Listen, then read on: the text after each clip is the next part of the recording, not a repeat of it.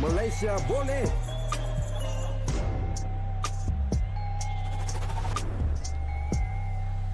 Laban Pilipinas.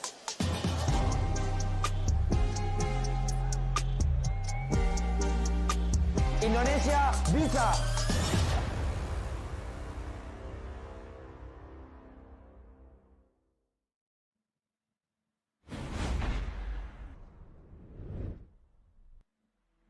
Welcome back to the Honor of Kings Season 4 Invitational Jakarta, Indonesia. We are going to be back with the Tri-National Showdown. So we've just had the Honor of Kings Women's Series semi-finals. AG Global took a 2-0 victory over Code Unknown Zara. But now we're going to get a bit of a pride and fun match here between the Tri-National teams. I am Blam, but now joined with me is your favorite kind of tofu. It's Mr. Kin Dofu. Hello, hello. It's going to be a fun one. So, Tri-National Clash. This one, I think we haven't had the chance to cast it yet. And now, all three teams super stacked. We have friendly faces, familiar faces as well from all three regions. This is the Malaysia region against the Indonesia region, as well as the Philippines region. So, three big teams, a lot of story behind it. We've played with, I think, almost every talent in each region, so I'm curious to see how they perform in this three-way triangular battle. Exactly. We're collecting them like Pokemon, aren't we? We're like, hey, let's see how many people we can play with, because we don't get many choices to plan, choices and chances to play with them. Especially me being all the way over in the Great Britannia there. Obviously, lag is not my best friend, so when I am in these offline events, it's always great to play with as many of these influencers and players as possible. But yes, this is going to be one of those pride kind of showdowns, but there's still a little bit of fun as well, right? Like, if you've been keeping your eyes on the Honor of Kings channels, you've been seeing that there has been some not only tri-national showdowns, but some of these crazier casting styles where we've had like 6 people cast in the same game, just absolutely just grilling and cooking each other for the pride of their nation. Yes, so we're the neutral party. This time they come with a fair judgment of what's going on. Whether it's truly fair, we don't know, but yeah, it's definitely going to be a lot of fun for this one. Now, I'm super curious because I believe we all have tried this mode for ourselves, and I think the idea behind it is kind of different. So when I play, it's more of like, can we get a lot more wave clear, and then we can start pushing the turrets? But I have been felt to compositions where everyone is like, let's just go damage, let's just go for kills, and then once there's no one on the map, essentially you get the free turrets. Yeah, I think everything goes out the window in this mode, because it's not 5v5, it's 5v5v5, so no matter what happens, it's kind of just like, do you go for the conventional meta? Does the conventional meta work anymore? Because there's no longer 3 lanes, it's literally just a triangle, and then everybody meets in the corner where everybody is trying to kill each other, everybody's trying to take their enemies' towers, and this is where they get that victory as well, right? So the way that this mode works, if you haven't actually delved into the Tri-National Clash here, or the showdown of the 5v5v5, is that you get morale points, commander tokens, by getting the takedown of the enemy heroes and the enemy turrets. The first team to get 100 morale gets to trigger the final showdown. What happens in the final showdown? The final showdown now becomes a 1v2. So you are having 2 nations go up against 1 nation, and that 1 nation has to keep a hold of their ground for 90 seconds to win this match. So it is a little bit hectic, but it's going to be so much fun. Yes, it is. And of course, you can collect the points and tokens, or you can destroy the crystal, which I don't think we've seen yet, right? At the same time, how did we decide this 2v1 is based on the points. So if you're the leader after a certain amount of time, you will unfortunately be placed in a situation where it's a 2v1. So this is where all the different strategies, tactics, do you really want to take the lead? Or are you so confident that your 5 are the strongest that they can do a 5v10? Who knows? We will find out later. Exactly. I mean, it's all we did to Spar Tanker. I feel like it might be like a 1v10 at one point for the side of Malaysia, maybe. But it's going to be quite fun, obviously, for those that are quite tuned in with not only the Honor of Kings esports, but also the creators that we have here and also influencers. You're going to be seeing some very familiar names on all these teams, especially, obviously, the likes of Noel being the manager of Team Nova before, but also obviously actively streaming on TikTok. Obviously, you have Spa Tanker as well, actively streaming on YouTube. So plenty of influencers, plenty of skill as well within this one. But we're going to go into the player introduction now, ladies and gentlemen, so get you a little bit more familiar with the players.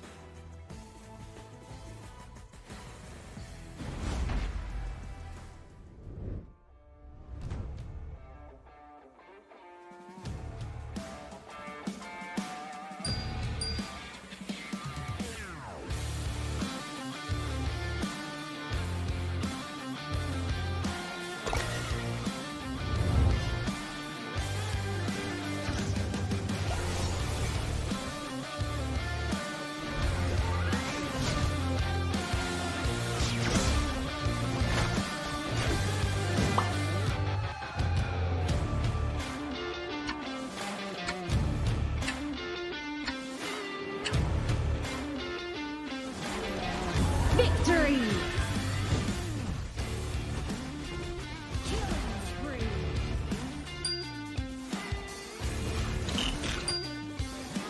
You have slain an enemy! Double kill!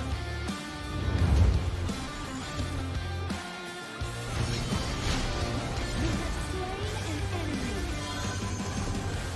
Double kill!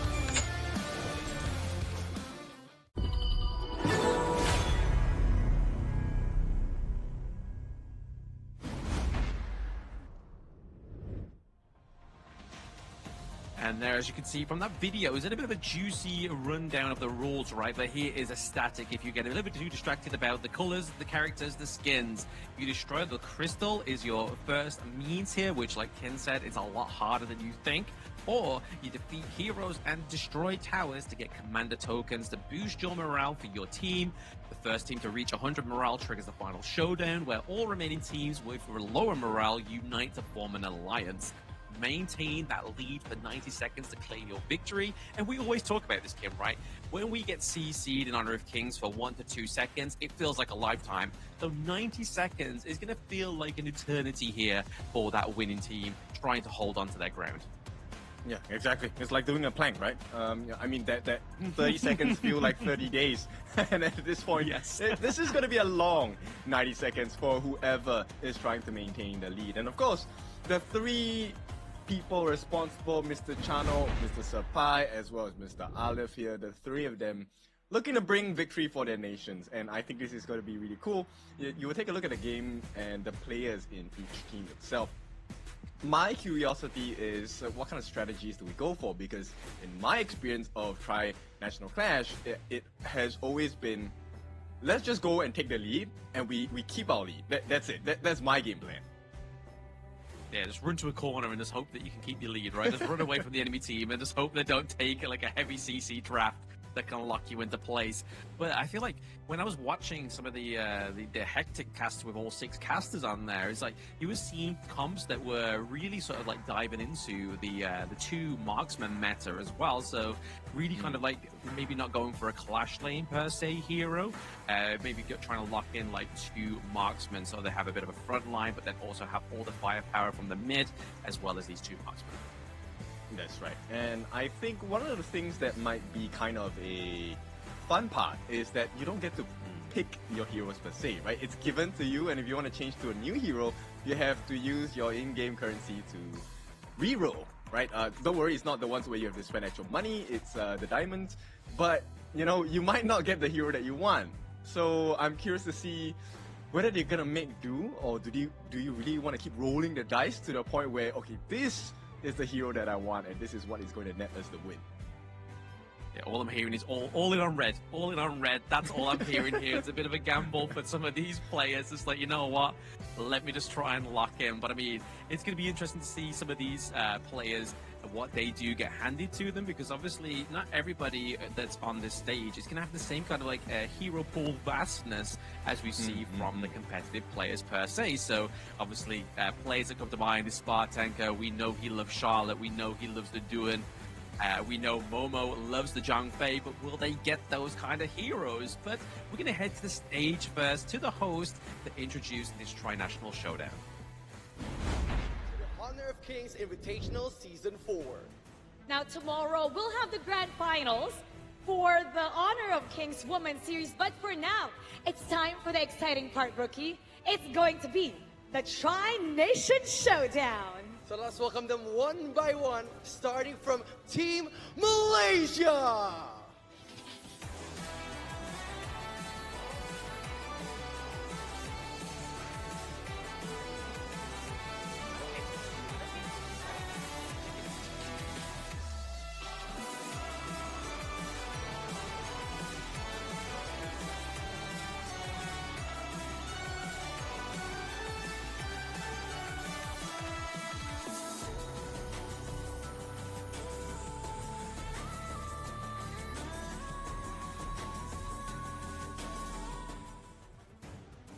Hello, Team Malaysia!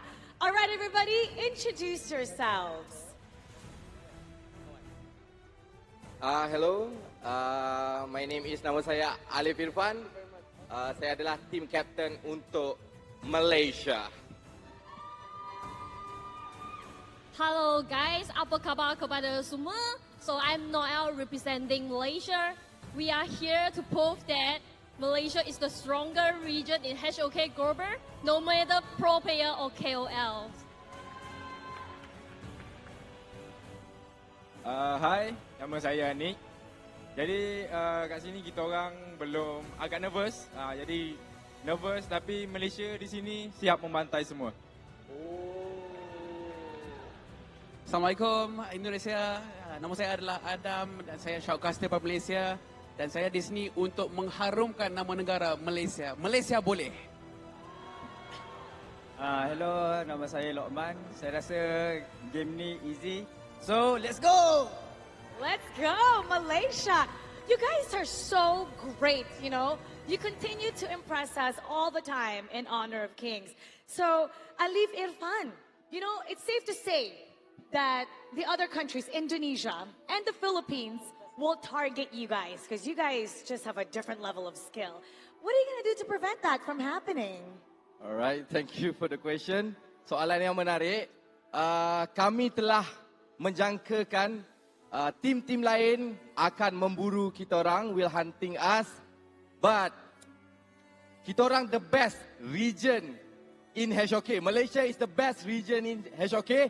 Jadi, kalau you guys cari kita orang akan smash your heads down. Kepecahkan kepala korang semua. Ya, Malaysia boleh. Okay, so I'm going to translate for Mr. Alif. He said that he knows that every region is going to go for Malaysia, but they're not afraid, and they're going to break down everyone and smash their heads down. Oh my gosh. Oh my God. That is so scary. But Noel, I know you're a former Nova Esports manager and player, so you're dominating in KIS4 right now. And what do you think should the Philippines and Malaysia expect from you and your team, since the Nova Esports is a very dominating team right now? And what's your message to your opponents today?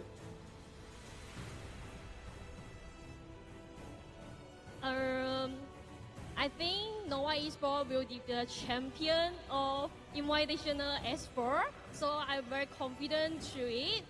And I think the Philippine team and the Indonesian team also improved a lot, but Malaysia is still the strongest one. Wow. Malaysia continues to prove that. But you know, Noel, I just have something quick to say. You have gained fans from all over the world. Your face has spread throughout. Can you look at the camera and give your best smile, Noel? All right, let's focus on her and just show her cute smile. Because you gained fans from the Philippines and Indonesia. So I wish you guys luck. And you guys may now take your seats. Go ahead. All right. And now, introducing Team Philippines. Philippines!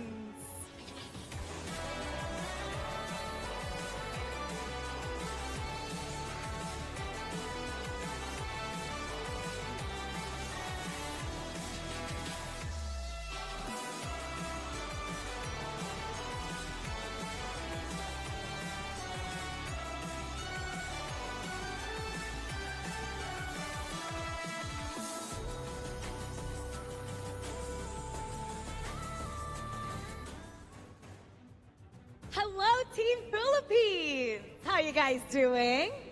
Hello. Hello. Chano, introduce yourselves one by one. I'm Chano Ventura, leader of the team. I'm super strong and handsome. Super strong and handsome. Wait, before we move on to the next one, take off your glasses and show them how handsome you are. Take it off. And then give your best look, okay? Okay. That's Chano for you.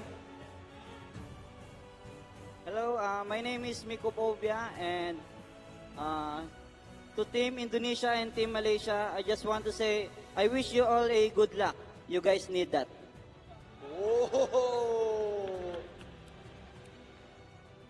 Hi, I'm KIS4, social media influencer in Philippines, representing Team Chano, and mas masarap pa rin ang pansit canton ng Pinas. The Hello, noodles in guys. the Philippines tastes good. That's what she said. Hello guys, I'm Dilar and I just want to say kami nanti bantay dua negara niya. Wow! Dilar, what does that mean, Dilar? Kami siap. What does Lihat that aja, mean? lihat aja nanti. Translate it for us, Dilar. He said that they're gonna beat everyone in their other regions. Wow! Up next, Hi guys, I'm Shay from Team Chano International, Laban Pilipinas. Laban Pilipinas. All right, now we're gonna talk to the captain. Chano, you're distracting me with your looks. You know, they say that you are just as strong and handsome, just like the hero in Honor of Kings. Let's take off your glasses so you can see, everyone can see how good looking you are. Oh my gosh, you're distracting me. All right, Chano, this Tri-Nation Clash is different from the normal mode. So how did you guys prepare for this? Because it's something new and it's something different.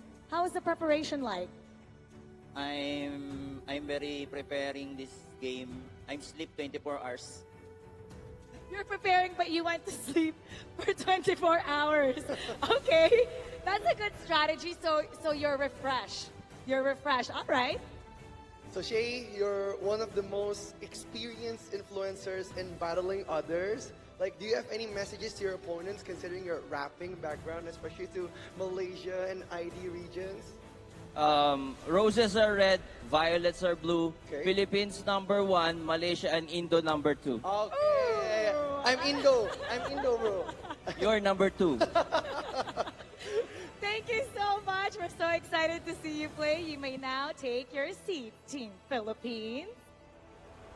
That's fun, Rookie. I love seeing the fun side of these players. And here we go. Up next, the last team.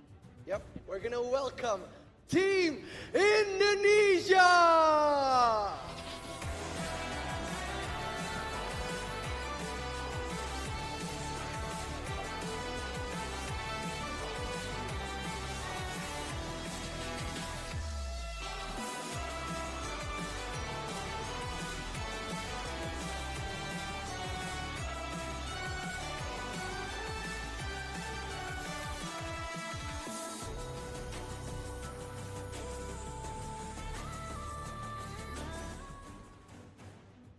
Team Indonesia. Let's pass the mic. All right, Team Indonesia, introduce yourselves. Halo semua, aku Pai. Aku kapten dari tim Hokkien. Hello everyone, I'm Pai and I'm from Hokkien. That's the translation. Halo semua, aku Momo-chan.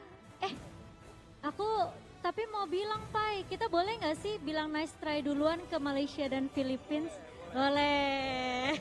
She said that she could say nice try to all the other regions because they're gonna dominate them. Wow. Halo, aku Mika dan aku perwakilan dari Indonesia untuk Tri Nation Class. Hello everyone, I'm Mika and I'm from Indonesia and I'm representing Indonesia in Nation Clash. Halo, aku Wankur. Kita siap bantai-bantai dua negara ini ya. Oh, hello, I'm Wankur and I'm ready to beat every nation down today. Wow. Halo, nama aku Abang Rul. Jangan galak-galak ya karena kita bisa lebih galak. Oh, hello, my name is Abang Rul and please don't be scared because we're going to be more scary to you guys. Wow. Now let's talk to the team captain. Sir Pai, it's nice to see you again. I see you everywhere. Every HOK event, all over the world, you're always there. And now you have a chance to bring pride to Indonesia. How does it feel to be representing Indonesia again? I'm happy. Actually, it's been an honor to have opportunity represent Indonesia multiple times. Yeah, I'm happy. And who are you gonna target? Because Sir Pai, I know that you have the guts to tell the truth, to say what's on your mind. So between the two nations, which one are you looking forward to crushing the most? Of course, Philippines. Philippines. Yeah, right? because we know each other with Delar and Chano. Yeah, be careful, man. Do you want to say something to Chano right now? Chano will meet in the lane, in the same lane, okay? Chano, he's challenging you. Don't run. Don't run. Oh, but for Momo-chan, you are representing not only Indonesia, but you're representing Indonesia HOK talents. Do you have any choice of words, especially to your co-talent, Adam Spark Tanker, considering you are already best friends for a long time? Are you going to lock him? Are you going to beat him down today? Okay, not only for Spark Tanker, nggak cuma buat Spark Tanker, but everyone from Philippines and also Malaysia, untuk semua Philippines dan juga Malaysia. If you see me, just run, okay? Whoa! You better run when you see Momo-chan. Thank you so much, and we're so excited to get the Tri-Nation Clash started. So here we go. Casters, masuk!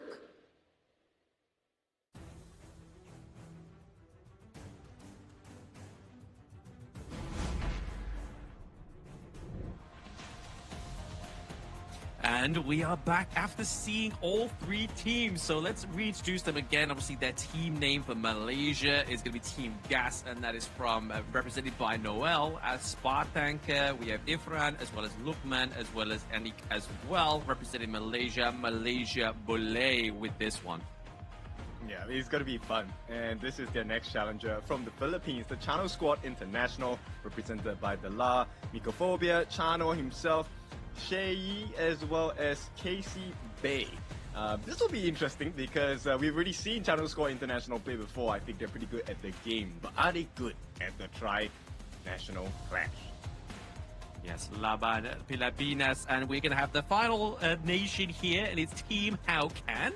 I'm not too sure how they got it with that name, but it is going to be represented by Momo-chan, Wanker, Pei, and we have Abang Rul, and then also Mika Liet as well, representing Indonesia, and obviously they're going to be going for it, so Indonesia bisa. Okay, so you know they obviously have a lot of reasons to want to beat each other. But let's take it from our perspective. Who do you think is the strongest team here?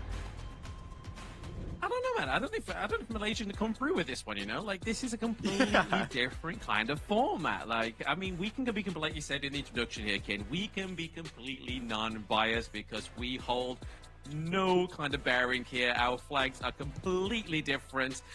Let's just say, obviously, Britain would rule all, but that's me just saying my piece. But honestly, right now, between these teams, I mean, they have some star-studded players, right? I mean, some of these talents do play this game a lot, to maybe not to the level as the pro players.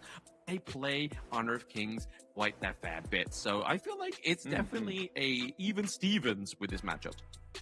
Actually, I find this setup pretty cool, right? Like it's a silver setting, and then we have the three regions seated right beside each other. Technically, you could, you know, zip in over, take a look at their phones. Yeah. Just go peer over the sofa. Like, hang on, what are you picking? Let me see what you're going for here. What's the game giving you? Let's see what the RNG's going for.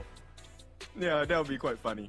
And of course, Sir Pai, I think we have a lot of history between him, Chano, and Delar as well. The three of them have met on multiple occasions across the world in HOK. And right now, it's a time to really, you know, do their heads in. This is the place to do it because it's going to be messy, it's going to be chaotic, but most of all, it's going to be fun. Oh, absolutely. I mean, the most violent team there was obviously Malaysia, right? Obviously, those closing words saying they're going to smash people's heads in. I mean, let's hope that there's going to be enough referees on the stage to actually tackle somebody if they do decide to go for the violent act here when they do get taken down. But the sofas should be a little bit of a bit of a relaxing theme here for these teams, just to kick back. I feel like some recliners are in place here, so people can't just jump out the seats and go for one another. Yeah. Okay. So obviously everyone is commenting about Momo in the comments itself. So let's take her statement out. Would you run if you see Momo in lane? Because I won't. I mean, it's gonna be hard to see Momo anyway. She's small, right? So it's kind of like it seems like the brushes would cover her. Like naturally, yes, you cannot be seen in the brush, but I feel like Momo would just have an extra tier of just like invisibility there because she is so small. But I'm pretty sure, like they say, with small dogs, they are very angry, very aggressive. Very fierce, right? And of course, we love you, Momo, as well as Adam Spa Tanker here. I'm curious because we know what they're like on the casting desk, and we also know what they're like in games, but it's ranked games because we have played ranked with each other, and I think we've done multiple fun modes as well. But this tri-national clash, we haven't seen them play just yet. Oh, absolutely. It's going to be definitely a treat, a bit of a surprise for some of the viewers at home and at the stage in Jakarta, Indonesia. But yeah, I mean, the one point that we obviously like to make out here as well is obviously there's one creator on stage that likes to play this on mouse and keyboard. So how is he going to fare when his two thumbs are the only things he can use? Mr. Spa Tanker, spotlights on you. Yeah, well, okay, so for our viewers that haven't really interacted with Adam before, when Adam streams, he streams on his PC, so he actually uses his keyboard and mouse to play most of the time. So I feel like Malaysia now, for this portion, has a little bit of a, I don't know whether it's a weakness or a strength, because who knows, maybe he was hiding and pretending all along, and he's gonna show up on the gorge here. Yeah, it's something that's completely holding him back, not actually like pushing him down. It's a secret untapped potential here for the side of Spartak. I mean, to be fair, if he could play Charlotte to that level with a mouse and keyboard, I mean, two thumbs is going to be a little bit easy, you think, right? Obviously, there's less kind of moving parts. There's no WSAD. You literally are just securing your two thumbs onto that screen, especially with the sponsor phone, the Infinix GT30 Pro. I feel like maybe it could be Malaysia's calling card here. Their secret weapon could be Spartanker. Okay, secret weapon. I have one member on the Channel Squad International I want to talk about, and that's Casey Bay, right? Also, for me, I know her as Baylut, because she was supposed to buy me Balut in Philippines, but it never happened. So I feel she's also the secret weapon if you haven't gone and watched her streams as well. She's pretty good, so I'm curious to see what she's going to bring to the table for Channel Squad International in this particular mode, because it's a do or die. There's only one game, one round, and then they get to play a second set tomorrow. And that will determine the final scorings and the points, because down here, the points do matter. Oh, absolutely. Like we were saying in the introduction, for those joining into the stream right now and have never played the tri-national mode here, it's not all about just getting kills and getting crystals. Obviously, crystal takedown is one way you can win this game mode, but the other way you can do it is by getting some kills, getting the tower takedowns, and getting the commander tokens that do drop onto the gorge. And the first team, the first nation to get the 100 morale do trigger the final showdown, which within that moment, the losing two teams, or the lesser two teams that don't have the 100 morale, become an alliance to try and dethrone the team that has to hold their ground for 90 seconds with that 100 morale. So it's going to be interesting to see who actually procs that final showdown first, and if it will be the only final showdown procs in this match. Yeah, for sure. And I think there's quite a few things that will come into play here, because if you take a look at what's happening, one of the explanations of the rules is that actually if you funnel all the kills into one of your teammates, if that guy gets shut down, you throw out extra tokens, and that gives you more morale. So ideally, you would want to share, the kill score with your teammates so that the shutdown isn't too big. Yeah, you don't want a prize pony, right? You don't want to see somebody at the back line holding on to like 50 tokens and then it's like, all right, bet, let's all go for this one person. They are going to wish they didn't collect so much, which for me, to be honest, when I play sort of like other kind of like dungeon crawler kind of games, I am the guy that guns for the loot. So if I was in this game mode, you better bet your sweet penny that I would take all those tokens and just be hiding my best way possible until we get that 100 tokens and trigger the showdown at least. Yeah, you just take the kills, take the tokens, and run back to the crystal. Just run for the tokens. Yeah. Yeah, there's no recall in this game mode, so you can't recall. You have to go back and manually walk, take a slow trudge back to your crystal, and just hide there, hoping that no one comes to take your life. Hey, it's okay. I'm from the UK. We walk every place. So you know what? A walk back to the base is not going to be a task for me here. I feel like it might just be part of my day-to-day. But yeah, I guess it's going to be a hard one, right? Because obviously it depends on what the game gives you in terms of the heroes that you get to pick, right? Because obviously it's not like you get to pick from all of the heroes that are available on Honor of Kings right now. You get a roulette, and obviously you can change that roulette and then change up the hero that you are selected here. But it's only going to be a finite amount of heroes here that can be selected, so you may be very unlucky and actually not get a hero that you are well versed in. So that's also going to be one of the mechanics that could be a big variable for some of these players. You know what? I hope that all three teams, they just send one representative and we have a three-way fight in the middle of the map.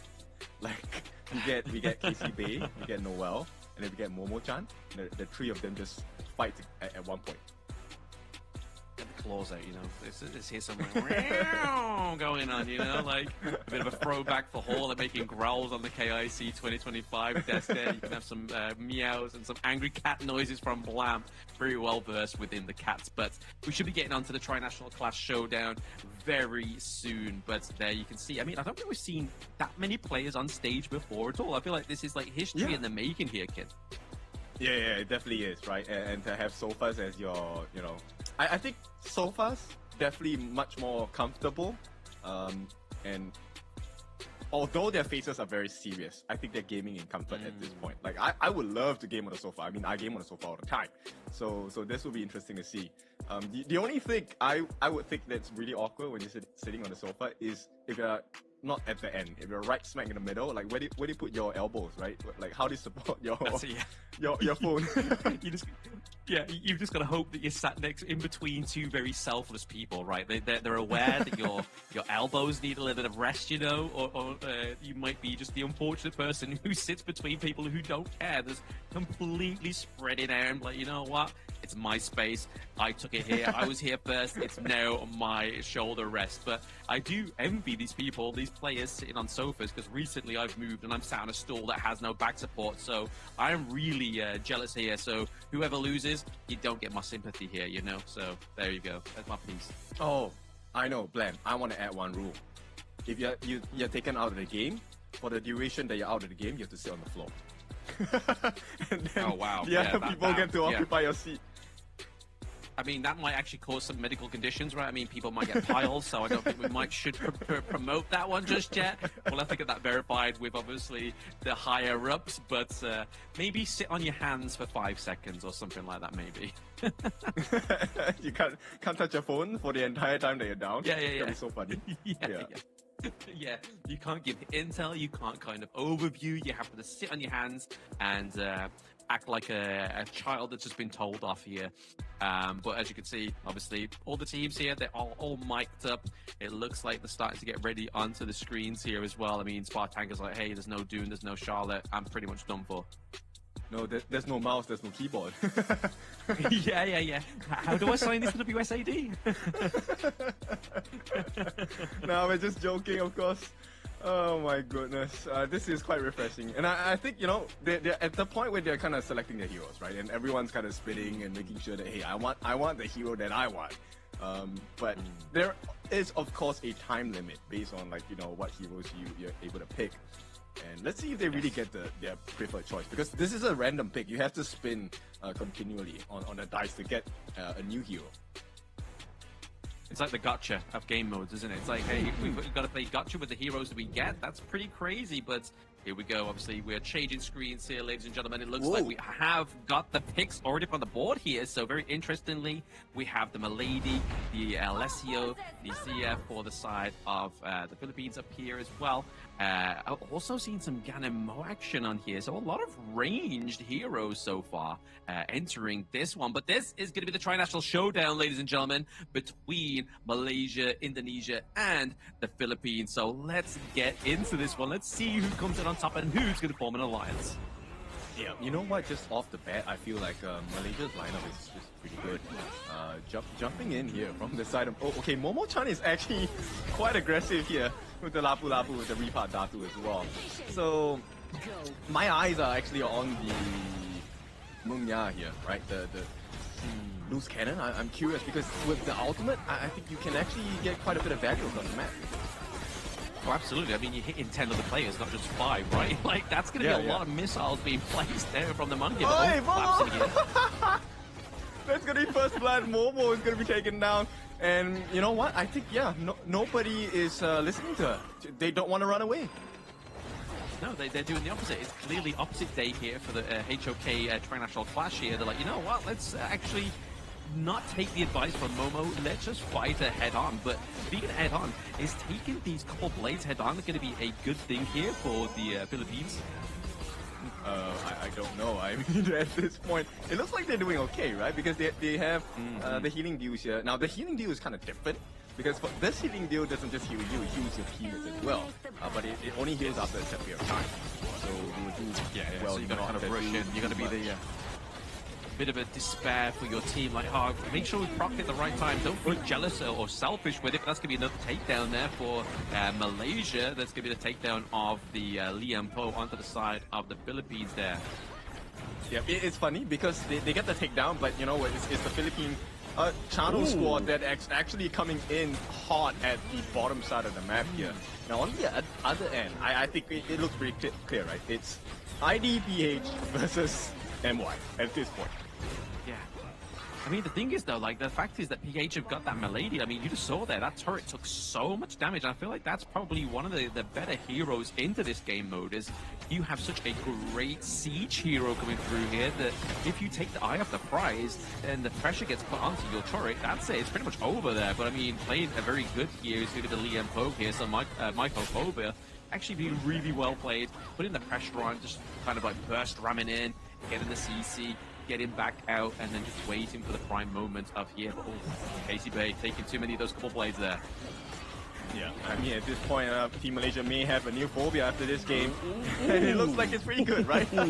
Very nice movement coming in from the PH squads here, as the jump in from Microphobia. Not gonna hit too much damage. In fact, he takes quite a lot, but thankfully, they have the Milady here, you know, with the Mecha Boss. She's quite a menace, especially in this mood as well. But right now, I think Team Malaysia are actually doing well, holding their own against you know, two different aggressions coming in. Oh yeah, they're fighting on two fronts here as well. But I mean, to be honest, the Philippines aren't too far behind. They're only 2 points behind, whereas Indonesia is currently trailing behind by a top prize around about 4 points so far. So not quite doing too well for themselves here. But I do have to say, I like the pickup of the Ambrosa, so coming here for the side of Indonesia. So hey, we have to kind of just use that. Oh my goodness, invincibility, just get a takedown. But oh my goodness, Alessio goes night-night, but here could be crucial. Oh my god, Phobia! Yeah, there's a huge jump, and here comes the Ravenous as well, and this is going to be good. Delar actually, you know what, he's pretty strong now. 1v1, he's a big monster to deal with, and they managed to push him away, but don't actually get the life. But in terms of damage, they've done quite a lot, right? Team Malaysia's bottom side turret, P1, actually looking kind of bad at this point. It's pretty low. And right now, in terms of points, somehow our dear ID squad, Team Haokan, they have managed to tie up with Team Garcia. And I think this is great for the side of ID. Momo-chan, okay, I think they have to start respecting her. maybe they will fear her now. But I feel like it is giving the Shadow Plume that's able to kind of just drive away and clear out the minion wave pretty quickly here. But to be honest, onto the side, like the bottom part of the map here for Malaysia, there's so much range coming through, right? Obviously, not only you got Breeze Heart, you've got the Smith and Blade as well, just constantly just throwing blades at you. It's not a situation you want to be in if you are the Philippines, who are currently trailing behind here by 4 points. And now, like you were saying, Indo and Malaysia, they are pretty much tied neck and neck. So it seems to be a bit of a battle for the top supremacy here. Yeah, but if they get this turret here, Mycophobia, he's going to try and jump in on the backline so they can get that T1 turret. Great strategy, and they're going to back off. They need to back off now, right? Come on, move away. And with that, look, 1 T1, they're now 19 points. So Team PH sneak from behind and take away the lead from both Malaysia as well as Indonesia. Yeah, very well played there. They had their eyes on the prize, right? They were playing the slow game. They was like, you know what? We have the Milady. Let's keep pushing here. We do see Noel actually struggling to get away here on the Dream Wanderer, the Dream Weaver. But now it's going to be a takedown onto Malaysia. Okay, that one is for ID here, and it looks pretty good. It's a 2v4. Oh, nice knockup from the side of Team Malaysia, but it's not going to work out too much here. In fact, they have to give away that T1 at the top side as well, and everyone seems to be bullying Team Malaysia. Team Gas, what's going on, man? Is it Malaysia Bully or Malaysia Bully? You know, right? Like, they are getting bullied right now between the two nations. And Indonesia definitely ahead with around about a good 10 points from the Philippines here. They are definitely putting in the work, and there definitely seems to be an already kind of unconfirmed alliance. I think it's really also because of the takedowns, right? If you take a look at what Team ID has been doing. Oh, now they have the... Ooh, very nice knockup from the side of the mid lane. I think that was Mikalet here doing pretty good job here. And PH, they want to try for something more. At this point, the one taking the lead is going to be Team Indo with 35 points. And this is the chance for Team Gas, right? Team Malaysia, this is the time to take the T1. They have been left really open. The T1 is open for the taking because Team Malaysia, Team ID and Team PH, they're kind of like taking a brawl on the right-hand side of the map. I mean, to be fair though, I mean, the Philippines, they're definitely holding on to those turrets, right? They are definitely doing the groundworks here, which is a good strategy within this game mode. I mean, yes, they are trailing behind at the moment. That's currently second place, but we've seen them in this position before, and then they were able to take a turret, get back on top. But it looks like Malaysia are pushing ID right now. Yeah, they definitely are, right? They're defending this T2 for their life. Very nice defense coming from the ID side, but that's only one part of the map. Here comes the right side, Team PH, also putting quite a bit of pressure on the right-hand side here. China Squad International, I feel like they're doing well, but they can't get any room. This is the difficulty of this mode, right? You can't really just keep pushing in one direction. You have to try and make sure that both sides are A-OK. Oh, absolutely. A-OK, H-OK, but obviously we did see the Philippines lose the 1T1 down to the bot side there as well, but there it is. The initiation from Pei there being invulnerable. Okay.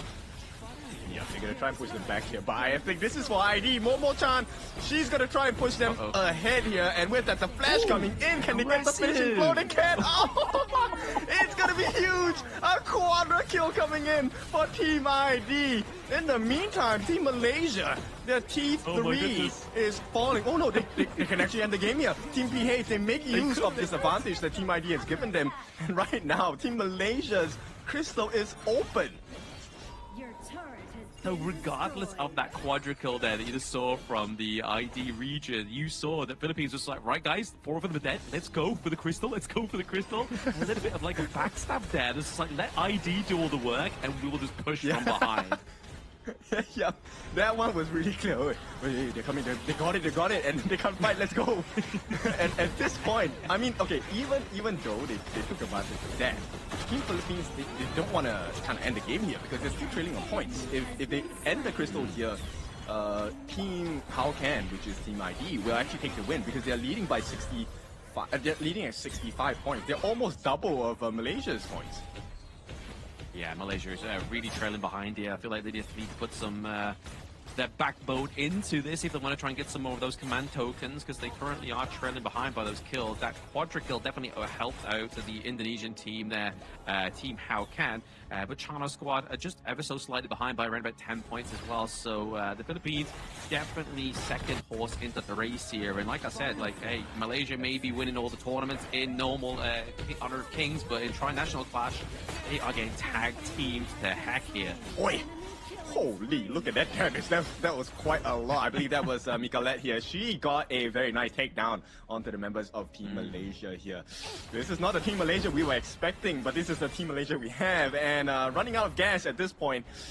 Now, I've been told gas or is actually to be meaning to go. And right now they need more gas because they need to go on the side of Team Malaysia. Team PH though, Channel Squad International looking for a little bit more advantage here. Actually getting one takedown here. This is great for them. And at this point, this is going to net them 66 points. They need to get the tokens.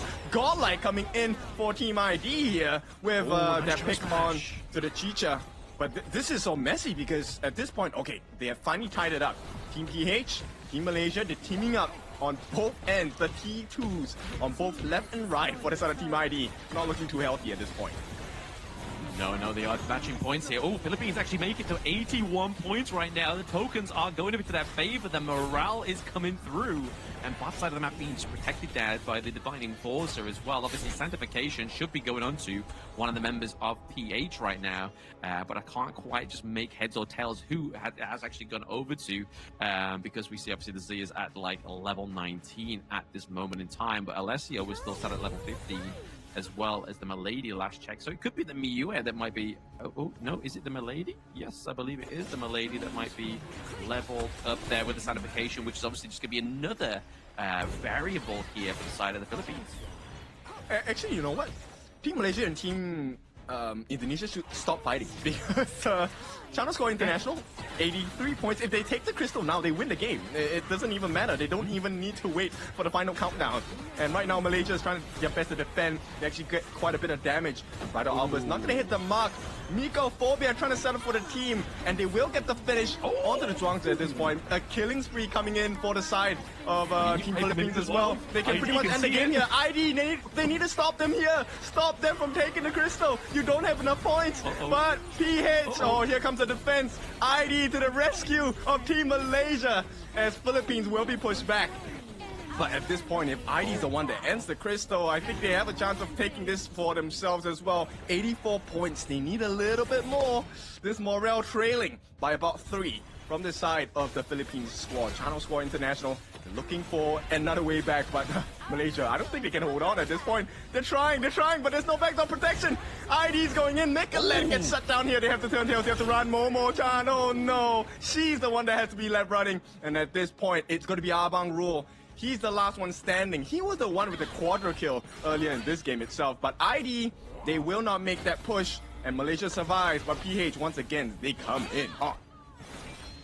They are. I mean, they've got a full bot side of the map to themselves, completely uncontested here. I mean, you may get taken down here. This T1 might actually get Malaysia back into the mix right now, but they are playing very well. They are taking the prime opportunities like we've been seeing time and time again. Like, ID's putting the legwork. PH is just like, bro, thanks for this. But honestly, these Tremor Smashes have been huge here. Three. Yeah, Mikophobia is just extremely strong. I mean, he's definitely developing some phobias for this other Team Malaysia here. The amount of times he has landed that Tremor Smash, all 3 hits, in fact, has been quite phenomenal. At the same time, Abang Rule, how much damage can he do? Can he net another quarter kill, perhaps maybe a penta this time? That remains to be seen. I think if he does, he needs to definitely pop it onto PH, right? I mean, if he does another quadra kill onto ID, I feel like there's a little, like, a bit of discrimination going on between these two nations. The fact that you get 2 quadra kills on the same nation is definitely a statement piece here for the side of ID, but they're only trailing behind by around about 6 points right now, and Philippines, they're looking very strong here with 95. Can they proc that final showdown? Ooh, Chano was doing well there. Actually, he got his hands on the Mikalet. Fortunately, will not have the finishing blow here. Here comes that aggression. ID with the flag and the shutdown coming in. Beautiful work. And Abang Rule, can he do more for the side of ID? Because at this point, Malaysia needs some space. They're pushing away. And this means PH is now centered right in the middle. The Lar are going to be taken down. ID, no more Meteor, no 99. more Ravenous. And it is going to be 102. Yup, this is going to be the final showdown here. 102 points, which means ID now is in a 2v1 situation, but a shutdown coming in. And that's going to be great from the side of Team Malaysia. They want to get the catch up here. They get some shutdowns. That's a lot of tokens, a lot more morale going in. Nice attempt by Momo, but she has to be taken down. What about the points? 87 points for morale for the side of Team Malaysia. Yeah, so still after all that, you've got Pi and two members that stand Pi. standing here for the side of ID. They still have like 55 seconds to withstand this pain. But can they? Look at Pi, he's just hiding. That would be my strat right now. Just hide for another 45 seconds at least, and that's exactly what they're trying to do here. Yeah, Team Malaysia needs to be very careful about Team PH because they can definitely swing this around. Right now, Team 3 is under the threat as both PH and Team Malaysia trying to go in. Team ID, can they really make this defense happen? Minion Wave is still available. There is a little bit of backdoor protection at this point, but it's not going to be there for long. Here comes the next set. And with that, Team ID making a defense so far, it's looking good. But this is a 5v10, and they are not able to stay alive. 15 Pi on the back seconds. line, so he's jumping in. Oh, can they do it? They will take the T3. This is a lot of points. Who is now the leader? It's PH. They have turned this around. Oh no, PH, they need to start running. 109 points. Morale, this is great. 3 seconds more, and Team PH, Channel Squad International, will be your winners. Oh wait, not yet. There's still about 90 seconds. They have to hold it. Oh, no. So we had 90 seconds of ID, and then we have 90 seconds of the PH as well. And currently, right now, we do see the IDs ahead by 1 point. So I feel like it's going to be Crystal takedown for any team that wants to win this. Oh, right as that goes, it is 1 point, and Team ID sneak the win away. What a beautiful game here. That was very fun mode there. It's quite hectic. So if you love fun, if you love hectic, if you just want a little bit of difference here from the norm of Honor of Kings, this is definitely the mode you want to play, the 5v5v5, the Tri-National Showdown, and it is going to be Indonesia. Momo was correct. If you see her, you should run, but I feel like Pi is definitely the person you should be running from with that quadra kill. Yeah, Pi is one. The other one was Abang Rule, right? Abang Rule was the one with the Chicha. Holy, the Forge Maiden, crazy work. And Team Malaysia, I think this one, yeah, you know what? They can win the pro scene, but you know, in terms of like KOLs and talents, no way. I think ID and PH has shown that they are the stronger regions. What a turnaround in this game. Yeah, Malaysia bullied. Malaysia bullied. They got bullied there by the side of the Philippines ID. But I mean, it was definitely a meticulous kind of 2v1, right? Like I said, there was an unconfirmed alliance. You saw ID just crawling for Malaysia, and then PH, as you can see on the minimap right now, just pushing ever so slightly towards the crystal. They were just putting their legwork, man. Like, Team Gas is Team Stop right now, and we're going to try and put a stop to them, while ID just try and get all the nectar from all those kills. We're going to try and push the crystal, and they almost won at that one point. Yeah, almost. Okay, so we talked quite a bit about the ID teams. I think we need to mention Nicophobia. Dude, this guy was on fire for Team Channel Squad International. Oh, absolutely. He was so sick with those Liampo Tremor Smashes. Like, honestly, I don't feel like he had a Tremor Smash that connects onto anything less than a 3, you know? Like, that was a triple knock up every time that ultimate came through. And it's okay, Momo, she's so happy with that. But let's go to the Hosen stage at this point.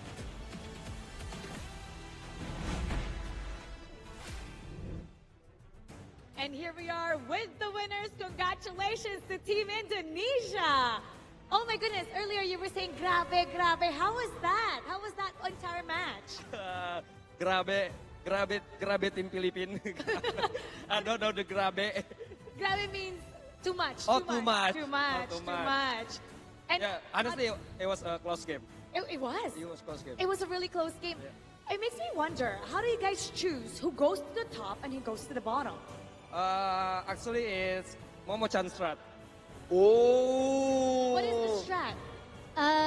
We just maintain that our tower actually cannot be destroyed. That's it. So we just need to maintain. We won't lose our towers. Then we just defend as much as possible. So that means you were doing the comms, not Sir Pai. Yeah, together, all of us. Okay, together. But I speak more. Oh, Sir Pai, she's taking over. Wankur, everybody expected Malaysia to be one of the strongest regions, especially in the Tri-Nation. Semua expect Malaysia tuh bakal kuat banget. Kira-kira strategi buat ngelawan Malaysia tuh seperti apa? What is your strategy to beat Malaysia? Sering-sering komunikasi aja sih. Sama apa ya? Chemistry sih. Kasih paham nggak sih? You need to communicate and get chemistry, and they're gonna show us Indonesia is the strongest in this tournament.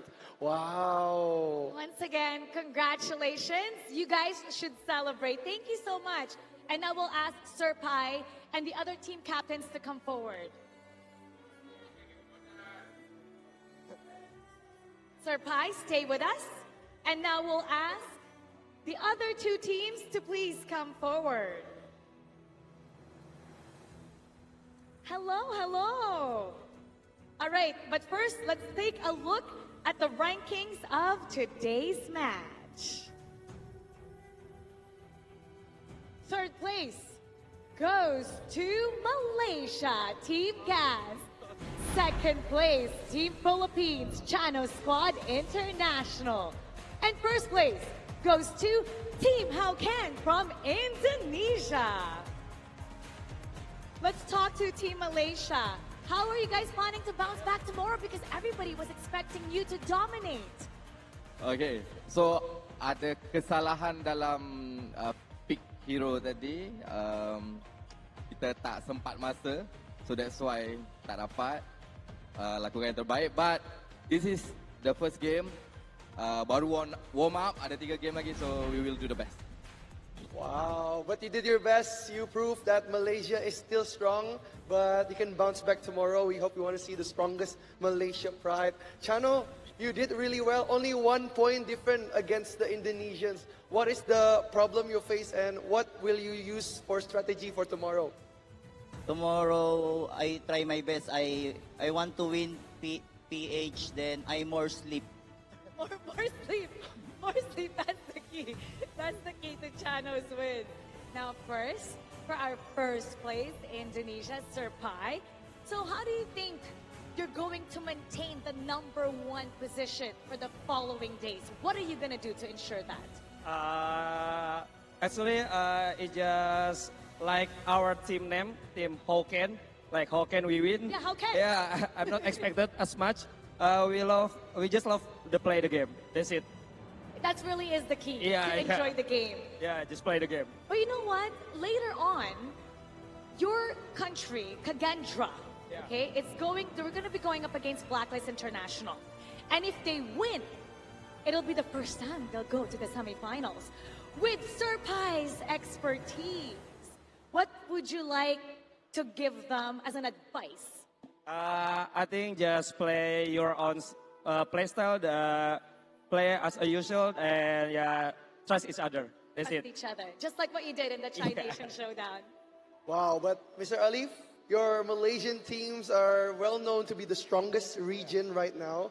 And today we have both Nova against Team Hawk. So the brothers will go face to face, head to head against each other. Can you give both teams a message for them, because they're representing Malaysia right now and they're similar to you, they're representing the Tri-Nation Showdown. Or you can give them a support or anything you want? Okay, untuk Team Nova and Team Hawk, I wish you guys all the best. Kalah menang ada pertandingan. Apapun laku yang terbaik, harumkan nama Malaysia di mata dunia. And you guys, good job and good luck. Okay, he said that you both are representing Malaysia and do your best, make Malaysia proud. Good luck. Oh, definitely. Their teams are making Malaysia proud. And you know what? We're going to go to Chano, because Chano, when you're on stage, when you're around, you have a different vibe. Your vibe is so positive, and it just really lifts everyone's spirit. I don't know if it's your vibe or your face, just something about you. So how would you cheer for Blacklist International? Yun, ito lang masasabi ko sa Blacklist, galingan nyo. Patunayan nyo ang Pilipinas ang #1 sa lahat ng larangan. Then, Chami, lahat na tinuro ko sa'yo, alalahanin mo sa utak mo kasi pag natalo ko, yari kayo sa akin.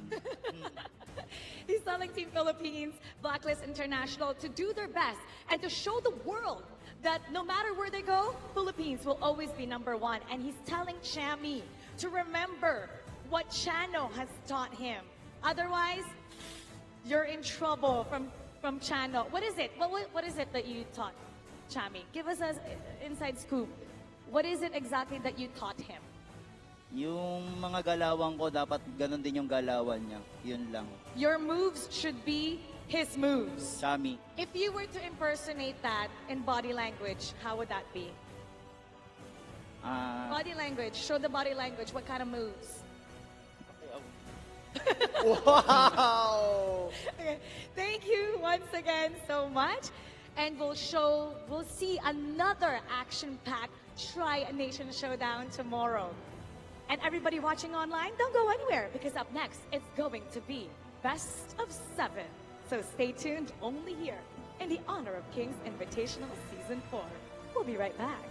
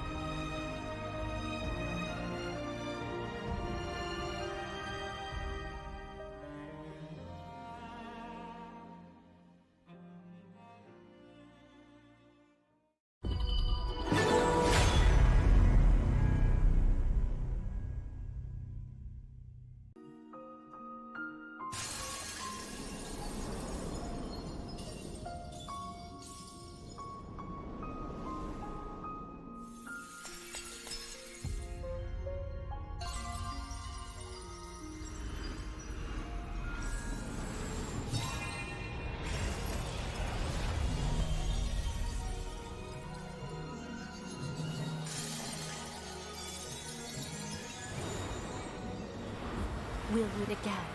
I'll make sure of it.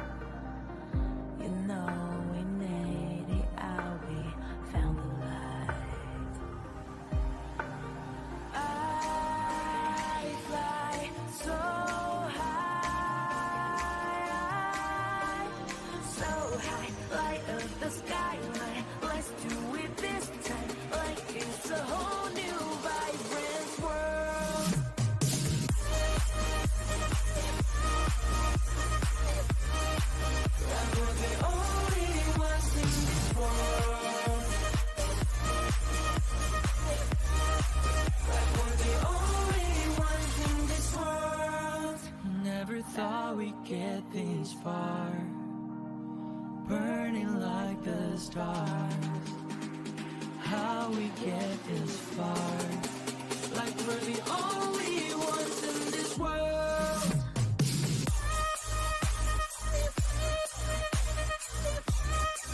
Like we're the only ones in this world. Like we're the only ones in this world.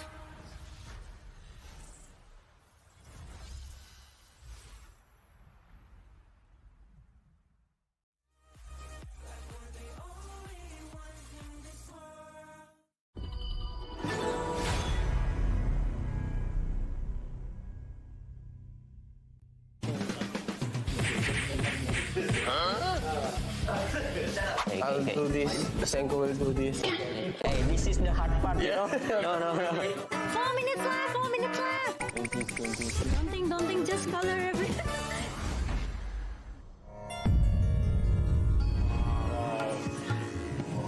Wow. You guys hear it? Yeah. That is gamelan song. You know?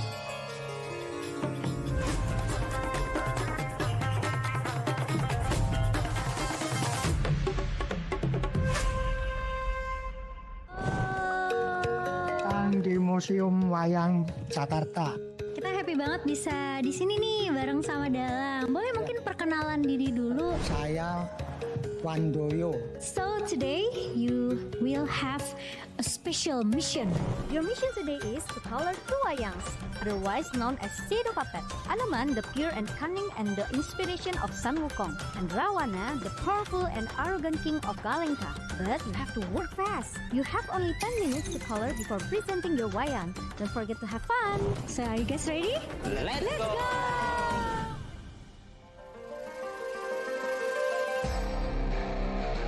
The first step is color the base in white color. I'll do this, Senko will do this. Hey, this is the hard part, you know? No. Pengen banget kalau bisa pengen banget persis, cuma harusnya sih emang tetap masih beda ya, karena kita nggak bisa sedetail itu, cuma at least kita berusaha yang terbaik lah. Berusaha yang Udah kayak terbaik. tim sebelah tuh. We want to beat them, although we have not favorable odds. We have a smaller brush, but we also did it already. Our hair and our face, finally, all white. It's not supposed to be all white. Okay, now you can add another color to finish your wayang kulit.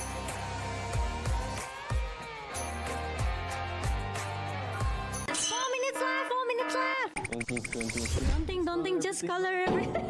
Just color everything what just she said. Speeding up. Okay, 10 minutes is up. Let's compare with the real one. We start from Team A.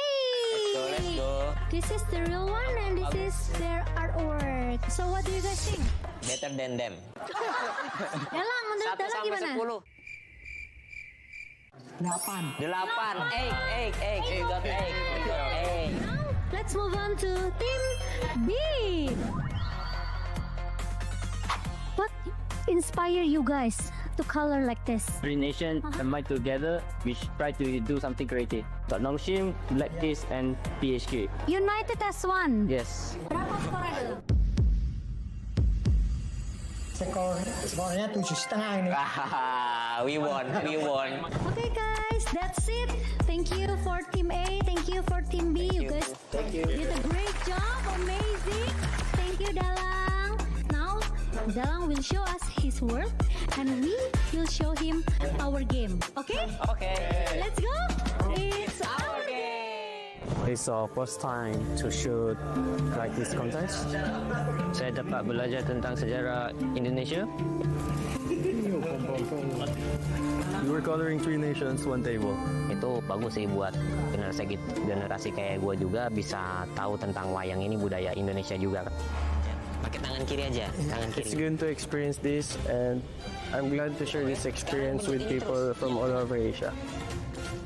Indonesia wayang kulit. I don't really much.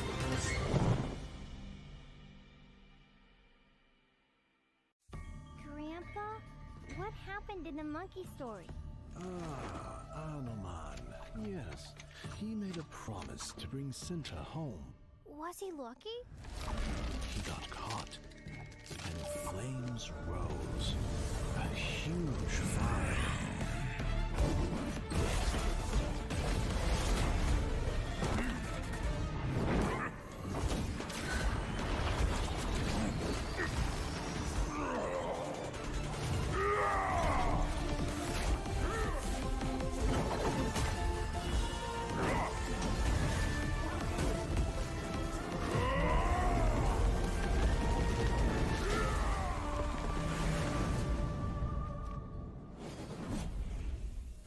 He is a legend. Yes, a man will always admire.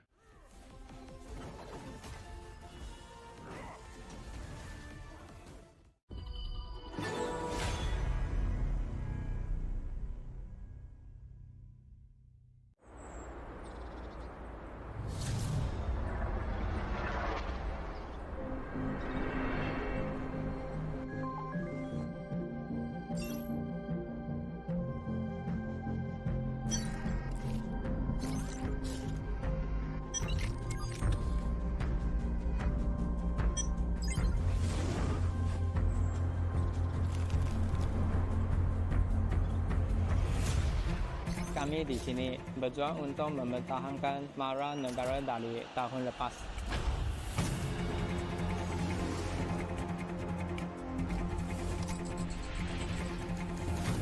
우리의 목표는 간단해.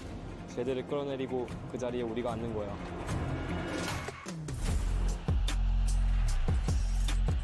Kapag naaganti na kami, patutunayan namin na kami ang pinakamagaling.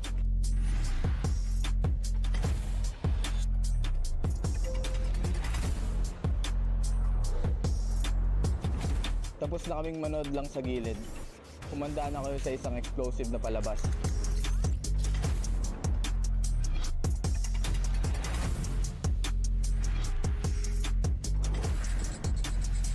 Inilah peluang pertama untuk kita, peluang untuk pertunjukan kepada dunia kemampuan Malaysia.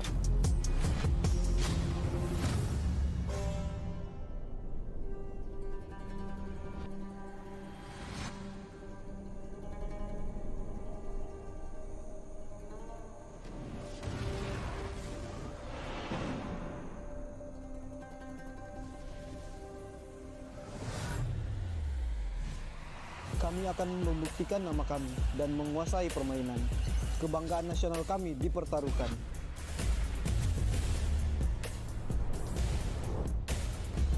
Kami kembali, lebih kuat dari sebelumnya. Indonesia punya banyak tim, tapi kita bisa bersatu. Coba ragu sama kami kalau berani.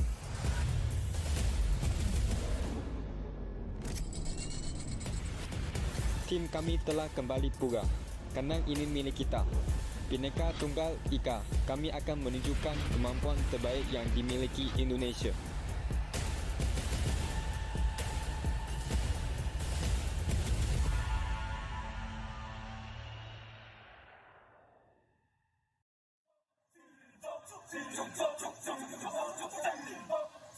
Kings Invitational Series, let's go!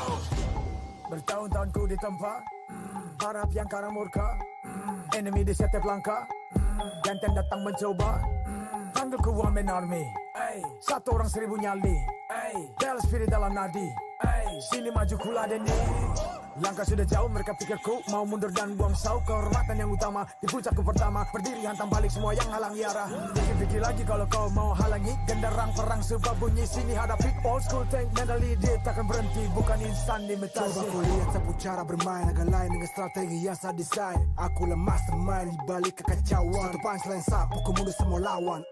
Insting tepuku deteksi ancaman, enemy ku libas seperti Anoman. Yo satu pukulan tangan kosong, jatuh runtuh panggil aku Wukong. Di power hantam lawan yang menghadap, sapu cakar lebih tajam lebih dari kopong pedang. Yang saya incar tuh rawana bukan tata singgah sana, maka wajar apabila dong bilang sampai di sana. Siapa yang berani mendekat kemari? Saya yang kesana atau kau yang kesini? Jutaan kalian pun satrakan lari. Seranganku cepat sulit kau hindari. Dominasi, ku kendali, berotasi ke tiap sisi, ku ambil alih. Saatnya kita untuk eksekusi. For my party, push, push, push, push, push, push. Everybody move, move, move, move, move, move, yeah, move, move. Saat datang dengan mode brutal, kendalikan setiap titik vital. Damage magic, serang mental fisik, 1000 taktik kau kalah cerdik. Mau coba jatuhkan sama mana bisa, siasatmu sudah saya analisa. Terdapat selak gerak, geriku sulit tu dilabrak. Wah, game over, hancurkan semua tawa. Kombinasi skill dan power, teleportasi ala Enoku yang LOK. Kau tahu ku tak bisa redam, pula ceketku yang takkan padam. Tu kehormatan yang tak bisa dibeli, saat saya genggam jangan harap kembali. Adu mekanik tingkat tinggi, siapa paling berani, aku paling gigi. Pedang raja yang kuhulus, tebasannya bak angin menghembus. Long life the king, akulah raja, dentu manzira, ini mental baja. Akulah hukum dalam wujud nyata, seni tempurku susah tu kau baca.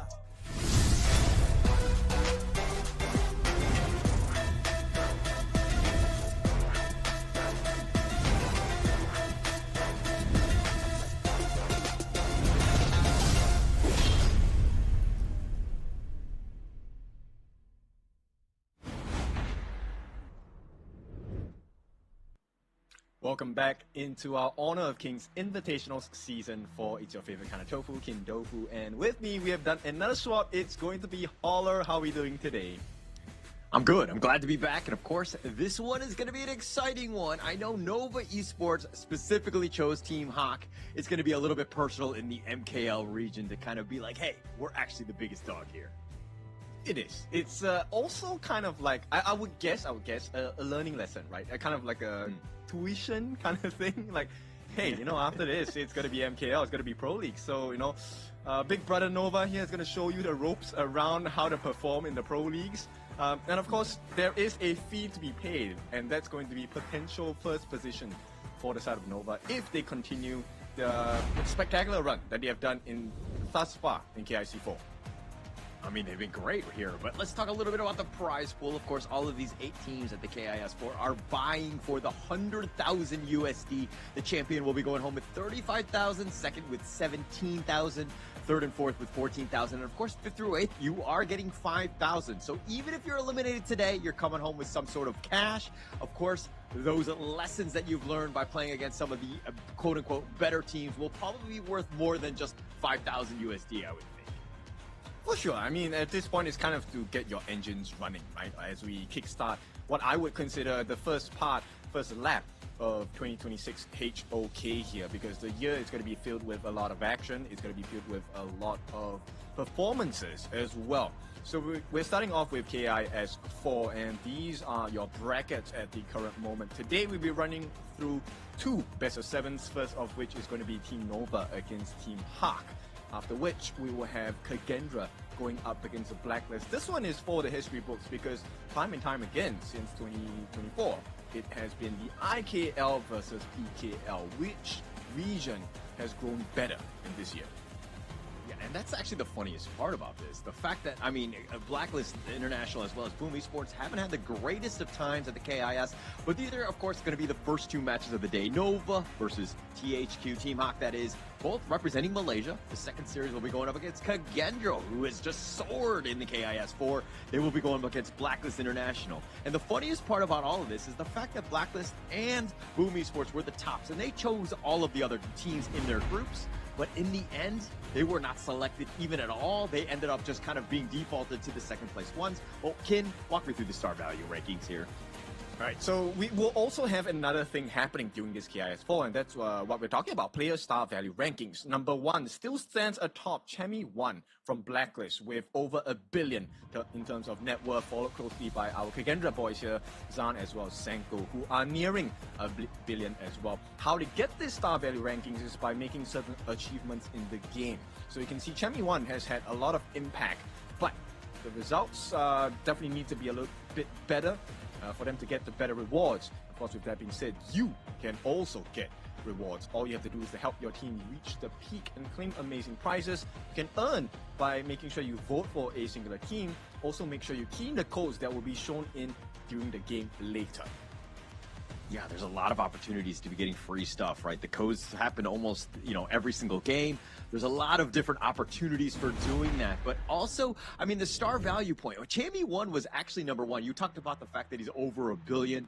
To be honest, I'm not even sure how you kill something that which has no life, right? Because he has so many games, in his repertoire. He's been playing so many. But the second and third place, both of those guys are for Kendra. So if anything, they can fight fire with fire. They've definitely had their reps in with games as well.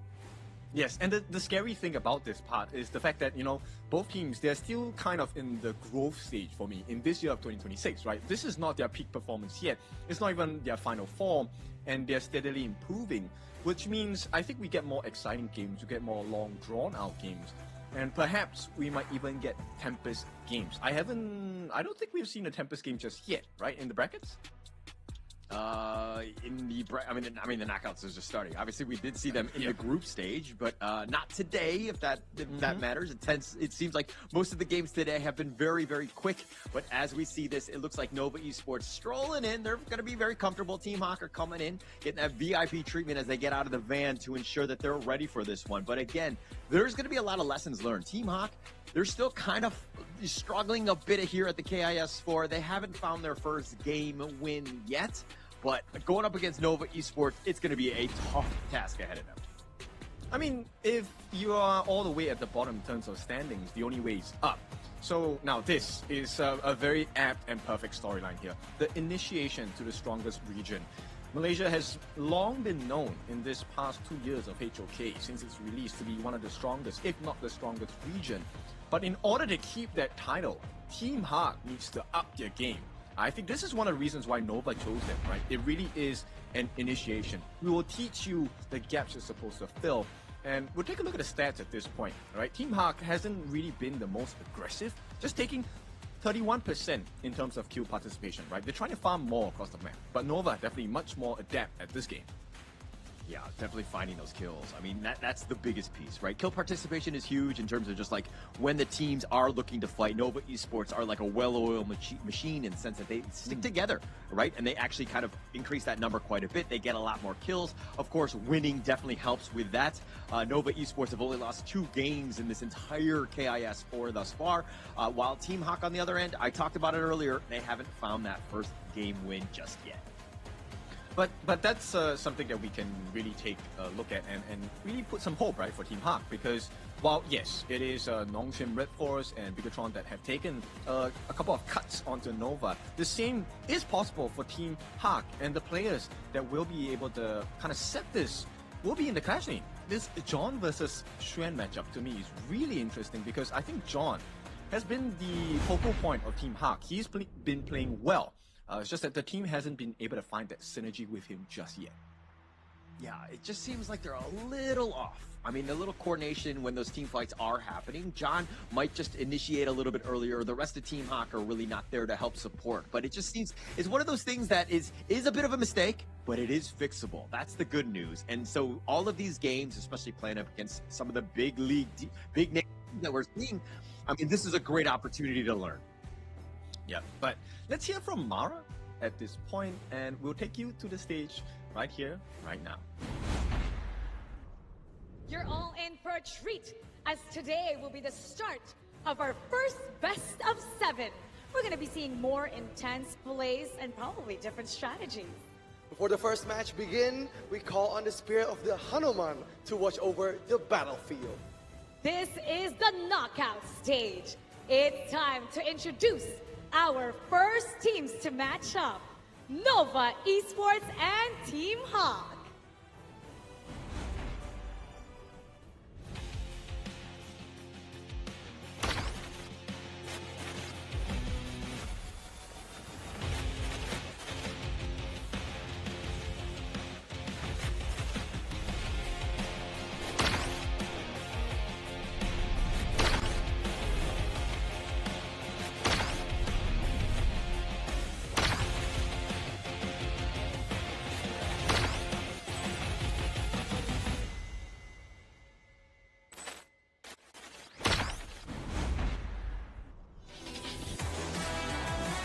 Their light is inevitable, their power uncontainable.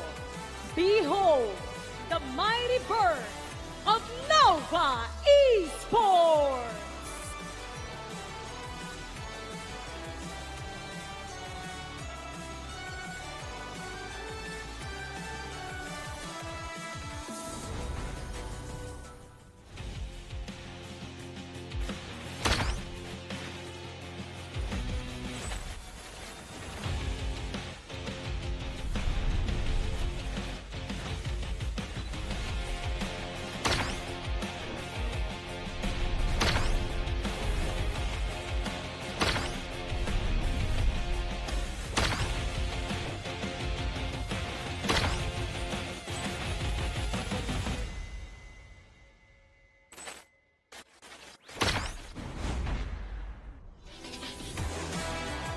New faces, they bring a new challenge.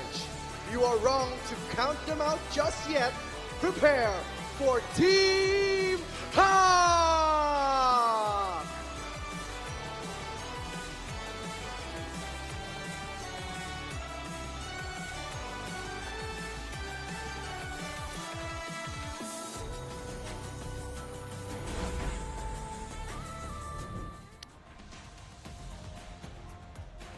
Right, so we take a look at the lineup here. We're going to start off with Nova Esports, represented by Wendy in the mid lane, Muji in the farm, Xuan in the clash, Kongling in the jungle, and of course Weipit in the roam. These 5 members have been steady, they've been consistent.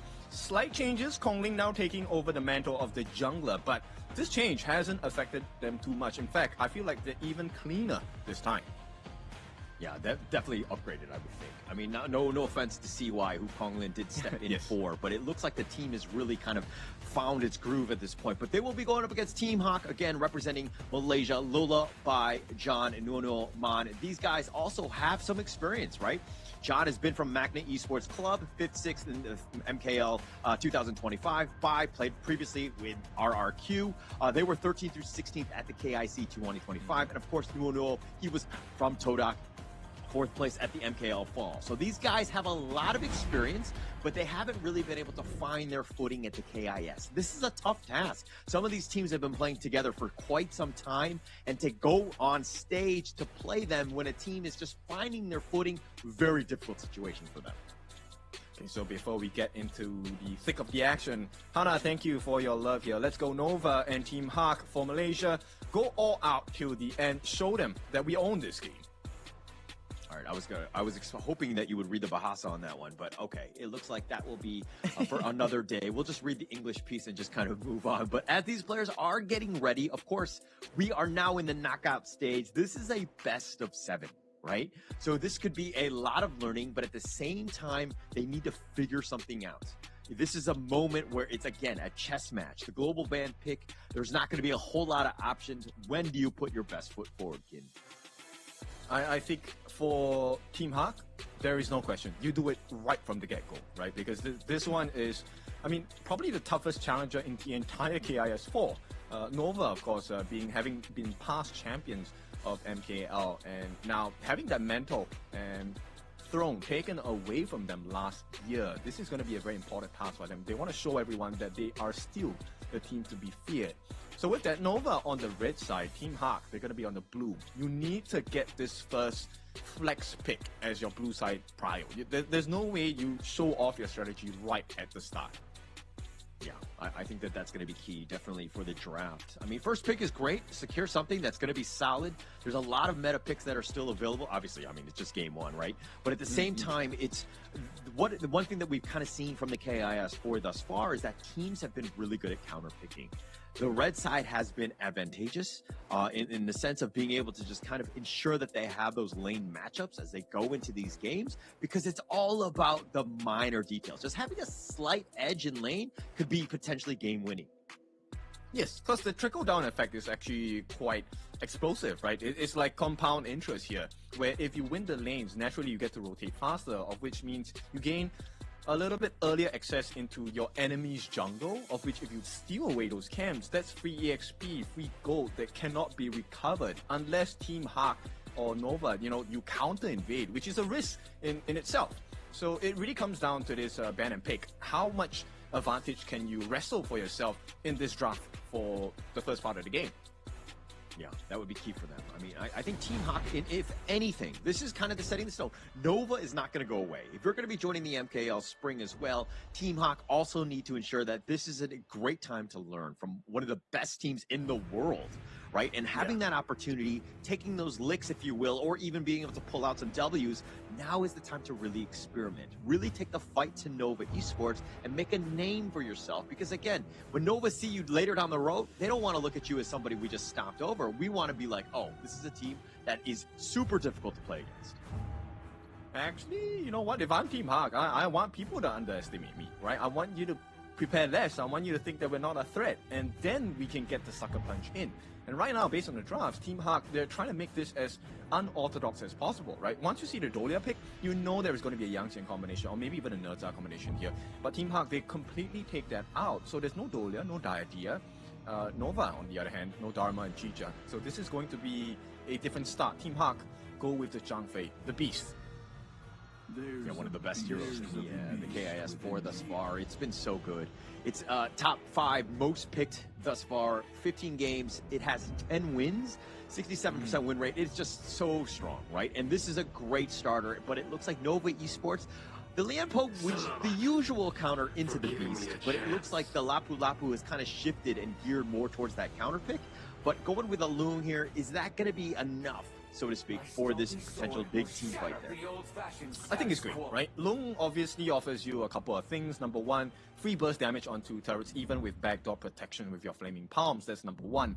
Secondly, the ability to get out of sticky situations with your infinite vastness, where he takes on the dragon form, his ultimate. That is one of the key things to be able to use against Team Hawk. But the crazy part about this is the fact that the Rifa Datu, or also known as Lapu Lapu for our newer players here, in the hands of Waypit, it's actually a straight up counter against the Unbridled Outburst ultimate of the Beast.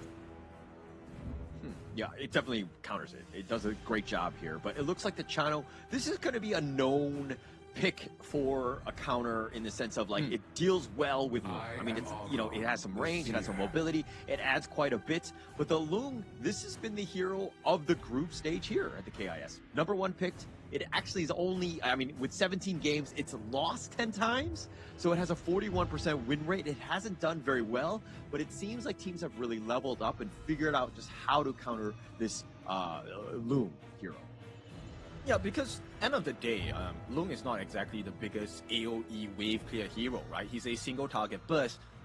Auto attacks, yes, you get one more hit onto another target itself. But that's where, you know, this Chano matchup is pretty much in favor for Team Hawk, right? Because with the Souls of the Wolves, when you drop those traps, the Lupine traps down, you summon the Wolves in. So it never becomes easy for Lung. You have to kind of aim your auto attacks onto your appropriate targets, which takes away attention as a player. Yeah, it's just a little bit more of the micro game play, right? Making things a little bit more difficult for the enemy team to really snipe you out. So those wolves can be a problem, like, as you rightly addressed here. But going into this one, look, they have a lot of damage. The pack leader, the Chano, is going to be fine from Team Hawk. They have the Byron as well as the Beast to kind of just have that like initiation, counter initiation, stun lock galore. Great. But Team Hawk, I think that they need a little bit more, just a way to kind of deal with the Ogre here is the Agudo, which has been banned out. What other pick are you looking to go for Team Hawk here? Actually, I think based on the bans of Team Hawk, they're looking for another tank here, which is not a Luna, but Luna will be the answer here. Because, you know, when you ban the Lupu, the Unrivaled Warrior, you're expecting that, hey, you don't want a true damage to cut down the waves, right? And I think the idea behind this is Luna as a Moonblade, she's able to get her extra armor when she lands her skills as well. So they're hoping that there is no counter in the form of we ignore the armor values, we just go straight for your HP.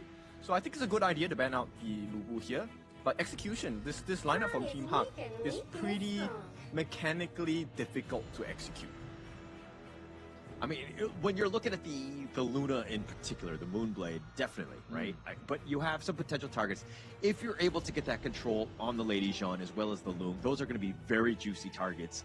But getting to that one, plus the Ganon Mo, dealing with the potential poking and prodding with that path of passing that the Ogren will be bringing, and kind of just floating in and out of the fight, it's kind of like, can he hit his daggers? Can the Luna jump into the back line? There's a lot of questions going in. But while this lineup is a little bit difficult in terms of like mechanically playing it as a team, but is this draft good enough to take down Novas here? I think it can. Right, there is always this potential, especially Man in this mid. He needs to do a spectacular job of making sure that those couple blades land. If he does, I mean, it's instant burst.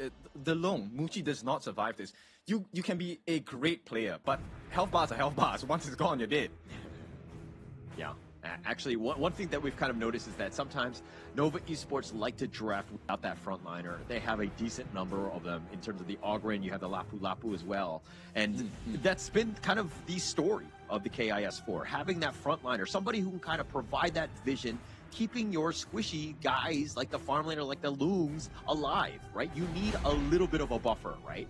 And having that is going to be key going into this game. But looking at these drafts, for both sides, I do think that the Team Hawk has some play. But again, a lot of pressure is going to be on, of course, as you addressed the Ganonmo and the Luna here in terms of just getting on top of Nova here. Yeah, they don't really have the best early game. If you take a look at Team Hop's lineup here, this is a huge risk. And you know Nova knows their weakness, right? So I'm curious whether Nova would test the lineup of Team Hawk here. If Kongling goes for the initial level 1 invade, even if it's for the Tusk Boars, that is the safer invasion route, right? The other way Nova plays this is, let's just go ham. Let's take away the Azure Golem from the Luna, and Bai is not going to have a good game right off the bat because of that.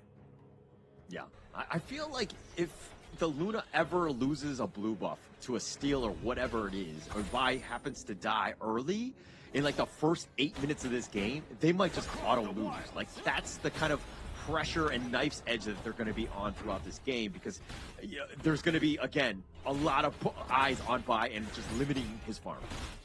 Yeah, and right off the bat, we really start to see this, right? Kongling already doing a very good job. We know that this was a soft guarantee on towards the Tusk Balls, but taking away the Crimson Golem, that is not part of the plan. That is not supposed to happen.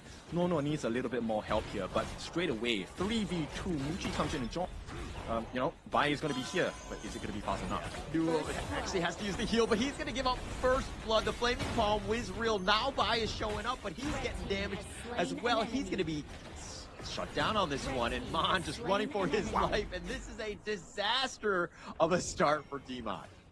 A dream start, though, for the side of Nova. Exactly what they needed to get the huge advantage at this game. We're about a minute in, and this is already a 1,000 goalie going for the side of Nova here. And here's the beautiful part for the side of Kongling. He gets the Crimson buff, he gets the Azure buff, and by now has no buffs to work with. Nothing at all, and this is going to be tough for Bai to get anything going, right? Starting from behind, not where you want to be. I mean, it's a 1.5k net worth lead already in favor of Nova. I kind of feel like Team Hawk, I mean, they spotted it out. If anything, you give up on it, or you send the house to protect your jungle. But Bai getting gone on the flash out forward, but he's not able to get that final shot. Xuan lets Bai live just with a sliver of life. Yeah, Xuan was definitely making a little bit of a micro mistake. Whether it was on purpose, I'm not sure. But you can be sure Bai needs to thank his lucky stars. He should have been taken down at this point. Nova already have close to 2,000 nice lead. Huge. I mean, this is a disaster of a start. This is not how you want to do it. Nuno actually has to recall already, and now Lolo's going to be left behind. He's going to get gone on. The Ocean of Tears is actually going to stop the recall from Nuno. Yes, he has to do the Walk of Shame on back. But this is pressure on the bottom T1 already, and they're going right for the Crimson because they have this thing on a timer lockdown. Yes, and this is exactly what you need to do, right? Take a look at what Nova is doing. When you get the timings of the buff, make sure you send your troops down, you send your members down. Not only do you get the potential for the steal, look at the waves, right? In the middle lane, you don't miss out. In fact, you get free damage on the T1 at the bottom as well. I like this rotation by Nova. This is something like, you know, all viewers should be able to take a look at and really learn from this. Yeah, a little bit of a mistake, even in that mid lane there. Mon, I feel like he should be just like pushing the waves as much as possible, forcing somebody to show up mid. Konglin actually, because of the fact that he like froze the lane, he was actually able to just go into the mid lane and just free farm what was left. Had it been onto the tower, he might have missed out on some of those creeps, and a little bit of a misplay, I would say, by Team Hawk to start things off already. Well, we already said, right? This is tuition for the side of Team Hawk. This is a learning lesson. And Nova, you can see Kongling actually shares the wave with Wendy, as he didn't take the entire wave. He left half of it for Wendy, went back to take his buff, and now share the remainder of the new wave with the different members on the side of Nova Esports. So very good use of maximizing all the gold value that's available on the map. Yeah, it's all about efficiency, right? I mean, Nova Esports, the way that they're able to manipulate the lanes as well as move across the map, ensuring that Kong Lin is, I mean, he's already got the level advantage. The net worth, we'll have to see that separately, but there's guaranteed that he's on top right now. He's done such a great job of just being across the entire map, absorbing and taking everything across. Yes, and this is where they actually split the resources. Nova here, trying to go for the double take here. Attempted steal, not going to be working. Oh, it looks like they find it. The Garter Grave, Mon is just running for his life, but he's going to be seer stated in the sense that he's going to be connected. The Conductor of Soul is going to be on point, but Kong Lin getting a little bit low. They find by, they turn this around, and now Team Hawk with a 4-man stun, not enough. The Malaysian flags have been planted on both ends, but Nova Esports coming out on top as they got 2 more kills. Completely steady from the side of Team Nova here. They didn't even have to expend the Muji ultimate for the Dragon Form, which means they get free access into the T1 because after 4 minutes, you don't get that protection and that extra shield anymore. So Nova guarantee T1 in the mid. They extend their lead. This is now close to 3,000 in gold. And take a look at what Muji has on his plate. This is going to be a free wave at the top side, assisted by Shen as well. Now, this pulls Team Hawk all across the map. They are going to lose 1 more T1 at the bottom side here.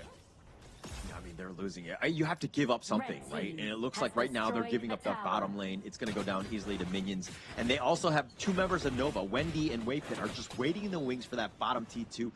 It's great because of the fact that they're providing that vision. Waypit is scouting it out. Wendy knows that he's incredibly safe because he has Waypit up there, right? And so this is a huge moment where they're able to kind of push basically untouched right there and makes it very difficult, again, for Team Hawk to make some sort of ambush. Exactly. And if you take a look at the gold value on the side of Waypit, why am I, talking about Waypit? Because as a roamer, his farm is close to the rest of the side of Team Hawk, which means they can't take him down. Actually, I was going to be like, hey, why are you talking about Waypit? Nobody cares about roamers. Role lines don't matter, but all jokes aside, I'm a role player myself. But Waypit definitely doing his greatest in the sense that he's got a 600 gold lead in terms of the lane matchup against Nuono, and he's just provided so much. The vision score is going to be on point. Plus, he's able to kind of, if anyone were to potentially jump, he's actually got that counter initiation. It's going to be tough here for Team Hawk. It definitely is, right? Because Waypit's able to stand in the front. This gives him more space to roam around the map and really get information for the team without having to risk giving his life. And this is where Nova truly benefits, because you really get the setups perfectly. Wendy already throwing his Destructive Deluge as a deterrent on that defense. And straight away, 6.5 minutes, Team Hawk have to defend against a potential T3 take. Not ideal at all. Yeah, not ideal. If you're kind of like, okay, Team Hawk, what do we need to do better, right? Be like, okay, you need to be not defending your T3s at the 6-minute and 30-second mark. I think that should be a marker that, Team Hawk, as well as any team that plays Nova Esports, should have, because the amount of pressure that they provide. Nova Esports, again, look at this map control. There is no farm, no space for Team Hawk. Yeah, absolutely no space at all. T3 at the bottom here, under pressure. And all they need is a big setup from the side of Waypit or even Shen. Yeah, it looks like they want to go for this one. It looked like John just barely able to just limp away. No, he's going to be picked off. Lola had already been killed as well. As they dive in deep, they just go ham because they understand they have a huge advantage. Bai has been killed as well. They turn their attention now to the bottom T3. Yep, there's nothing left to defend at this point. This is going to be Mon taken out. Huge for the side of Nova. Yeah, absolutely huge. The Infinite Fast is just for good looks at this point, but more importantly, they're going to take the Crystal. Nova Esports just buckle down, and they say, hey, we're going to end this game sub 8 minutes. Let's do this quickly. All right, this is lesson number 1 for the side of Team Hawk. Nova, once again, still maintaining that level of strength. And we talked about this right before the game started, right? This initial invade by Nova, how much damage is it going to do? And to be honest, that was not the amount of damage I was expecting. I expected, Kong Ling to just take the tusk boards and get out, but they saw something more, and that's why they're the pros. Yeah, absolutely pros on this one. I mean, it started even from minute 0, right? Right when they were invading, Nova Esports were able to do exactly what they wanted. I mean, they had the best start that you could potentially think about, especially when you're like, hey, we're looking to invade, but to take, get kills as well as the Crimson, all of that, it was just so tough for Team Hawk to even come back in this one. And that's crazy, right? Because normally when we talk about, oh, you're losing a Crimson, it's bad at the start of the game, but then they lost the Azure as well, and you have a Moonblade, there's a Luna. You need that mana regeneration, you need the CDR, cooldown reduction. And yeah, I don't think this is his fault per se, they just had no options. Everyone was shut down from the start of the game. Okay, if it's not Bai's fault, whose fault would you think it was? I would Name think one. it's I think it's your fault because okay, you know me too well. Yes, it probably was my fault in the end somehow. But I mean, I think that this is a great game for Nova Esports. This is exactly what they wanted, right? They understood that they can be very confident and be able to just completely dominate, as you see. Xuan leading that Nova to secure game 1, but to be honest, it kind of felt like everyone from Nova Esports were there to ensure that they got that win. I think it's important, right? Nova is showing you exactly how you take an advantage. Not just hold it, but how to build upon it, right? Because normally we take a look at a case where, okay, you get that Crimson buff. What's next? The ideal movement is, okay, the next time it comes up after 80 seconds, I'm going to take it again. But Nova did one up that kind of play. They said, okay, I'm going to take the Crimson, but I'm going to add on more. I'm going to take T1s. I'm going to take your Azure buff as well. And this shows you how to snowball that growth. And look, Kongling, 6-0-3. Everyone knew that he was that major win condition as well. I mean, the KDA don't lie, right? At this point, I just feel like he's greedy and not sharing the kills, but Kong Lin was just literally running it down, staying alive, had the most net worth in the entire game, and just made a very quick game of this because he was able to farm and he was just efficient across the map. And this is exactly what they're looking for, Nova that is, in terms of that jungler, of being able to just be self-sufficient, but at the same time, take advantage of all of the little advantages that we're giving you across the map. Right, so let's take a look at the stats here. Well, this is why I like, Nova's mid lane, Wendy. Wendy is always very silent and quiet, especially when, the other members are taking the lead. But Wendy always gets those setups. The amount of damage he dealt, 45,000 here.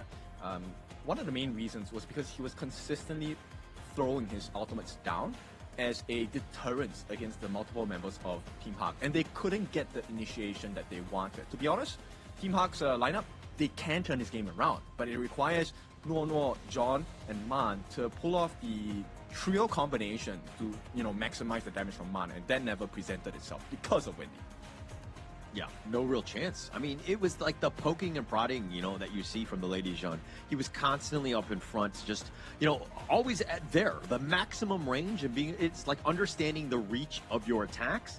He was always at the maximum, and he was never really under pressure. So he was able to do that, and which is hard to do, especially against the Gan and Mo, who can outrange you. But he was not able to hit, the marks in terms of net worth and have that damage to really return that firepower back.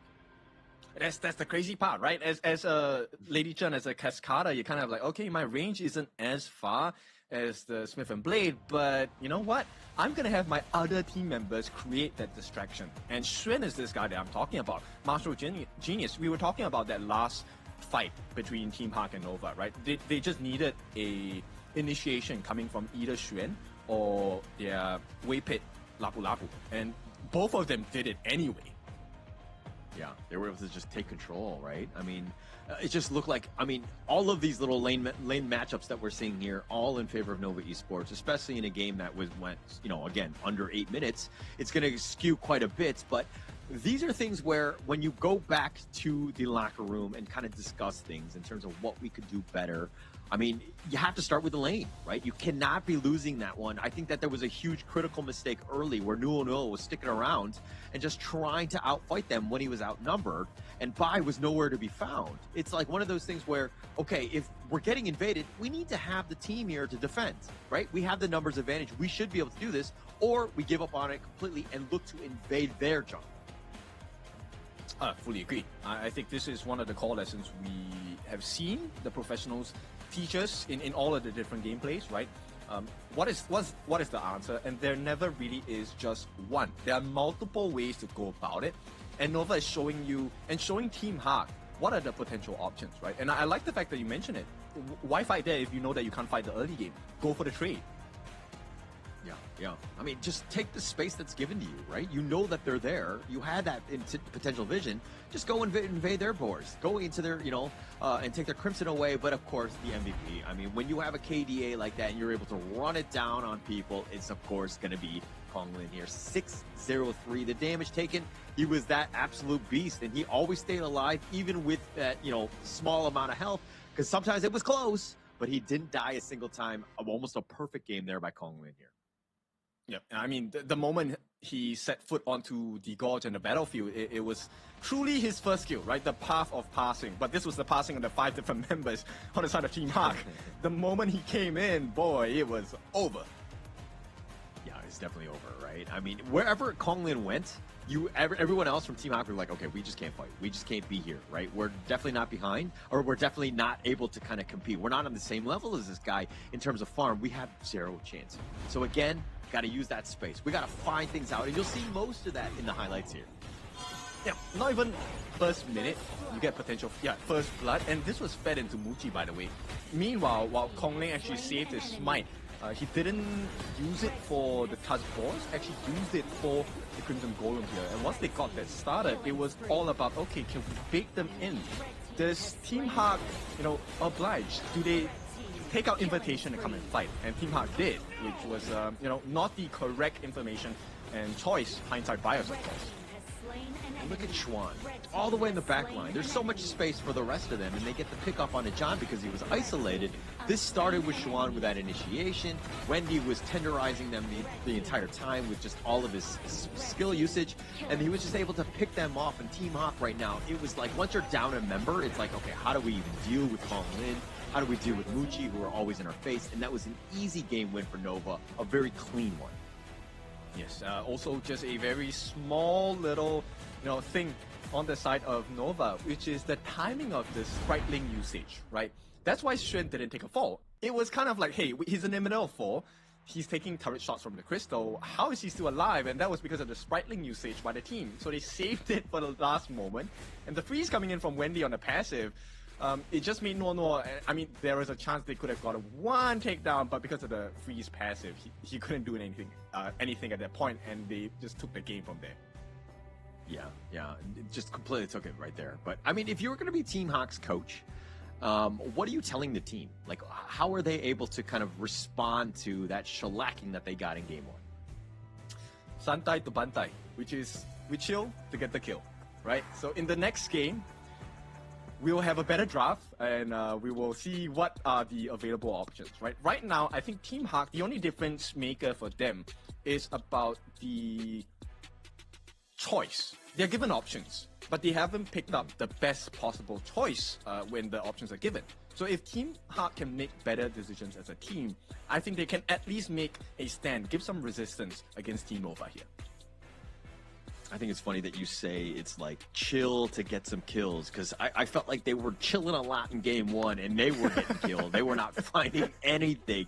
It seemed like Nova had completely had their number. For me, I'm of the type where, hey, if things are not working, something needs to change, right? And playing the passive style, for me, doesn't really work. Let's turn it up. Let's change it up. Let's be aggressive. Let's invade the enemy jungle. Let's try to play our play style and put the pressure on Innova Esports. See if it works. If not, I mean, we're still going to lose. I mean, playing passively, we might as well try something new. Okay, while the point of passiveness is there, I think Team Hawk needs to draft an earlier lineup, right? Give Bai the pay. Bai has been fantastic with the pay. His growth has been insane, right? They need that early game lead. If you know that you can't defend against Nova Esports, and you're taking a very risky late game, mid to late game composition, especially the Luna, why not just go for the counter invades, or just go straight up for the level 1 team fights? Yeah. Early game, just like on a timer, pay style. Let's just go early, pay Byron, and just invade, right? And just try to just put the pressure onto see which one. Maybe Xuan, maybe Kong Lin. We got to find ways to limit those two guys as much as possible, because the space that they provide just let Muchi get going, and then he's able to close out games. So, like Team Hawk right now really need to change things up, especially in Game 2, or else we're going to have a bit of a short series. It is, and right now I like this ban from Team Hawk, right? You don't give away the Dolia Yangchen combination to the side of Nova Esports. Team Hawk, they like to start strong here, and they will take that Parasola for themselves. Beautiful work. So this is something that was brought up by Sagi, right? In the sense that the Parasola, while it was previously the #1 pick in farm lane, it adds quite a bit of damage, you have mobility, you have everything, but it just seems like most of the teams right now have been able to shift away from it because they're able to counter it. The Hachao is one of those targets that has just been on the rise. The Honey Breeze just does so much. They have ways to kind of lock him down, right? So going into this one, it seems like picking the Parasola is a very risky play, especially early. If you don't have the cover, I fully agree with that. And I like this response by Team Hawk, right? So they're trying to take away the attention from Lola in this early pick. Mighty Conqueror is a great pick, the Fatih coming in. Because it can be flex, it can go into the clash, it can go into the jungle as well. The favor of this is the ultimate. So ideally what this Mighty Conqueror will be looking to do is to eat one of the CCs coming from Nova, which hopefully comes from the Bond Weaver, the idea, right? Once she jumps in, he uses ultimate, cleanses himself, and just run into the lineup of Nova Esports. At least that's what I hope they will do. Yeah, and it's also like another damage dealer, which kind of adds into this one. But now that you have the Refart Datu, you have that frontliner, you have a tanky guy, Nuno should be fine on that. But at the same time, it looks like Nova Esports are like, hey, we let you pick the pay many times. 3 picks, you didn't want it, we're going to pick it up. And now they're going to go fast and furious here. Nova Esports are looking to put even more pressure on in Game 2 here. Yep. Team Hawk at this point, they need a tank, right? One of the answers to an assassin jungle is if you can survive the initial burst, then you can kind of win the team fight. And now you know that Nova, they're contemplating the same style again. They're going for the potential invade. Tigress, this Pei, he's going to be super fast-paced, he's going to be very mobile. So Team Hawk, there needs to be some answers. Either, 4-man defense in your jungle or counter-invade. Do something. Yeah, it looks like, okay, this is another one that's been a Nova special, the Ata. Xuan in that clash lane, that ghost ship has just been very detrimental to team fights, splitting it up, of course. But he's like the only guy that's been playing at the KIS4. So this is an interesting pick. It seems like Xuan has kind of gravitated toward this pick after he was previously spamming the Guan Yu in the KIC 2025. So this is an interesting wrinkle in Xuan's lineup because, again, you have to think about, like, what is Nova going to be picking? And Ata was really never on the board until the KIS4 here. I mean, the buff coming into KIS4, Ata was definitely one of the main reasons why a lot of teams like Nova found success, right? Even in your ranked games, I'm sure you've met a white anchor every now and then, and you realize that actually this guy is pretty hard to kill. So right now, Nova Esports, I really like their draft. You talked about this just now, the Breeze Heart, the Xiao Xiao, definitely a great answer. So for Team Hawk, positioning-wise, I really hope that the Mighty Conqueror, which is going to be in the hands of John, and Lola as the RD, the both of them, they can't stand together. If they do, Wendy's going to get the knockup, and it's bye-bye for both of them.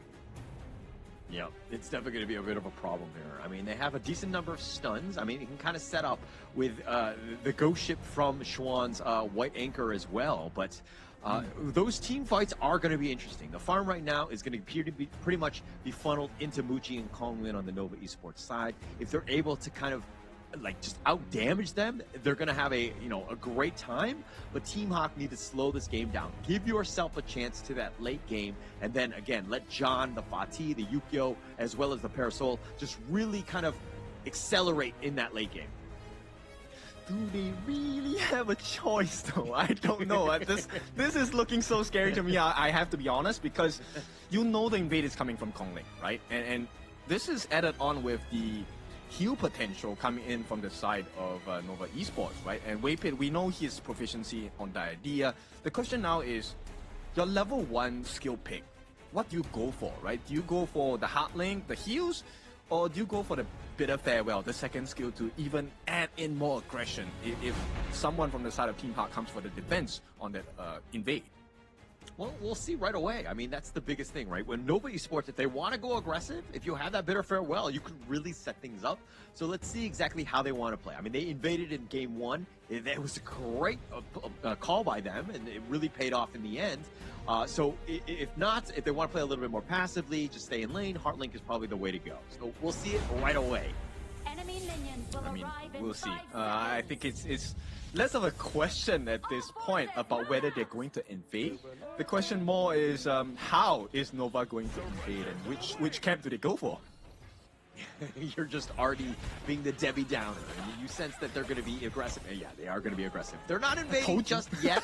They're making their way around. But look at Kong Lin. He's sticking around with Waypit. This is going to be a 1-2 combination, which is going to be very annoying. And it looks like Waypit did go with a bitter farewell. No, it's not. No, please, no, bye. Oh. Yeah. I mean, Bai's just like, leave my Azure Golem away. I don't really have vision. Nuno will spot it out, but that bitter farewell is starting to make some work. They get the smite, and now Bai's in a bad spot. He gives up first blood, and now Lola is going to get run down, and all the same. No, it's not enough. The Blasphemy fan shuts him down, and that's going to be 2 early kills for Nova yet again. And once again, he gets even more. Kong Ling here, with the help of his teammates' aggression, they will get the task force, they get the Azure Golem, they get the first blood onto Bai as well. Kong Ling was the one responsible for that. They even get Lola down. So every single marker of success that was meant to be is now in the hands of Nova. And this 1K goal lead plus, it was achieved even before the 1 minute mark, just to be clear. And look at how Xuan was actually able to clear the wave so quickly and then just actually go all the way down to take even more away from Bai, who's going to be further slowed down. This is going to be a tough one. I mean, Nova right now firing on all cylinders, and John getting run down, getting pounced, but he's under the tower, and now it looks like it's way too much damage. The stun onto Xuan, but it doesn't look like there's going to be too much of a follow-up, but they did zone them away. It looks like the minion wave is going to go in favor of Nova as well. I think the biggest issue here for the side of Team Hawk is that massive EXP differential, right? Shen is already at level 4. John just hit level 4. In the mid lane, Man is not even 4 yet. Wendy has already used his ultimate once. So this is a big concern. 2,000 gold at the 2 minute mark. Nova is GPM as a team, 1K a minute. Yeah, but I mean, they're trying to shift. They did the switch. Man is in the bottom lane, right? So he's kind of dealing with Muchi. It's not the most traditional of the mid lane and getting all that extra farm. So he might be a little bit behind, but it is worrying. Especially since Wendy is now level 5. Now they're looking to invade even further. And Team Hawk right now on the run. They get the bitter farewell onto Nuo, who will be chased away. They already have the timing, right? So now, every 80 seconds, Nova is going to, number 1, approach that Azure Golem from the side of Team Hawk. Once it's done, they will start approaching the Crimson Golem. But for now, they're going to start changing their rotations a little bit. Kong Ling wants to secure his own Crimson first. Meanwhile, Waypit is going to be that vision, right? The walking information piece for the side of Team Nova. And once they know about the timing, they will start to decide, okay, what is this choice available to us here, right? After the next 80 seconds of this Crimson take, what is the next play for Nova? Yeah, and it looks like, you know, they were scouting it out. They were doing the walking around the block, scoping it out for the potential steal on that Crimson Golem. But Team Hawk were like worried, and Bai's like, hey guys, I need support. They actually fortified the area around him just to ensure that he's getting some of those buffs because they need to let Bai really fly in this game. Yes, but that is, you know, growth for one singular player on the side of Team Hawk. And that's a huge concern now.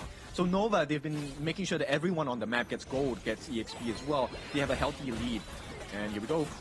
Yeah, it looks like they find John. I mean, the shields are going to be on point. He will survive. But that's going to be very close. Now Lola, here come the reinforcements. The nice two-man stun. Wendy's in a bad spot. Waypit is looking to just run away at this point, but Xuan looking to turn. Nuo knows about half-life. The fan is going to do a little bit of damage. The bitter farewell just slowing him down. Team Hawk, though, have been zoned away, but they weren't able to make them pay for invading the enemy jungle. They can't. In fact, there's a freebie for Muchi at the bottom as well. Here we go, Lola. And that's actually the craziest part, is that they're doing this with only 4 members from Nova, right? All of that space, free space for Muchi to take that bottom T1, easily taking that down. In addition, they're going to take the Azure Golem anyways, so this is another rough game for Team Hawk. Yep. I mean, with 4,000 gold ahead, you know there is a very big difficulty for them to number 1, take a team fight, number 2, to, you know, secure their own objectives in the jungle. And now at this point it's all about getting the damage in. All about that damage. They're taking the Crimson Golem as well. I mean, they took the Azor one already. I mean, this is a tough situation. It looks like they're growing the lead by 1K every single minute. That's how fast and furious Nova are playing, and they're going to pick up the Tyrant as well. Again, Team Hawk right now on the defensive, but they're reeling at this point. Yeah, Bai and John, they can't deal with Xuan as well. Xuan is level 7. And here's the scary thing about Xuan. As an Arta, the white anchor, every time you use your skills, if it lands on the opponents, you actually get health back. And he's already tough to deal with. He's the ability to tank against the Nova lineup. And with the healing factors coming from the usage of his skills, essentially now, Xuan is unkillable. So it's what, 5v6 at this point. Yeah, it's going to be very tough to find him, right? And to just lock him down, I mean, he's already got the items as well. And then plus he can kind of divide everything with that ghost ship. So it's going to be a tough ask for Team Hawk to find anything. But this is space, right? Hold the line, right? Take the mid T1. Make sure you defend that. Buy a little bit of space. Now you've taken the bottom T1. Lola is under siege at this point. Needs to be careful for Kong Lin. But here come the reinforcements. The emergence is going to show up on this one. But Kong Lin actually is going to go down. Team Hawk right now with the numbers advantage. That's a great kill for them. Okay, 5-1, 5-on-1, that's great. Right now, the question is, how do you build upon this, right? Team Hawk, can they go for the split push or they make that defense in the mid lane? Defense in the mid lane not going to work out, but they can try to take the T2 at the bottom. At the same time, Nova understands this. They want to go for more. They have to make an even trade here. But it looks like, John is in the bottom lane, continuing to push. Their Crimson Golem is looking to go, but Muji's getting a little bit low, just somehow staying alive. But Bai is not going to be as lucky. They find Lola as well. Nova Esports finding 2. And that's going to be a huge win for Nova Esports as they look to go aggressive. Now Mon is running for his life, being chased by wolves. Yeah, he's not going to make it out, right? This is a guaranteed he's going to have a very tough time. When he doesn't even need the damage, it's about making sure that he gets him to use his resources. Oh, here's the emergence, just a sidestep on this one. He gets on out, and he will stay alive, but he did commit the ult on this one. But through that all, Kong Lin was in the bottom lane, taking down John, so you are getting some sort of, kills elsewhere. Again, down about 8K, tough situation for Team Hawk. Actually, that's kind of cool. I did not know that mechanic. Man uses a flash in the middle of his emergence to actually get the emergence to land at another spot here.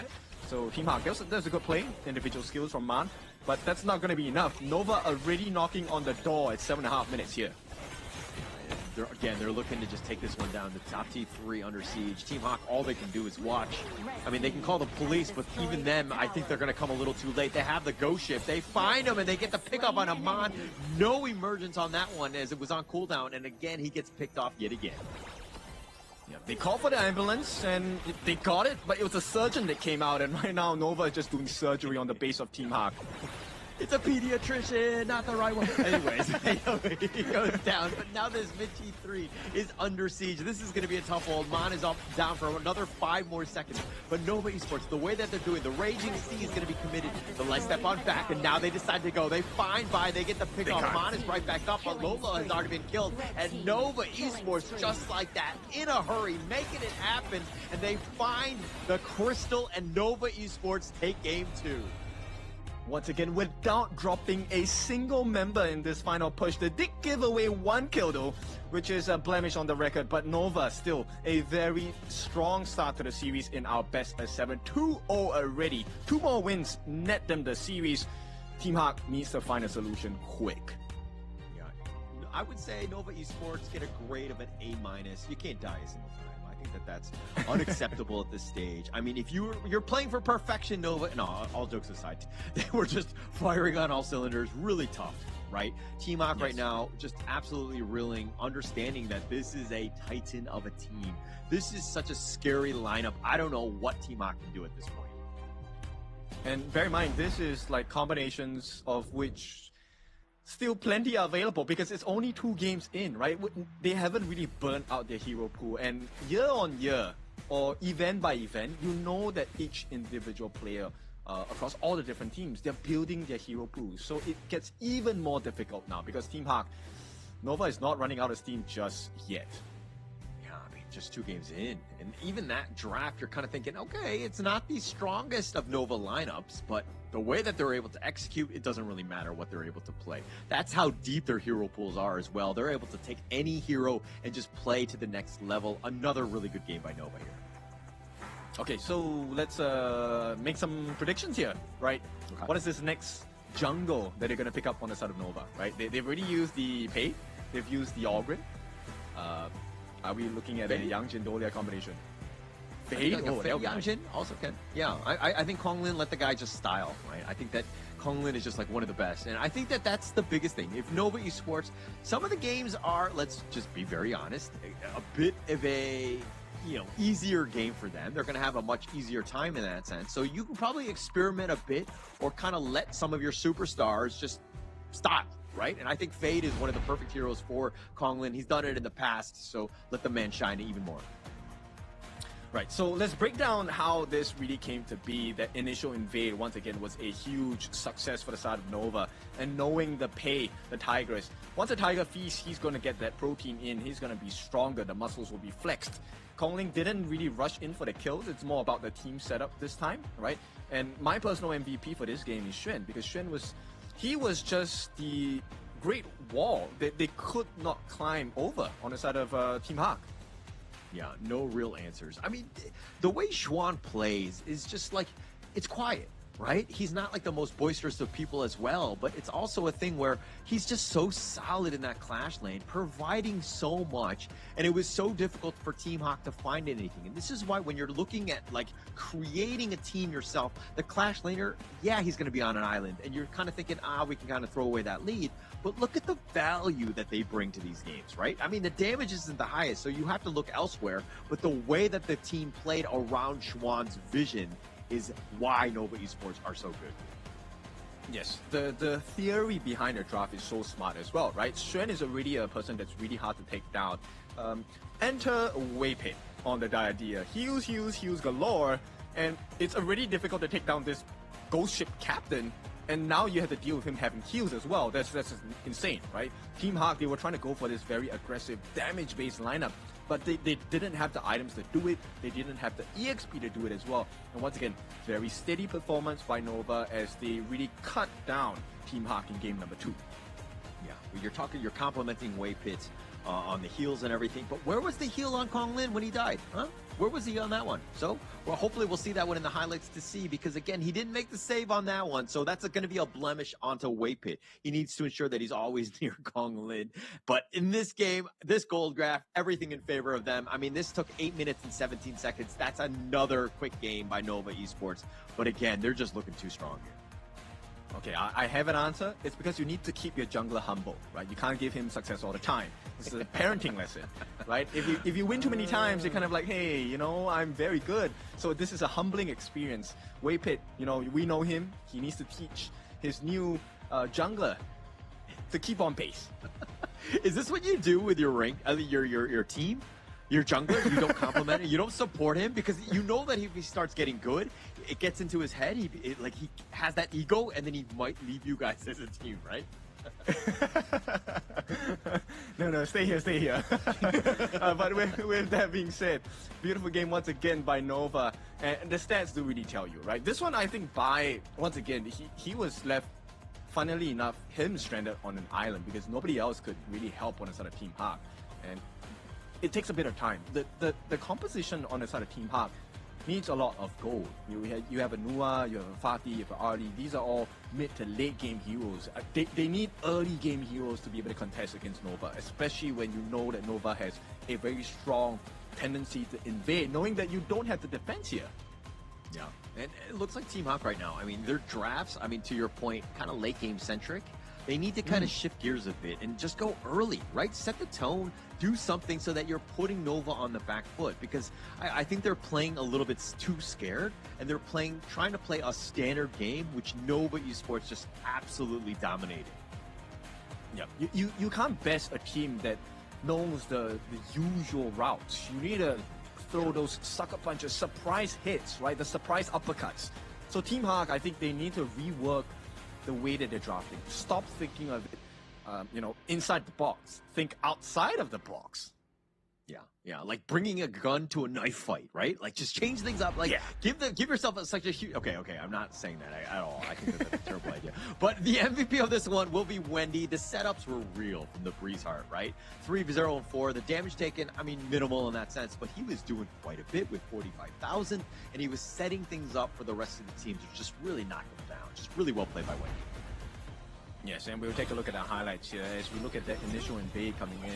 Bai did try to get that first Azure Golem for the efforts this time, but did not work out. This was also thanks to Wendy, who was helping to get the setups onto the team. And once they have the numbers advantage in terms of not just EXP, but buffs and gold as well, this is where Nova really started to shine. And there were a couple of moments where, you know what, Team Hawk actually did make some very nice plays. They got that 5-on-1 onto Kong Ling. That's why he was taken down, by the way. Nothing to do with Waypit. And the other thing was the fact that they actually made a decent defense in their mid-key too. But unfortunately, they couldn't buy more time because this mid to late game composition was not apparent. The growth was not there. Look, from what I've seen, Kong Lin by himself, 1 versus 5, you're going to see him die, right? I think we just saw that as well in these highlights. But with Waypit there, it's a 2v5, and that changes everything. I have full faith in Nova Esports to do much better than what they did here. How dare they let Kong Lin die? I like it. I like the fact that you put that situation there that it's not going to happen. And nobody can prove you wrong. So Exactly. All right, well played. No chance on that one. But again, Team Hawk right now, okay, you're down 0-2. I think that you got to think of this in the long game, right? We got to find a game. This is a must-win game, game 3. You cannot be down 0-3 where you're at a match point. Elimination game at that point. So again, this is one where we were talking about it earlier. We got to pick something fast and furious and do it quickly. Okay, so let's put our minds to test here. Let's take over Amox's position for a little bit. Coach Holler and Coach Kin, what are we thinking about? What's this early game jungle that we want Team Hawk to have? I think that, like the pay by rip, I think that you just need to draft that early. I think that just set the tone, and then try to protect the pay as much as possible. Look for enemy invades. You've been playing too passively. You've been sticking around. But yeah, I think that you need to play different. Got to be aggressive. Okay, Coach Holler, there's no more Byron. They used it in game 1. No, I was Amu there. I totally forgot his Amu. I would not have forgotten that as Holler. Duh. I was in his mind, and he forgot. So, but yeah, okay. Without Byron, I mean, look, I think that you want to just kind of get pay going. Maybe, I'm trying to think who else. Like maybe. Okay, let me help you out. Let's put Ambrosa in the clash lane for John, right? Let's play the sustain game. So Ambrosa in the clash for John. And then maybe we give a Liu Bang, dominant ruler, for No as well, right? So you can double down on the heals. Okay. But I just feel like that's... Yeah. Like you're setting it up for like this wombo combo with heals and stuff, and then you're just like, oh, Venomous Staff, and like we can just counter, or we can just, you know what I mean? Like not overcommit, understanding that the Liu Bang's got that Battlefield Command. Like you have ways around it. I just feel like if you have just more fast, furious guys that are constantly invading and just being super aggressive from level 1, you're going to have a better time because it doesn't really matter about heroes as much. It's about dictating pace. Obviously, if they lose a team fight, they might just crumble, but at least you're trying something new in this game 3. That's true. I think at this point, right, with your back's against the wall, especially for Team Hawk, I think it's the best time to really try a composition which in theory makes sense, right? I really think they need to go for super sustain, right? And if you are going to go for an assassin jungler, you need to have more tanks on your team, right? I think the game number 2 pick, especially for the side of Team Hawk, it works in theory, right? In the late game, you are unstoppable. You have an Ahri that's jumping all over the place. You have the Fatih who's able to do the same as well, and then you have the Nuwa with the long-range snipes setups by the stuns on the side of Bai on this Swift Strike. And Lapu Lapu knock up with the ultimate as well on the Reefheart Datu. But you need to reach that point. So right now, Team Hawk's game should be about, can we get the engine started first? You need the key in the ignition. You know what? I hate it, and it kills me to say it, but you're right. I know what I do agree with you. Please don't quote me on this because I rarely say that about what you say. But I think that in this case, you are correct. They need to change that up, right? I think that that's going to be the biggest thing. But of course, Riznuel, give it a little bit of support right there. You know, it's about the Malaysian teams here. And, you know, again, with this best of 7, the fact that the loser goes home, you know, an MKL team sending another MKL team home is a little unfortunate, and it's definitely going to be saddening for them. I think at this point it's a valuable experience, right? Who comes into their first ever international tournament and win everything? Now, I know what this is going to set up in the future of potentially MKL, but for now, we talk about the present. And, you know, expecting Team Hawk to come in and with guns blazing, winning every series, I think that there's a very strong goal. And right now, I think for Team Hawk, just learn as much as you can, right? Nova is one of the best out there. In order to be the best, you have to play with the best and learn from the best. Well, I mean, Team Hawk, I mean, guns blazing is a bit extreme. I don't think that was really going to happen. But right now, it looks like they've got water guns as they're blazing throughout. Because, again, it seems like it's a little weak on that sense. They haven't found their first game win. And that's got to be tough, right?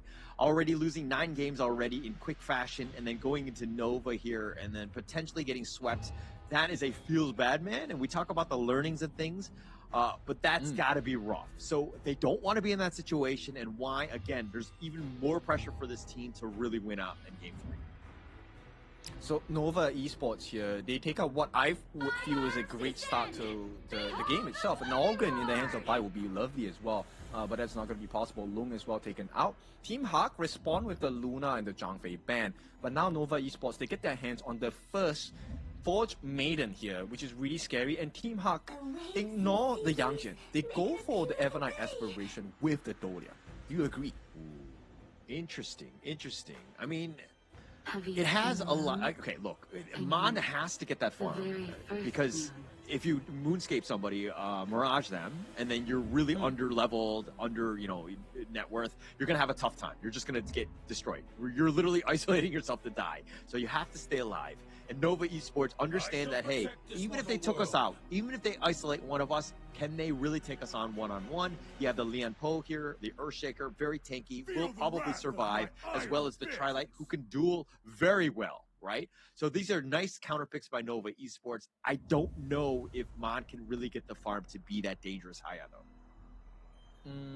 I can see that. But I think maybe Team Hawk is trying to go as simple as possible, one step at a time, which is Haya as the Evernight Aspiration, very strong level 1 wave clear. So let's just win the lane first, and then we start thinking about that. Team Hawk's final pick in the first half of the ban pick phase is the Wild Rider, the Agudo. I think that's a great answer against Trilite and the Earthshaker as well, right? Tank Shredder for sure. So that's a good start. I just want to see what else can they use to add on to the value of what they have in this first half of the picks they've already secured for themselves for Team Hawk. I think it'd be hilarious if Haya Mon were able to Moonscape Mirage somebody and he just like barely survives, and then you see like like Celestial Melody, so that he's like, oh, we could just do another Moonscape Mirage. But yeah, I think that it could be a potential. But I mean, isolating 2 people, I think that could be nice there. I think that, the Team Hawk lineup probably needs a little bit more in terms of what to potentially utilize that Celestial Melody. My arrow will turn the tide I think they need like a big tank on the side of for who? Hawk. They have tankiness as well. Like okay, now they have lockdown in the form of the Dharma, the martial monk. So and Hano as well. Okay, you know what, Nova Esports, thank you so much. This is a very tough lineup to beat. It is going to be tough. I mean, you potentially get into Hano, right? And you can Fate Rewind. You have Dharma, who's with the Lian Po, the Earthshaker. Like, you're going to have a tough time dealing with them and getting that control. So Team Rock right now, this is they have the Agudo. I think that you need a little bit. Okay. What? Really? No way. They're just hovering. No way. What? They actually lock it in. Xiao Chan, Lotus Dancer. Okay. I get it, like, there is a potential of long-drawn fights, but if Nova Esports gets that initiation that they're looking for, you have no fight. Like, where's this burst? You need burst damage to deal with Nova Esports. Okay, so I think they took our advice to try new things to heart. and they're trying the Diao Chan, the Lotus Dancer. Okay, this is going to be an interesting one. I don't think it's been picked in the KIS thus far. No. But this Debut. is... Yeah, this is the debut for sure. Interesting pick. I mean, I don't know what else to say. It seems like they're kind of squishy, which kind of worries me.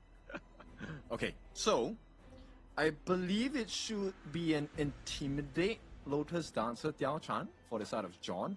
But this particular lineup, it can work, right? Because John, if he manages to get the attention of the various members on the side of Nova, buy time long enough, then Bai really can shine in the team fights, as well as Man. But the thing now, we don't go to step number 5. Let's talk about step number 1. Can you win your lanes? Yeah. Can you win your lanes? Can you actually just not get crumble in like the first 5-6 minutes of this game? This is like, if we're talking about like first lane matchups. First minute. I mean, if they decide to invade, like, they're going to really struggle. And Nova Esports have shown time and time again that they're willing to be aggressive, especially early. I think they can't really afford to invade. Not at level 1, at least. That would still be a risk. No matter how strong Nova is, that is still a risk. But the moment you get your second level, I think that is secondary camp of the buffs. Yeah, that is when Nova starts to look to strike. Because once you have level 2 Haino, he's pretty much unstoppable, right? Once he gets his second skill on to melee range, he's probably unkillable at this point. Yeah, it's going to be a tough one. I mean, Team Hawk right now, like, they need to be aggressive, and they're trying to put the pressure on the Wendy already. But again, like, he's fine. He just stays under the tower, throwing out those scepters, and I mean, John is going to actually teleport in the top lane. You know, just get back in. This Diao Chan for me is throwing me in a bit of a loop here. It is, but Bai, oh no! Oh, he's going to get the shield. They flash on forward. Waypit not letting him go. He's going to get first blood. They're going to walk away, and now John is showing up. Mon is there as well, and they get any sort of revenge. Waypit with that dash away. The Crimson Golem has been taken as well. I mean, Nova Esports taking everything, and Wendy continuing to be aggressive, even at level 3. John's in a bad spot. He's only level 2. He dashes over the wall. Waypit thought about it. The secondary burst ramp getting him back to safety, but they're going to disengage after that. Yeah, but the biggest damage here is not about Wendy taking away the Crimson Golem. It's not about Bai dying. It's the fact that Kongling was left untouched. He has now taken every single stick away from Bai again. And look, first minute and a half, and we already have a 1,000 goal lead. So, yeah, you know what? Team Hawk need to work better on this defense and really understand what is this Nova invasion lineup. Because how do you lose? How do you lose Bai's jungle without Kongling even invading in the first place? I don't really know. I'm sorry. I'm laughing because I really don't have any answers right now, because Team Hawk right now are completely on the defensive. John has really been struggling as well. He's a level behind Xuan. And Bai struggling. 2 levels behind Kong Lin, who's like, you were addressing the fact that he was by himself just farming, and he's made far use of that time. Yeah, and look, Team Hawk in the mid lane, Man finally won his lane, and still they lose. So Nova is just putting too much pressure on the Team Hawk at this point. Kongling's already at level 5. He has a 2-level advantage against Bai, right now 1, but he can jump for days. He doesn't even need a reset at this point. No Dolia, no problem. Yeah, no Dolia, no problem. I mean, look at how they're just invading. They're imparting their will because they know that Team Hawk right now are so far behind. They're sending the house because they know that they need to at least try to defend this Crimson Golem. But it doesn't look like Kong Lin wants to really just go for that 50-50 smite. They're going to be back. Yeah, Bai would do well not to use his smite at this point, right? I think he needs to save it for his Azure Golem. And at this point, I think he did use his passive, which is the release. There's a freebie. And you can see what Waypit is doing. I like this playstyle. You guys should really take a look at what Waypit is doing. He may not be able to steal the buff down here without taking a huge risk. But this information, once again, he gets the timing for the team. And Nova will then be able to make another good, conscious decision on what to do next. Yeah, and not only is it about the timing and that vision, But now Team Hawk are feeling a little uncomfortable. They have to send 4 people just to ensure that Bai secures it, because you know that if it was just like one-on-one, Waypoint would at least try for it with that burst ram and getting him in and out. So it's another situation where you're tracking them into a certain area while that creates space for the rest of the squad elsewhere to just farm. I think a little is an understatement at this point. Yeah, this is so difficult. I mean, I've had difficult games, but bam, I've never had this kind of difficulty before. Yeah, but when they're difficult at the end of the game, you just report your teammates, right? At least you have that. And this one, it's a little bit tougher, right? Because you're like, oh yeah, I just reported you in the game, but you're like, you're friends with them and you just constantly queuing with them. But now it looks like the Tyrant is up in about 4 minutes at the 4-minute mark here. But this is looking, I mean, Team Hawk are looking to start this off, but Kong Lin just making his way around. It doesn't look like they really want to defend. Maybe they'll give this up. Wendy still with them scepters on the side.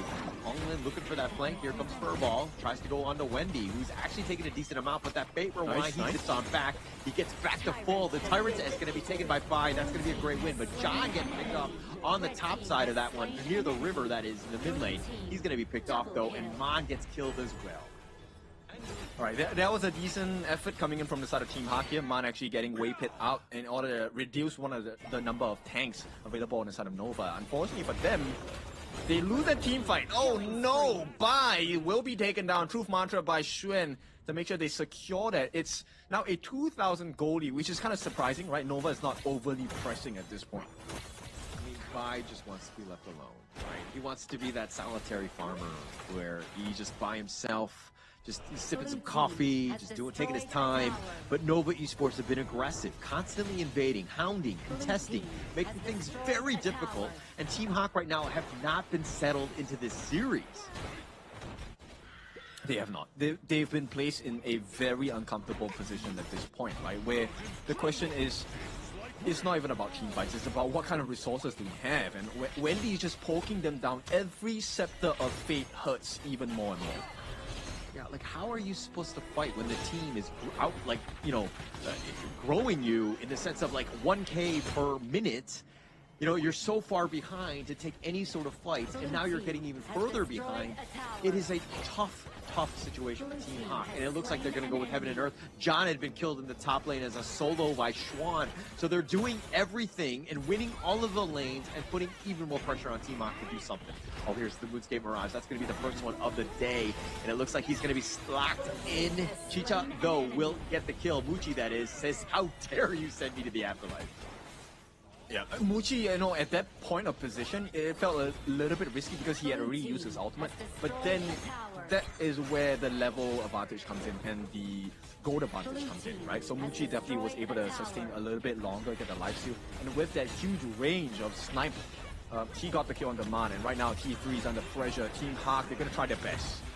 Yeah, try to do their best, but the Fate Rewind zips it on back. You're like, okay, focus on me. Wendy's like the perfect tank. He shrugs off everything, because if you're looking at the roster of Team Hawk, they don't really have a lot of burst. Lola is not online in terms of that damage just yet, so they don't really have enough. So Wendy can play even more aggressive, being that front liner, and again, just staying alive, which is going to be a tough situation for Team Hawk to deal with. Yeah, Lola needs 6 more levels and about what, 8,000 more gold at least to be able to make a stand against Nova at this point. But that's just one.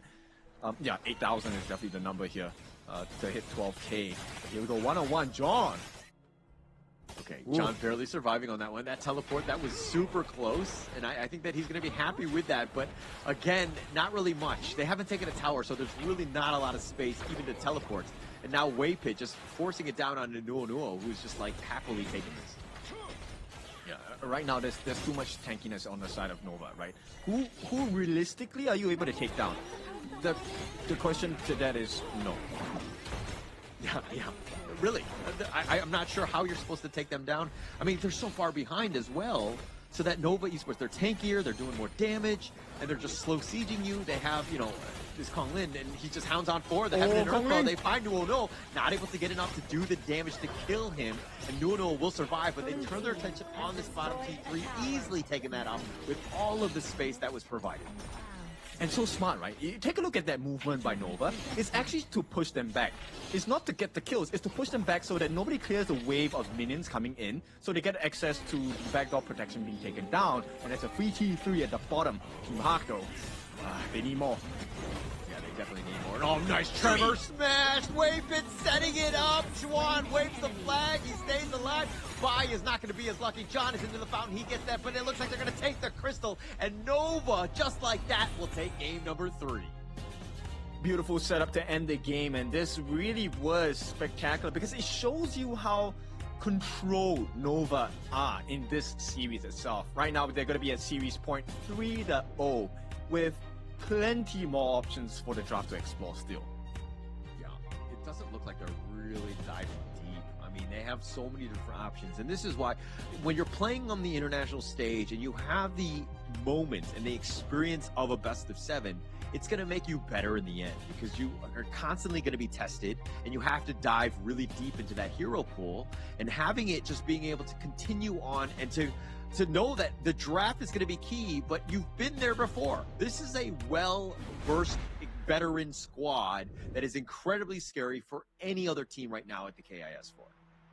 Yes, and while this definitely is a painful lesson, I think this is a much valued lesson for the side of Team Hawk, right? Now you have to really consider, okay, the draft-wise, what do we start with? We know that the weaknesses of Team Hawk is this initial invasion. They don't have the answer to that yet. Mostly because I think it's just based on the ban picks. They don't really have the heroes that are equipped to deal with a level 1 invade. At the same time, the secondary part is, how do you play the map as Team Hawk, right? What do you do when you're losing? And I think we've asked some of the pro players this question before, and the answer was always, okay, we try to hold off, we don't really take a fight, and we try to see what value we can have in split pushes or just general wave clear. But, you know, Team Hawk, this really is a tough lesson. Yeah, very tough lesson. I mean, the biggest thing, but it's a glaring issue and it's a fixable one, right?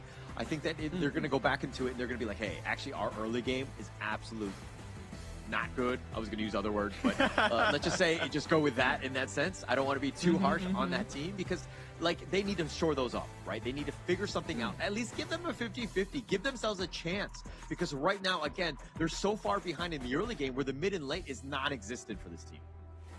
Yeah, they need to figure something else out because if you give a try like over to the side of Nova, and they did this without the Dolia combination, by the way, so this is something that's really scary. Nova right now, the question for them is, my view of them in this is they're playing very standard drafts.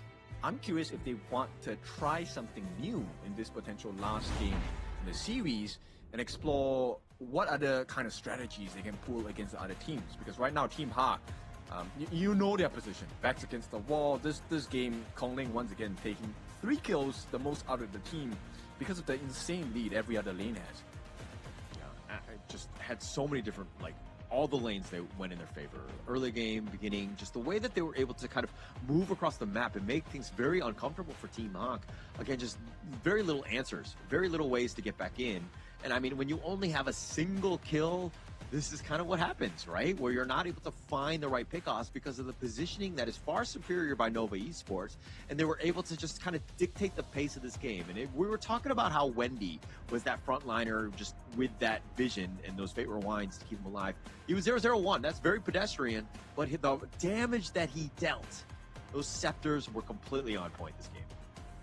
Yeah, because they were forced to be together, right? That's the biggest issue that Team Hawk had, which is one of the things you want to do when you're behind is let's play the numbers advantage, right? 1v3, 1v4, that will be ideal for us. But when you're playing against a Hano, a Fate Turner here, that is actually to his strength, because the more targets he gets with his scepters, the more heals he gets, the more damage he gets as well. Yeah, and that's what you want to do consistently. I mean, him and then the rest of them were just kind of the support that they were providing, even with waypits like Tremor Smashes, and he had a highlight reel one. But let's talk a little bit about this Diao Chan Lotus Dancer. I mean, we were kind of talking about it for the draft. We had some question marks, and this is kind of why it didn't really have too much of an impact. But I mean, did we learn anything from this Diao Chan Clash Lane pick? All right, so one of the ways that a Diao Chan actually shines as a Lotus dancer, right, is the fact that once there's no more CC, she's able to really provide value, because in long extended fights where she's not under crowd control, Lotus Dancer really does shine. You can get a lot of damage and lifesteal from this pick. But the issue is, for the side of Nova, they understand this. They're very professional in their sense. They've been veteran players for a long time. And Xuan saved his Truth Mantra for John specifically. And adding on with the difficulty of the difference in the level of farm, as well as experience, yeah, John just couldn't last. Yeah, no chance. I mean, just too squishy, right? I think that the rest of the lineup, I mean, just the really no real way to team fight. I mean, every single like lane matchup that we're seeing, the Hano versus the Haya, like this is like, I think the Hano does just fine, right? It's not too much to worry about from Haya, and every single pick was just kind of in favor of Nova Esports. So it really, again, it just sets your team up for success when you always have that slight edge in all of the different lanes. Exactly. And this lineup, I think maybe at the start of the game, Lola does have an advantage against Muchi.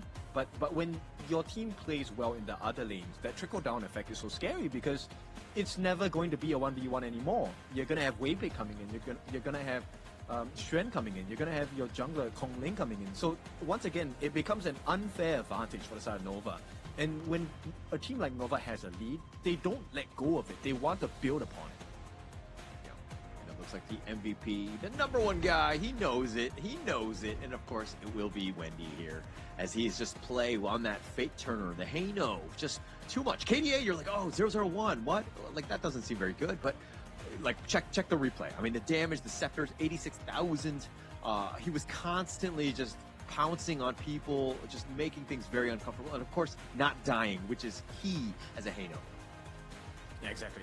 This also means that he's pulling attention away, right? That's one of the reasons why we had that, picture perfect Tremor Smash from the side of Weiwei as well, because everyone was trying to focus on Wendy, everyone was trying to focus on Xuan, and when that attention is taken away from, the important members on the side of Nova, this is where you really get the beautiful setups they're looking for.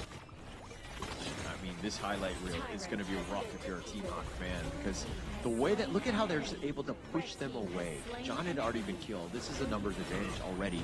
They just clean up scraps, right? Who's left? We'll just take them down. And the prioritization from Nova Esports and their ability to just move around the map and always get the numbers advantage. Take advantage of the fact that Team Hawk are not always together on the same page as a team. Look at that picture perfect 3-man knockup from the side of Weiwei. Doesn't mind giving his life at this point because they were going to end the game anyway. And with that, Nova manages to seal the deal, at least for the second half of this best of 7 here, as they lead the series 3-0. One more does it. One more, that's it. I mean, they're chipping a chair for Team Hawk right now, just trying to stay alive in the KIS4. Unfortunately for them, if they lose this, they're going to be out. But again, a bit of a mountain to climb. Nova Esports, they're definitely the favorites. I mean, let's give Team Hawk a little bit of credit in that sense, where this was going to be an uphill battle no matter what. But getting into this opportunity, you were talking about this positively about them. If they're able to take these losses and learn from them, and to take those lessons into MKL as they move forward. But right now, if they want to have a chance at the KIS4, they need to learn very, very quickly. I think quickly is definitely one of the challenges, right? The second part is also about the draft and bans and picks in this particular format. Now, in KIS4, we also practice the global ban pick format, meaning if you use a hero once, you will not have access into it for the rest of the series. But maybe if they unlock the ultimate battle, that would be great. For now, let's take a break. We'll see you when we're back.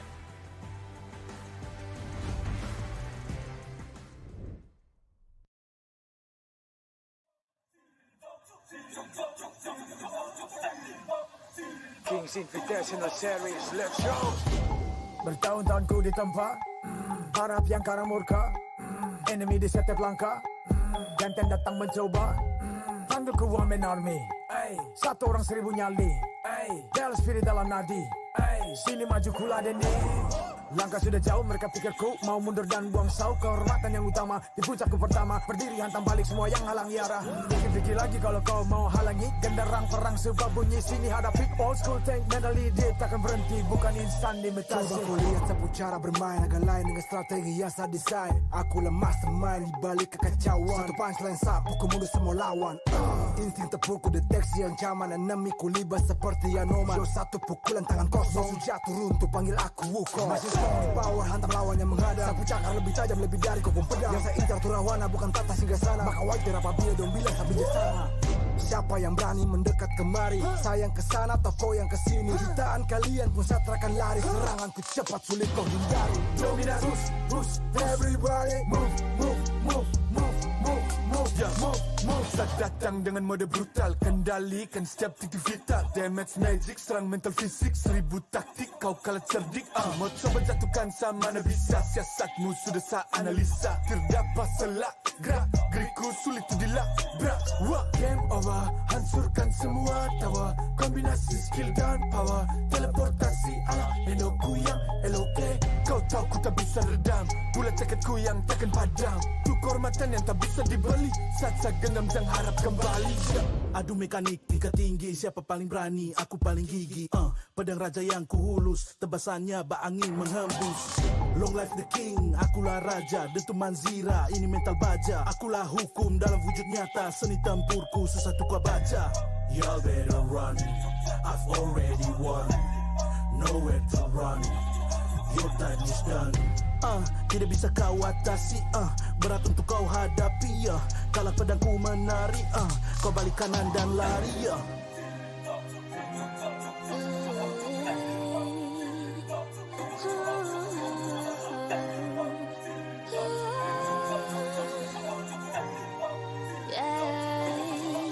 Come give me a good sing a sana. Aku cinta I'm the queen, feel the aura. Orang jajali ternyalain dah. If you want me, provide me way mas. Siapa tadi panggil, cause I'm ready. Siapa bilang aku tak punya nyali? Don't try me ni, aku sebut api.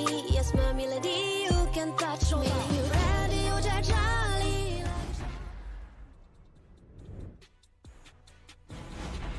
Welcome back. It is time to go into the potential last game of this series here. Game number 4 between Nova Esports and Team Hawk. These have been your global bans and picks in the first 3 games. Right now, what is available for Nova? I mean, they still have quite a bit. I mean, it's just 3 games and they've just kind of dominated throughout. They have like the world is their oyster in the sense that they have so many different options, different directions and what they want to go. I think if anything, right now is a good time to experiment a bit, right? Just you can play something a little bit that you're kind of just testing out to see if it really plays out because you have a little bit of room for error.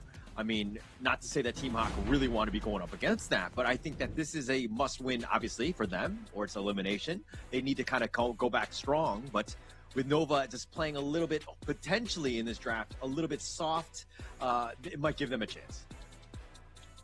All right, so thank you for your love, Saya Hafiz. Malaysia definitely are able to dominate HOK because Nova Malaysia is there. So let's see if that's going to be, you know, the case. Everyone is very supportive of Nova, definitely one of the strongest, if not the strongest contender in Honor of Kings Invitational Season 4 thus far. Yeah, and I think the biggest thing about Nova right now is that they're looking to be a very confident squad. I think that, you know, when we talked about the KIC 2025, when they were going in, this is a team that had some question marks, right? Were they able to deal with HBSC, who got the better of them in MKL Fall, as well as the KIC? So this is a time for them to just be like, hey, we are still top 3 squad in the world. We might be the best one right now in 2026, but we need to kind of continue with that swagger. That's going to help them throughout because we have a long roadmap of esports tournaments ahead of us in terms of the Honor of Kings scene. So this is a great time to build that confidence.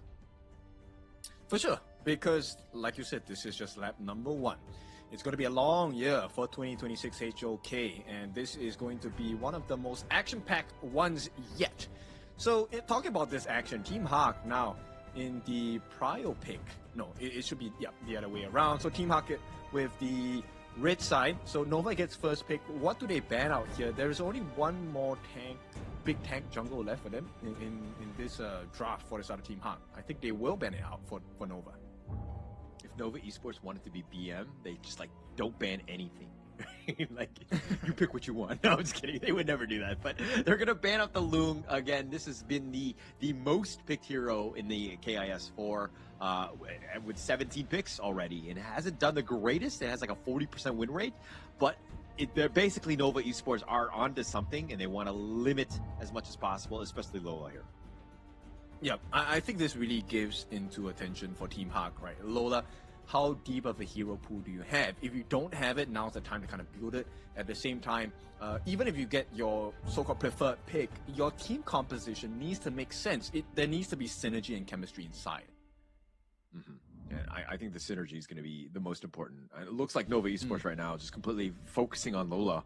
Just like, how deep are you going to go? I mean, the Chicha can be flexed, but it's something that they are going to ban, look to take that away. They're going to go the Yuan, which has been the 2025 hero. It was one of the most popular ones. It has a lot of sustained flexibility as well. Just a great first pick as well. Okay, Team Hawk are going with the War Saint with the Peacekeeper hovering over it. So I'm expecting, okay, Nova has already used the Mayin, right? The Martial Genius. That would have been a great answer to the War Saint. So, and they've also used the Dharma. So what would be a great answer against the War Saint here? I mean, with the Mayan gun, it's going to be a little tougher, but it looks like they're going to go with the Charlotte, just kind of bypass him altogether in a way. But they need to be a bit careful about, of course, the War Saint and his Razor Cavalry. Yep. I say, oh no, because this is Muchi's specialties. This is Parasola. Already, we've seen Muchi be really godly on this hero, and I think, with the heals coming in from the Yuhuan Tunecaster, this is going to be a very tough challenge for the side of Team Hawk here. And once again, this is not even set in stone. The Yuhuan can go into the mid as well. Yeah. And definitely a lot of flexibility. So this is going to play with them, right? And this is the brilliance of a draft. And you have to be smart like this, where you're picking heroes that could potentially be flexed. And now it looks like, okay, they don't think that the Tooncaster is going to be in the roam, so they're going to be banning out the Zhang Fei, another potential great roamer there. But again, it's just more flexibility for Nova Esports in terms of the picks. What do you think about having a Yixing for the side of Team Hawk here? Yeah, it's one way of kind of dealing with the Tooncaster. Like, it's definitely, I mean, if it's a mid, then it will limit it even more, especially if you're able to block it in, with that board. Arlie can kind of work around it in a way, but Charlotte, you want to just lock these guys down as much as possible. But it looks like they're going to go with a Breeze Heart instead, another special of the KIS4, which is definitely increased in the usage. Okay, I was kind of thinking differently here. I thought Nova would have gone for the Fade, right? Because the Musashi is definitely a good counter against it. But here we have Kong Ling with the Broken Mirage, the Jing. How much of a flashy gameplay do we get from this guy? Because Nova Esports now have a long-range whole composition with the Garuda here. The Majestic Guardian has landed into the Gorge. And Team Hawk will take that. It's going to be the Fade for themselves instead. Yeah, it's going to be tough for Team Hawk, right? I think the Jing is going to just be flying all over the place. And they have, they're skill shots, right? With all the stuns. So if they're able to somehow get lucky on Kong Lin's Jing, I mean, they're going to be able to kill him. But if not, they're just going to be, run over. I'm a little bit concerned. Once again, tankiness is not really available on the side of Team Hawk. There's quite a bit of burst damage from the side of Nova, right? Specifically Kong Ling and Xuan on the side of Nova. Team Hawk, though, they have a lot of CC. So I would hope that would be their win condition, right? Get the stuns in, right? Golden Token from Lola. You have to set up the second skill knockup from Man. And then you have the Cannon Blast from Nono as well. Hopefully that's going to be enough to deal with Nova Esports here. Yeah, but don't you think that both sides are kind of on the squishier side? There's not really frontliners on any side. I mean, yeah, the Charlotte to a degree, but that, unlike you have Yuan with the heals and things, but both of these lineups are kind of on a knife's edge in that sense. But they have a lot of mobility on the side of Nova, right? Yes, they may be squishy, but they're pretty hard to catch. And this mobility is extended for quite a bit of time, right? Like you have the RD able to switch between the parasols every now and then, every couple seconds. And then you also have the Jing, right? Mirror image, able to swap positions, a lot of instant access. That kind of mobility is great and available for Fade, but not at this proficiency. Yeah. I think that going into this one, that one's going to be the key, right? Just how they're able to kind of compete. Because this game, if they get potentially just run down, right? Nova Esports, this lineup, they're there to burst you, right? They want to end this series in this game 4. At the same time, Team Hawk right now, if they're able to kind of like weather the storm and get their own stuns in and hit them, like the cannon blast, that's going to be key. The honey sweet breeze, also key. If they're able to hit those stuns, they're going to have a good time and they're going to be able to fight back onto Nova. Agree. I think at this point, it's all about Team Hawk. Can you land your CC? Because if you can, you already have a soft guarantee with the Featherfoot Fade Ultimate, right? Hardened Jade Seal. You should be able to take those neutral objectives like the Tyrant and the Overlord. Because if you don't, then you're kind of not making full use of the advantage that Bai is giving you as a Featherfoot. I mean, Bai really needs to have a good game. He's been limited so far. I mean, it's because they've been losing the early game where they haven't really had much space. But Bai is the guy. He needs to ensure that if their team is going to win a single game of the KIS4 and they need to do it now, he's the guy that, again, needs to really step up this one. I like this rotation. Bai actually gets the initial invade. First blood?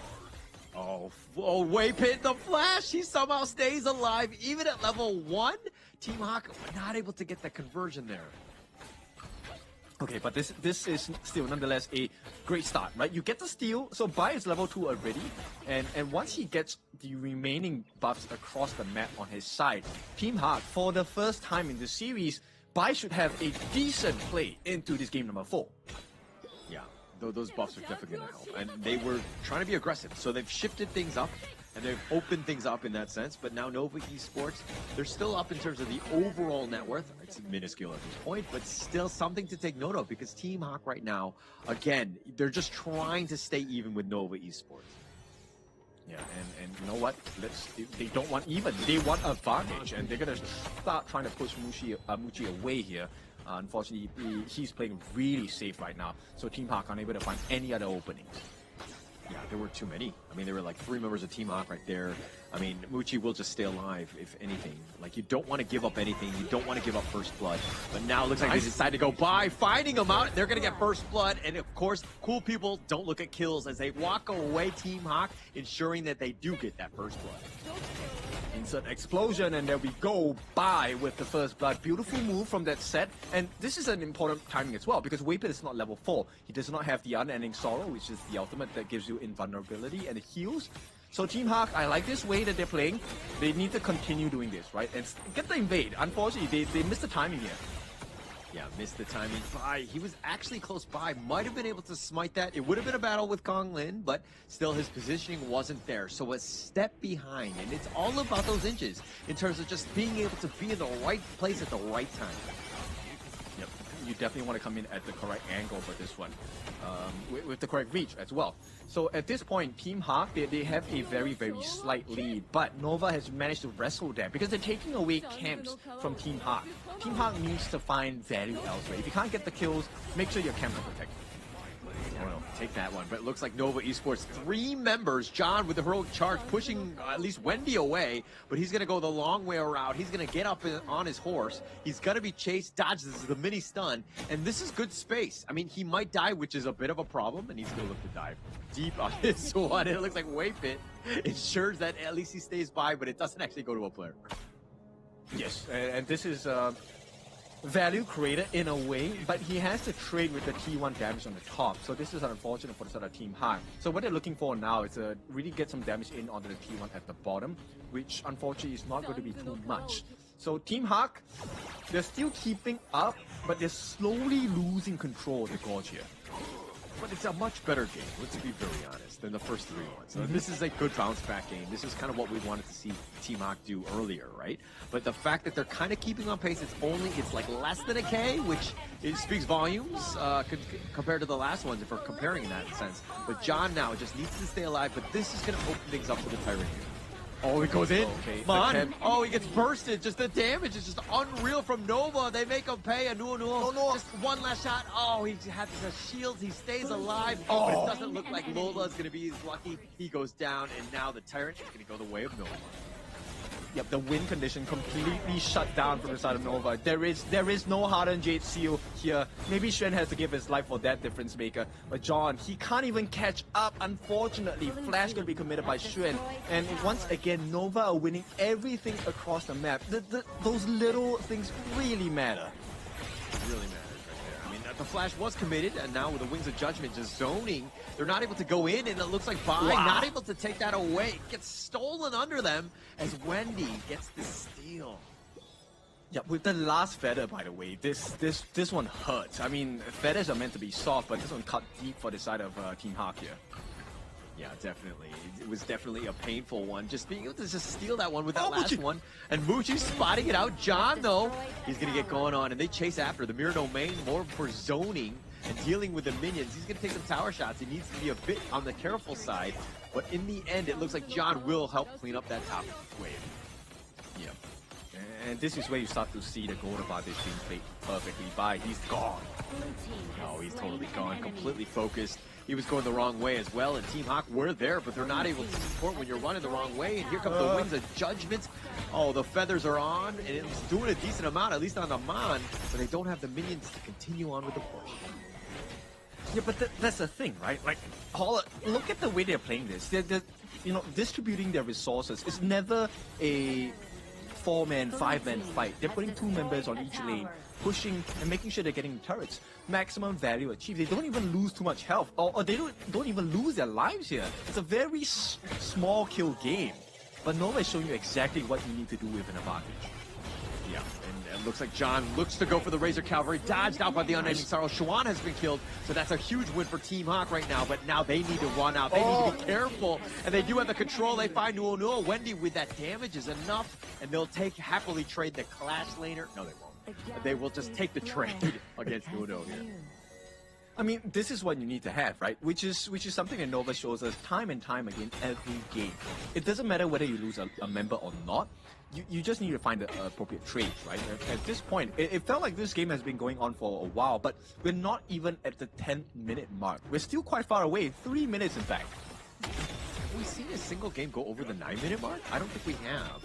I mean, that's just how good Nova Esports is. It looks like they run down. Oh, John gets picked off. Konglin with just enough, but he trades his life around. Thank you, Tower. And they ensure that at least he gets the trade. Okay, that was decent, but they need more. Yeah, they want to go for more. Nice little box. He's under the tower as well, so that was really well played by Nuo. They make it in pay, and they find at least Xuan as well, and now they're going to continue. Ball, not able to find Mucci. Oh, he does! Oh, but Ball's looking to turn this around. Mucci with the damage. Oh, but the Overlord gets in on the action, and he somehow survives. Nuo is very low as well, and Mucci will limp away as well. It's meant to be a neutral objective, but somehow it turned against Bai in that particular moment. And I mean, the Shadow, the Overlord actually helping Nova here maintain a decent lead. It's 4,000 in favor to the side of Nova. But the biggest thing here is not about the goal lead, it's about the Gorge. Team Hawk, they have lost every single T2 except for the one in the mid. And right now, Nova can get that flag anytime they want. Anytime they want. But this is a much better game. I know that Team Hawk is still losing, but they're actually finding kills, right? This is one where they're, again, backs on the wall, elimination game, go all out, right? You have nothing to lose at this point, so you might as well try. And they're playing better because of it. But again, just Nova are just so good, and this is why they have that lead. I think the difference maker here is if they can find Mucci, right? If Bai is able to get Mucci down, this team fight turns really well. Yeah, it looks like they're deciding to go the Mirror domain. Mon, though, getting so low and somehow alive. And he's actually going to level up on his way on out. Konglin just using the end of it, the Unending Sorrow, but Konglin getting a little bit low. They take the mid T2, and now John is showing up to the party, gets the heroic charge onto Waypit. The power gradation is slowing him down, and it looks like the heroic charge pushing him the wrong way, and John gets sniped out. He thought he could make the play, but he's going to be the only one to fall. There was a big disconnect, right? John, that was a play, but that was not the time to do it. The team was backing off. And right now, Nova, because of that mistake, they will be able to push into the T3s in the mid. And those are the kind of mistakes that we've seen from Team Hawk, right? Nuo is sometimes a little bit out of position when he's trying to go. Everybody has already been backing off, and John on this one tried to do that same type. And it seems like Team Hawk right now, not on the same page. And this has been a struggle and a constant weakness that has shown up in KIS4. I think this is something that maybe the team needs to really work on here, right? There was a moment in the previous fight where Bai attempted to come in and get his hardened Jade seal on Kongling in the middle of the mirror domain. I like the idea of that. It's really difficult to execute, but if you get it, it looks spectacular, and it could have definitely changed the team fight. But I don't think this is the time to take that kind of risk. Yeah, now is definitely not the time. I mean, there's just so much. They're down about 5.2, but it looks like the Jade Seal is going to be used to ensure that they get the buff. The box have been used just to zone, but now they're on the run. The Wings of Judgment not able to hit, but they find Mon instead. The flash away by Lola, just trying to stay alive, but John has been killed, and they will look to dive, and here comes Kong Lin, not scared. He takes down John. He's going to be under the tower, taking some tower shots, but Kong Lin somehow surviving, and Nova with all 5 members looking to end this game and this series. Yep, this is the final gas here. No defense coming in. No defense at all, and it looks like Nova Esports, just like that, they'll take the Crystal, they'll take Game 4, they'll take the series, and they will say goodbye to Team Hawk. Yep, that was a valiant effort from the side of Team Hawk here. This spells the end of their journey in Honor of Kings Invitationals Season 4. Unfortunate for them, but we will get to see them some more down the road in 2026 HOK. For now, let's celebrate Team Nova Esports as they have shown us a masterclass of multiple drafts, multiple win conditions, and the ever-changing ability to adapt to the circumstances. This is what makes a champion team. Yeah, it's all about that execution from Nova Esports. I mean, they got to be ecstatic and just very confident and proud of how they played, because Team Hawk right now, it looked like they didn't have any sort of answers. They were constantly on the defensive, and why Nova Esports are the top dogs at the KIS4 and the scariest team and clearly the favorites. Oh yeah, definitely the favorites for this one. I think all of the votes, most of them were geared towards Team Nova, even in the predictions itself. Now, if you haven't done your predictions, now's the time to do so as well. But it has to be for the second series of the day, because we're done with this one. And with a 4-0 clean sweep, Nova advances into the next round of our knockout stages for day number 2. So let's welcome you back into day number 1 once again. They have continued their winning streak. No blemishes, I would say, overall for Nova. Yeah, no blemishes whatsoever. I mean, they died once. So I think that one time that they died, yeah, I think that like Kong Lin that one time, that's unacceptable. No, but I mean, a flawless game, flawless series. That's exactly how you want to play this one out. And why they chose Team Hawk, right? They wanted to send them home. They thought that Team Hawk were the weakest ones, and they went into that one. But now they move on into the semifinals. They're going to be guaranteed top 4. Really well played by them, and that's kind of how you want to do it. Nova Esports, just too strong in the end. Yes, it is. And this is the kind of quality that Nova Esports start the year with, which is very scary, because I think we have seen a lot of teams, even if they don't improve, they stay at this foundational level, right, towards the mid of the year. So Nova Esports has already shown the teams that this is our bar. This is the standards we've set at the first lap of 2026 HOK. We are only going to get better from here, which is an important message for everyone in the professional circuit as well. And that bar right now is pretty low, right? Let's be honest, for Nova Esports, right? They're just basically tempting anybody. Come to our level. Let's see. Because we have 10 others in the back pocket. We're ready to go. And Nova Esports, you're just seeing, whenever a team kind of contests anything, they tend to come out much stronger in the end. So this is a scary lineup that's only good. The sky is the ceiling for them. I mean, it's kind of like life, right? You have to stand up for yourself. So at this point, this is where I'm really curious. I'm very sure the other professional teams all across the globe, they're putting in the notes. They're kind of like, okay, look at that rotation, look at the timing of that. This is the kind of drop we want to try. And the biggest thing for me is, look, Nova look very strong, but that doesn't mean there are no gaps. That doesn't mean they have no weakness. These drafts are beatable, right? But I'm curious who is going to be the first one to do it, if it even happens in KIS4. Yeah, and we're going to have to find out. I think that there's really, when you're watching that game, and you were talking about timings and all that, they're all positive, right?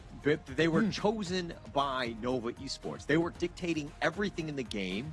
I mean, they hardly died, and they barely made any mistakes because of it. So you're kind of thinking, it's like, okay, where are they weak? We need to find that out. And it doesn't seem like really any team has shown where Nova is vulnerable. Not in the full series. for sure. But we've seen a couple of punches, right? Like Bigatron by Vitality. Yeah. We've also seen Longshim kind of punch Nova in the face once in the series. As we go and continue with this best of sevens, I'm curious to see if anyone. I would definitely be curious to see anyone just put this blood force into Nova here. Yeah. I think that, like, if the other teams are watching, they need to find just being aggressive, right? Nova dictates the pace. They're great with map control. Didn't give any sort of ways to get back into any sort of series, especially when they have the lead. And you're seeing just like with these stats. I mean, Wendy has always been like top 2 damage dealer. Like, he's always there. He's so reliable and one of the best mid laners because of this, and he stays alive. And 64,000 on the Garuda, always with those Wings of Judgment, getting that steal on that Crimson Golem. He was doing everything right. Yes, and because of his successes as well, this allowed Muchi to really shine in this game as a farm laner on his early specialty, right? But we give props where props are due. I think this game, Bai really did impress me a lot more. His recovery was much better. The Fade Featherfoot pick looked great. It really was just the chemistry and coordination from the side of Team Hawk. If they can improve on that, I think that there is a healthy chance they can start to put up quite a lot of strong fights against other teams across the globe. All right, if we have to go with like series predictions with like MKL, I think that like let's assume that there's like 8 teams in the next season of MKL. Is Team Hawk going to be top 4 for you, even in the MKL? Just knowing what we know right now of the teams. Obviously, some teams are out like HBSC and things like that, so that's shaking things up. But do you think Team Hawk can really jump into the top 4, though? You will get my answer on the next episode. I don't know. I don't know. I mean, okay. I wanna know what the odds are. I wanna know what teams are in MKLs first before I give you a random answer. But for now, right, the answer is looking like it's Nova domination at this point, 4-0. Yeah. I think that it's only gonna make all the other teams in the MKL shaking their boots, so to speak, because you just saw how strong Nova is. And they're just able to kind of impart their will on the enemy teams. But going in, Team Hawk right now, I think the biggest thing for them is it didn't seem like they were 100% ready to play on the big stage yet. And it's not really fair for them, right? Getting thrown into this one with the team that they had and the very little time to prep has been tough, especially since Nova's been around for like quite some time. They have a lot of ideas. The coordination is on point, all of these things, which is good. But Team Hawk, this is something where they need to go back to the drawing board. They need a little bit more time to simmer, I would say. Yeah, for sure. And once again, to be able to learn from Nova Esports in this particular experience itself is definitely very good. I think if Team Hawk manages to get all the clips here, do the proper reviews of not just the bands and picks, but also about the execution of the draft, just find out what the gaps are. Nova Esports do have gaps, right? We've seen that even for last year in other events, in international events, they can be beaten, right? And they can be beaten flawlessly as well. But this guy is the one that was truly flawless today. The MVP, Muchi, first time on the board in this series. MVP with the Parasola, the RD, 3-0-7. Just really well played by Muchi. I mean, he was able to just kind of out-style on them. And this is why Arlie is still strong, even though it might not be the top of the top in terms of the meta of a farm laner. But he's able to do his damage. He's able to stay alive. And we'll see a lot of that in the highlights here. Yeah, this one was what really gave me a lot of hope for the side of Team Hawk here, right? By getting that first blood, very nice coordination. But once again, because of the space that both Wendy and Waypit are able to generate for Muchi, he is always left unattended to. And when you leave Muchi alone, that's where he deals the most amount of pressure against you. Like, if you're looking at some of these fights where Team Hawk was able to fight back, I mean, he gets the jump in, but the rest of the squad was there. There are moments where John went in by himself, and the rest of the team was just like already retreating. So, like this is one where it was a little bit ongoing. Oh no, they did well on this one. But there was a moment where John tried to go in, wasn't able to go in, and that was when the overlord. Oh, this is the play, right? Where he tries to go in. Everyone else from Team Hawk was just running, and so Nova was just running him down. Yeah, so much better decision making from the side of Nova. And this is where it really shows you, right? The better team wins.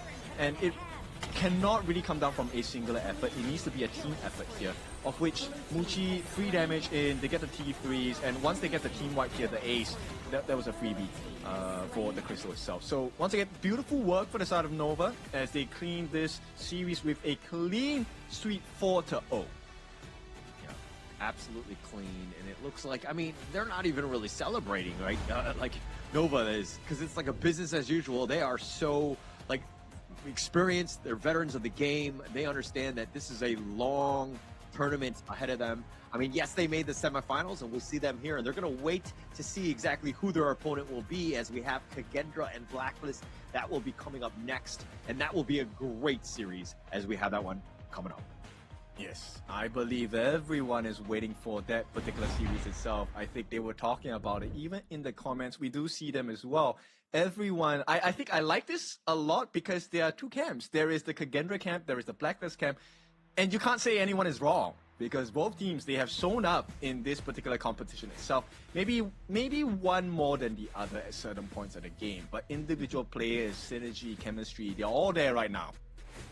Yeah, actually, I mean, I've been very impressed with Kagendra. This is a team that has really shown up, and they're on the home court in that sense, and they've been kind of one of the best, right? Which is not something that we say all the time of Kagendra on the international stage, but they've completely shown up. But Blacklist, on the other hand, they've taken down Nongshim, which is the only team, and they were kind of on the bottom, and they are going to look to prove people wrong.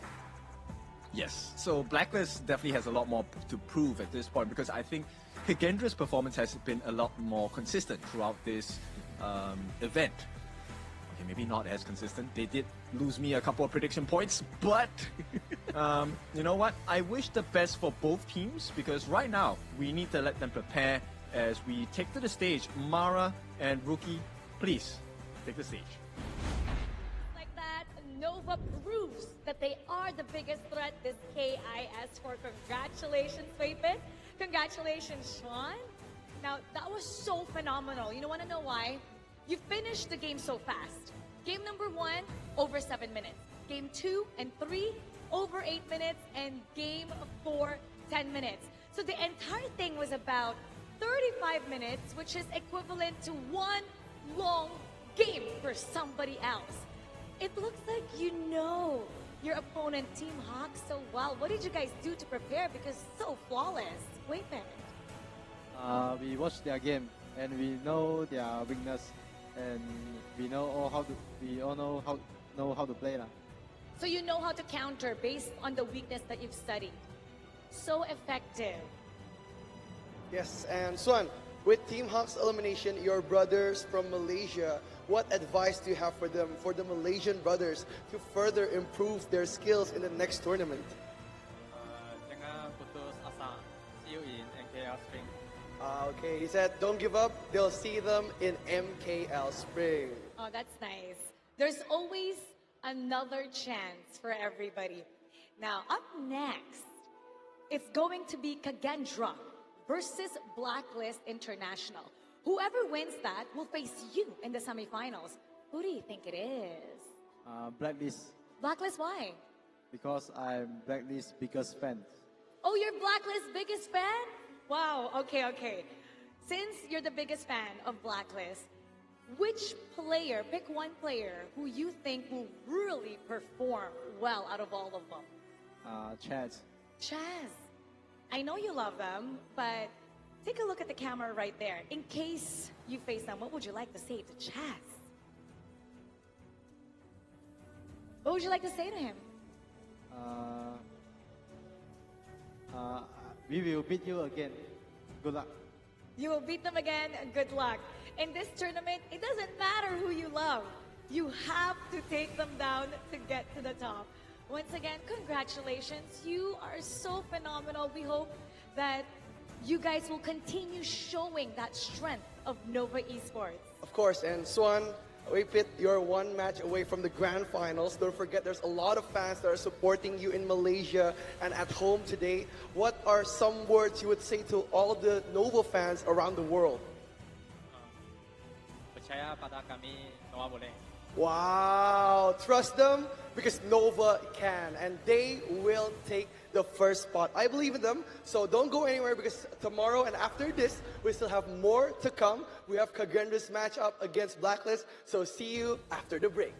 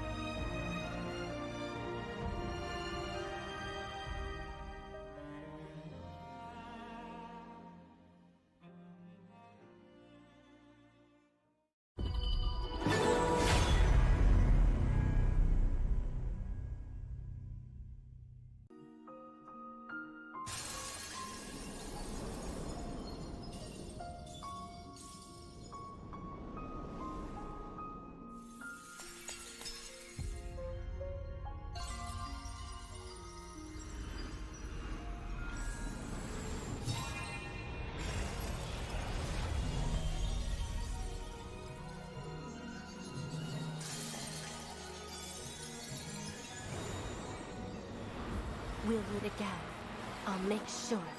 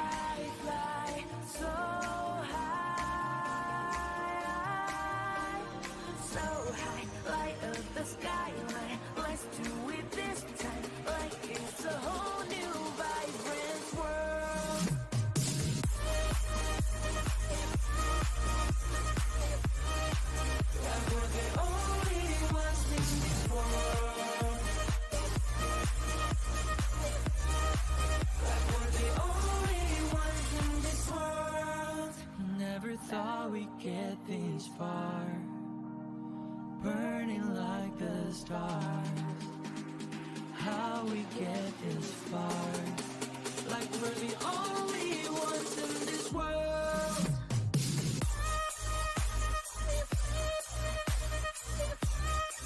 Like we're the only ones in this world. Like we're the only ones in this world.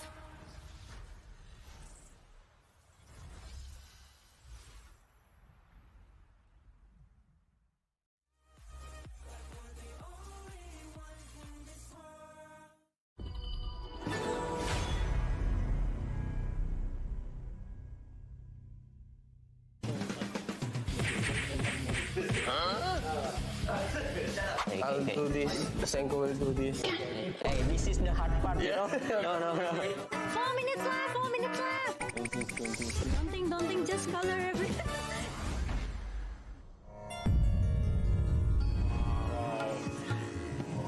Wow. You guys hear it? Yeah. That is gamelan song, you know?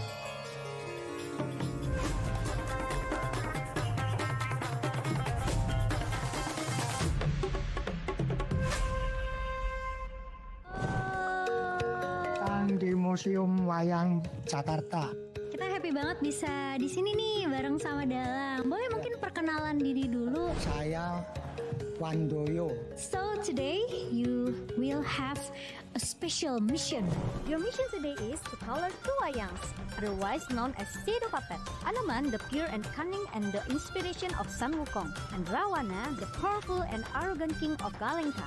But you have to work fast. You have only 10 minutes to color before presenting your wayang. Don't forget to have fun. So are you guys ready? Let's go!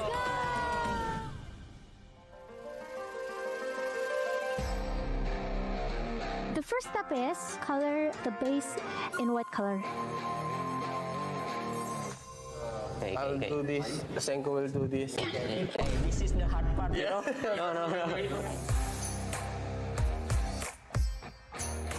Pengen banget, kalau bisa pengen banget persis, cuma harusnya sih emang tetap masih beda ya, karena kita nggak bisa sedetail itu, cuma at least kita berusaha yang terbaik lah. Berusaha yang terbaik. Kayak tim sebelah tuh. We want to beat them, although we have not favorable odds. We have a smaller brush, but we also did it already. Our hair and our face, finally, all white. It's not supposed to be all white. Okay, now you can add another color to finish your wayang kulit.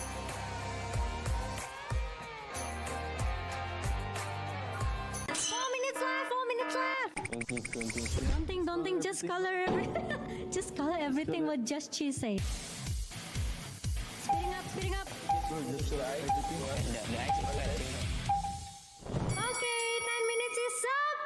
let's compare with the real one. We start from Team A.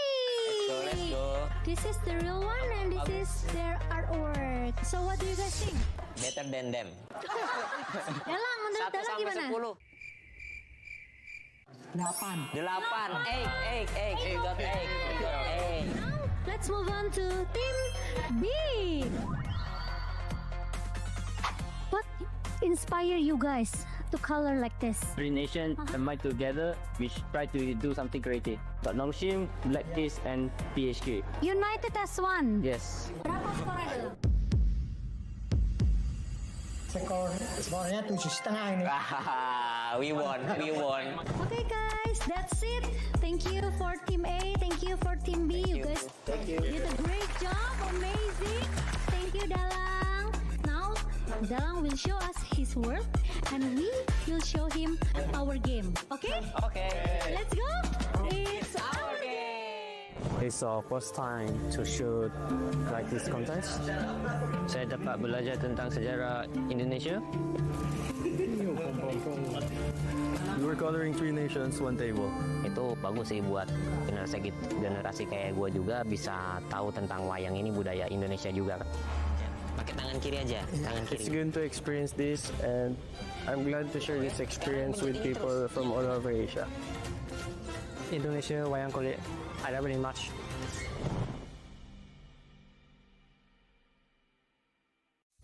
Grandpa, what happened in the monkey story?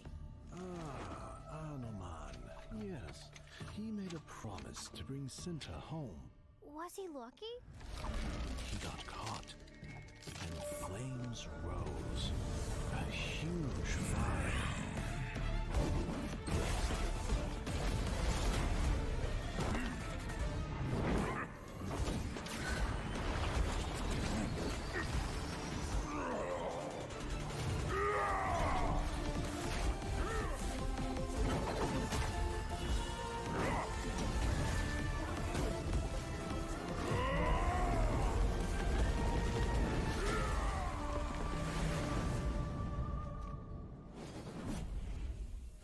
He is a legend.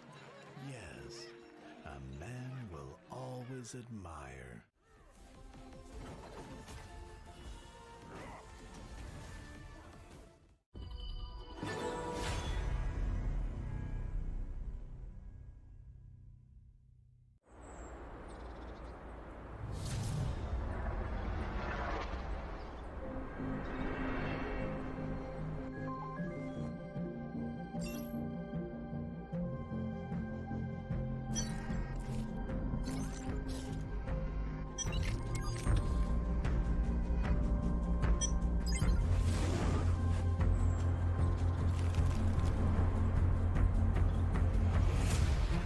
Kami di sini berjuang untuk mempertahankan marah negara dari tahun lepas.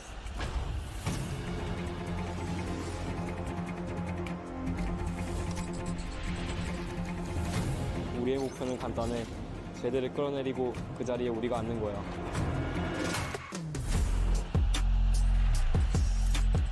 Kapag naaganti na kami, patutunayan namin na kami ang pinakamagaling.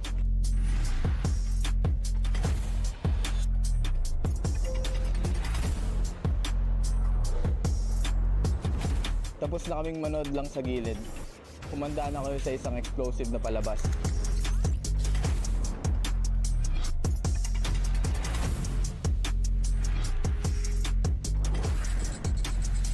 Inilah peluang pertama untuk kita, peluang untuk pertunjukan kepada dunia kemampuan Malaysia.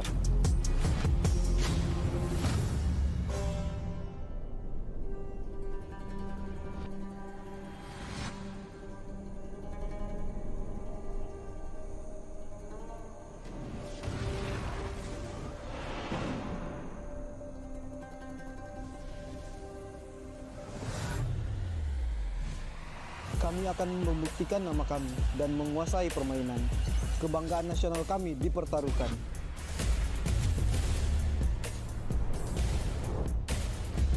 Kami kembali lebih kuat dari sebelumnya. Indonesia punya banyak tim, tapi kita bisa bersatu. Coba ragu sama kami kalau berani.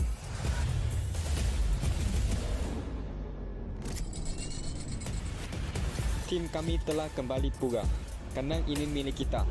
Bhinneka Tunggal Ika, kami akan menunjukkan kemampuan terbaik yang dimiliki Indonesia.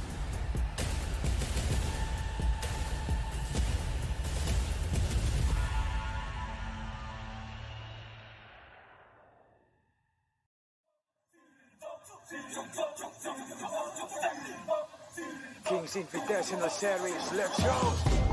Bertahun-tahun ku ditempa, harap yang karang murka, enemy di setiap langkah, ganteng datang mencoba, panggil ku Women Army, satu orang 1000 nyali, bel spirit dalam nadi, sini maju ku ladeni. Langkah sudah jauh, mereka pikirku mau mundur dan buang sau. Kehormatan yang utama di puncakku pertama, berdiri hantam balik semua yang halang yara. Pikir-pikir lagi kalau kau mau halangi, genderang perang sebab bunyi sini hadapi. Old school tank mentally dia takkan berhenti, bukan instan imitasi. Coba kau lihat sapu cara bermain agak lain dengan strategi yang sadisai. Akulah mastermind di balik kekacauan, satu punchline sapu ku mundur semua lawan. Insting tepukku deteksi ancaman, enemiku libat seperti Anoman. Show satu pukulan tangan kosong, jatuh runtuh panggil aku Wukong. Masih strong power hantam lawan yang menghadap, sapu cakar lebih tajam lebih dari kopong pedang. Yang saya incar turawana bukan tata singgah sana, maka wajar apabila dong bilang saya bijaksana. Siapa yang berani mendekat kemari, saya yang kesana atau kau yang kesini. Jutaan kalian pun saya akan lari, seranganku cepat sulit kau hindari. Dominasi ku kendali, berotasi ke tiap sisi ku ambil alih. Saatnya kita untuk eksekusi for my party. Push, push, push, push, push, push. Everybody move, move, move, move, move, move, yeah, move, move. Saat datang dengan mode brutal, kendalikan setiap titik vital. Damage magic, serang mental fisik, 1000 taktik, kau kalah cerdik. Mau coba jatuhkan sama mana bisa, siasatmu sudah saya analisa. Terdapat salah gerak, geriku sulit tu dilabrak. Game over, hancurkan semua tawa, kombinasi skill dan power, teleportasi ala Enoku yang LOK. Kau tahu ku tak bisa redam, pula tekadku yang takkan padam. Tu kehormatan yang tak bisa dibeli, saat saya genggam jangan harap kembali.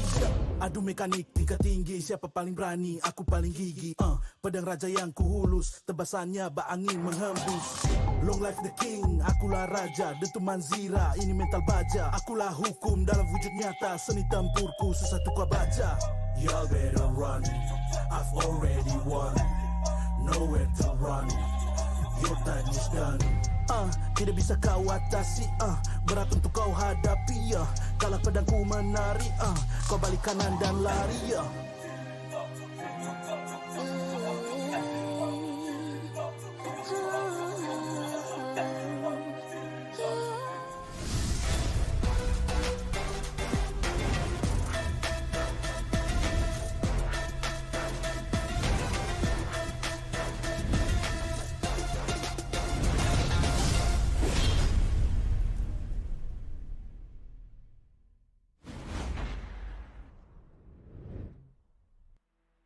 Welcome back. It is time for our second series of the day. It's another best of 7. This time it's Kagendra going up against Blacklist. It's your favorite kind of tofu, Kindofu. And with me today, it's Blam the Man again. How do you feel about this series? I mean, I'm very excited for this series because obviously Kagendra, last time we saw them, they were able to obviously knock and dethrone Boom Esports from the second place, right? So now have Kagendra earned the right to become the PH gatekeepers in Season 4 Invitational. Obviously, the results of this series will tell us with the title. I like it a lot, right? Because now this really sets in stone that storyline of the IKL versus PKL. It was pretty tight last year, but I feel like, you know, PKL definitely got that one up last year. Now going into 2026 of HOK, it feels like the IKL teams have stepped up quite a bit. And this series might be an inkling into the future between the two regions battling it out once again. It does seem that way, right? Obviously, we do have Season 4 Invitational that is kind of already sort of like underlying this kind of rivalry that we're seeing between these two regions, which we said obviously last year.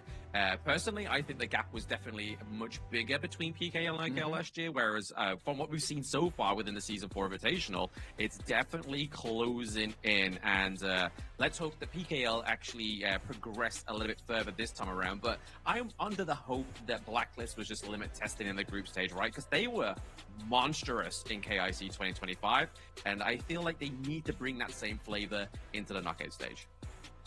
All right. I mean, it looks like we're standing on opposing camps today, right? So my hope actually is with Kagendra. Now, they have been my kryptonite so far in this event. Every single prediction I've made on them has been the complete opposite. But I have gone with Kagendra today. And this one really is a breakthrough, because whoever breaks through will definitely be on the path for ascension here. This, once again, is a quarterfinal match. It's a best of 7. Will we enter the ultimate battle today, or do we just get a full slam? I mean, it'd be lovely to get a full best of 7, right? Because, I mean, at the end of the day, for the women's series, we've got a 2-0. But obviously, the first series of the day, we've got a 4-0. And now I feel like this one has to either go the distance, or at least every game be so, like, nail-biting that we're not too sure who is going to win. That's true. Look, I really love the asset that we were shown on screen just now, because the battle is really between the 4 players over here. But we'll talk about the team head-to-head first. So far, kill participation has been a little bit higher for the side of Kagendra. And average kills, they're pretty much tied up. Average gold as well, close by, but Blacklist edges out in this one. Did take a couple more deaths in their groups, but once again, Blacklist's group was pretty tough.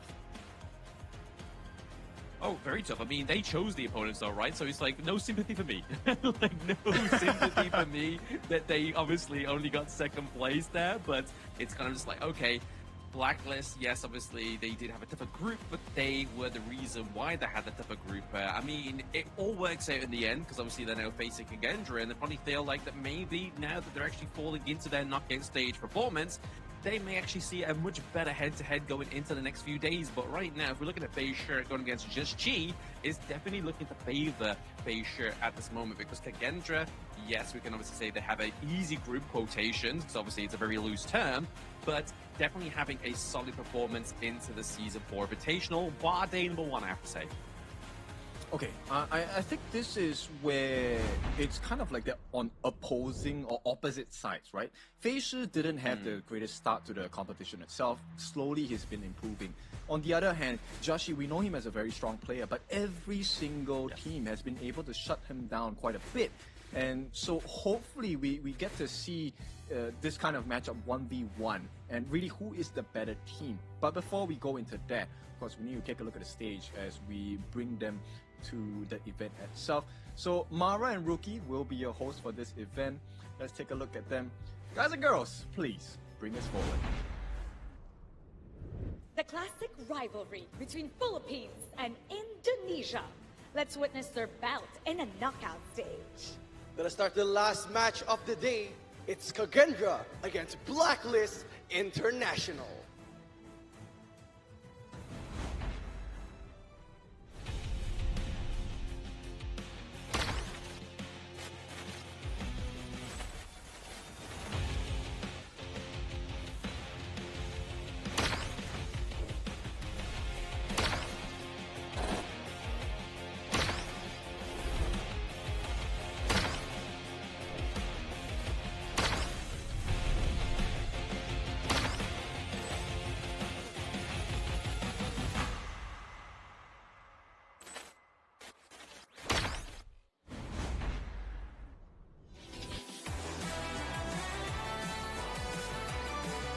The El Manuk soaring high, try to reach new heights with flag as wings to carry the national pride. Here comes Kagendra!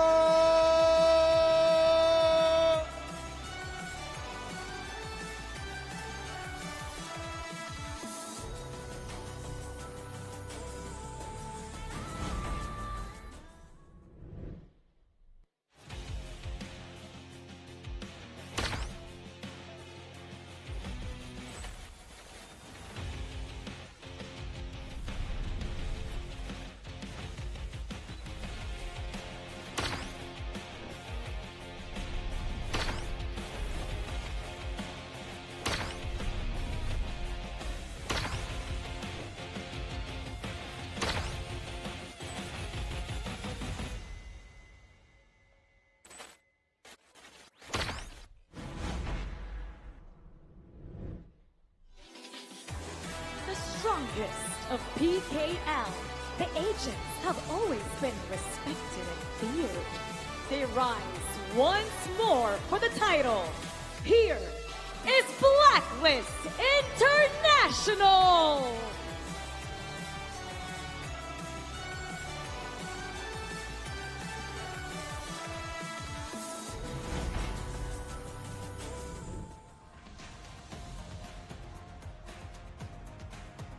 So we start the ball rolling here with Kagendra, Feishu in the jungle, Zan in the farm lane, Senko in the mid, Saole in the clash, and Lu in that roam. Now these 5 members, they have been steadily improving throughout the entirety of KIS4. But the challenge is going to be huge here because we're talking about Blacklist International here, Blam. Exactly. It's not an easy team to kind of look over or at least overestimate, right? Because obviously Blacklist International was one of the top 4 teams from the KIC 2025, but obviously Kagendra, they only lost to their countrymen into the group stage of Season 4 Invitational. But Blacklist International, they are represented by none other than Chami1 into the Clash lane, Chaz as their support, Joshi into the jungle, Dragon into the mid lane, and then Golden Kite into the farm lane. The twins need to be twinning to get this victory. Yeah, so let's explore this little 1v1s in their roles, because I feel like this is actually one of the most apt teams to really explore this, right? Feishu against Joshi, we've already seen the breakdown in that, but the most interesting lineup that I want to explore in this game, and we'll get to see for sure, is the Clash lane. Chami1 against Saole. Saole has been phenomenal. He's been a gem so far, but Chami1 is known as one of the best, if not the best, Clash laners in the globe. Let's see, Mr. or Miss Go Lai? Yep. Atin Nato. This is ours. Show them what you're made of. That's it. Some support for the boys on Blacklist at home here on the social media. So if you do want to see your comment go onto the screen, make sure you are commenting on all social medias, and maybe you'll get picked to support your favorite team, whether it be Kagendra, Blacklist, or any of the teams that are still remaining in this competition. But like you were saying there, Kin, Chami1 going up against Saole into the Clash lane is definitely a matchup that I am very much excited for. I mean, Saole, he's been a player that's been benched for the entire of last year. So Lord only knows like how much information he has actually received just by witnessing opposing Clash laners within Honor of Kings. All right, so before we dive into the points here, Kagendra has taken up the blue side, so they will get prior pick. Blacklist International will be on the red side. But that's the thing, right? I feel like Saole has this vengeance in him, right? To be subbed. Right now, he gets this chance to show his worth, and he is not backing down. Chami1 though has already had his worth seen, and really prior by TG as the coach. Reflect does the same for Saole here. So I want to see what the coaches equip these Clash laners with, because if the Clash lane gets a victory and they make that initial rotation into the team fights, it normally spells a victory in the exchanges. Exactly. I mean, it's definitely going to be down to the draft, obviously down to generally how they're both going to play. Obviously, they both know how to play the macro. They both know how to play the 1v1 up into the Clash lane as well. So it all depends on who's going to be more reactive to the other, right? Like I feel like that's what it boils down to really, because they are both playing at such a level that it all comes down to, do they have help from their jungle? Top side of the map is the mid lane. Whoever's going to be drafted going to be rotating to their lane to just try and get that 1v2 advantage. We've been seeing quite a lot within Season 4 Invitational, right? Like I feel like a lot of the first bloods have been taking priority into these side lanes, whether it just be 3-4 minutes for the farm lane or very early up into the Clash lane. Thank you for bringing that up, because that is the next lane we're going to look at, right? This Zan versus Golden Kite in the farm lane. This is another one. Both farm laners know how to play in a safe position, and they know how to take advantage of any lapse in concentration in the 1v1s and even in team fights. So this then brings us to, their duo partner in the roam position here for the side of Lu on Kagendra, and then we have Chaz. Now, I don't know about you, but my view, Lu's #1 best roam is Shangfei. And then for Chaz, we know Chaz's is mostly the Peacekeeper. So I wonder if that's going to be the game changer here. I mean, I feel like Chaz is always evolving, right? Like, obviously, right now it's a Peacekeeper Motsu, but we've had previous times in tournaments where Liam Po, right? Obviously, the Earthshaker, being able to kind of just always phase check. And that's the one thing I always think of when I think of Chaz is intel is the wintel. He always is there gathering the correct intel for his team and setting up all the support that they need. And speaking of support, you can see here, countrymen alike supporting both of their teams, waving their flags, very proud. I like this a lot, right? Okay, for those of you that don't know about the Balagendras, they are the fans for Kagendra. And Mr. Romeo, I'll give you a shout out here. One of the number one, if not the number one fan of Kagendra, as a look to pick the best against Blacklist International. I mean, the support has been phenomenal. You have seen Otto Luz there, who is also one of our talents here, along with Casey Bay. Kagendra, like we mentioned, they are going to be prior picked. What do you think they want to take out first? I mean, they're already looking to take out the Lung, right? So maybe just putting that pressure down to the bot side of the map there. I mean, Golden Kite is not generally... When I think of Golden Kite, I don't think Lung. I think of Chano. So whether they're going to go for Chano for themselves, for Kagendra in game number 1, but the Chicha being banned out here is pretty much kind of like written in the stars, right? Because if you don't ban it out in the first phase, and you're a blue side, you're generally going to pick that because of just the flexibility of that hero. Yeah, I agree. And with that being said, that is going to be a window closed here. Kendra going to go with the higher band, the Evernight Aspirations taken out of the picture. So we're going to get a honest stock standard kind of start to the build here in terms of the team composition. And okay, this is just my gut feel. Now we already have our first pentakill in the tournament by CC from Dominator. I think there is a potential pentakill from either of these teams. Yeah, I mean, I feel like Golden Kite was the only one to get a pentakill within the KIC 2025, right? With the Chano, as I was just talking about. So they have the potential. They've shown it before. The Mai Shiranui, the Fire Ninja coming through here for Kagendra's Senko is a pretty stock standard first pick here onto the blue side. But a good little bit of a counter here, obviously getting that Tigress comes through here for Just G means that he's going to be predominantly looking at farming up very quickly, pretty much all the time, so that he's able to kind of give over the advantage into the early to mid game. But the Zhangfei here for Chaz is definitely one of his key ones. Salamat. Okay, I like this, and the instant reply from Kagendra, right, taking up Lu for that Lapu Lapu here, the Reef Heart Datu, which is a great answer against the Beast, because it's not about making sure that you get the catches, it's about delaying the exchange, right? So when Zhangfei uses his Unbridled Outburst, the Lapu Lapu ultimate also gives that same amount of stun duration. So it's an even trade. Now Blacklist, they want to wrestle that advantage, and Dharma is definitely one of those big answers. Very nice combination as well, Unbridled Outburst into the Truth Mantra, and then Blacklist just cleans house. I mean, with this locket of the Dharma as well as the Beast here, Martial Monk Dharma here, do you reckon the mid lane we're looking towards potentially the Yi Xing here? Because obviously we've been seeing such great combos with not only the Zhangfei and the Yi Xing, the Boardmaster, but also the fact with the Martial Monk, because creating those walls, creating your own walls rather than relying on those already placed into the gorge, means that you can take that Truth Mantra and make it land wherever you are, no matter the lane. I like it. I like the idea. I mean, we've seen it so many times. And Blacklist International, I think they've also kind of planned out, okay, Kagendra, they're going for something crazy here because they take out a Shi, which is, it tells you that they want to dive, right? Because Shi is a great answer for divers. No Jing, do they go for the Luna here? Kagendra, take out the Yi Xing. That was a perfect answer. I think they know exactly what we're talking about here. Exactly. So into the mid lane here, obviously go up against the Fire Ninja. I can imagine that maybe potentially we see something with a little bit more CC, or maybe even a little bit more poke, right? Maybe go for something like the Xiao Xiao, try and get the knockups from the second skill potentially there. I mean, we have seen quite a lot of Hino as well, but for the last few days, not really come through the Fate Turner. But we're gonna get the Laurel Princess coming through, Aaron into the bot side of the map here to go up against Zan's pack leader. I think that's a great answer. And also Kagendra, they kind of shut down the potential here. I mean, it's already locked in for the Martial Monk, but the Spark Maze, the Byron's a great answer against the line of Blacklist International and Kagendra. So they go for the best of both worlds here, potentially the Swordmaster Musashi, who not only does a lot of damage, but also has high tank ability. So I like the defensive structure of Kagendra's lineup. Now the question is, for Blacklist International, this mid laner, I don't think the Xiao Xiao would be great. I would rather you save it for the RLE. I think they need maybe more like a Lady Zhen or maybe even someone that is able to poke from far.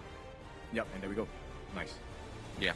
I mean, as soon as the Musashi got locked in there, I was really thinking towards the Princess Frost, because obviously, yes, the fact is you do have the duel to the death, but if you are Dragon, you're going to be waiting for that ultimate to be procced, and then you drop the Winter is here, and then that's it. It's a lot harder to use that extreme speed at a slower tempo to get out of that situation you find yourself in, thanks to your ultimate. But really here as well, it's going to be interesting to see if he uses the Illuminating Slash to kind of cancel out some of those first skill abilities from the Laurel Princess here. So there's no slow, there's no kind of like AoE damage building up within these team fights.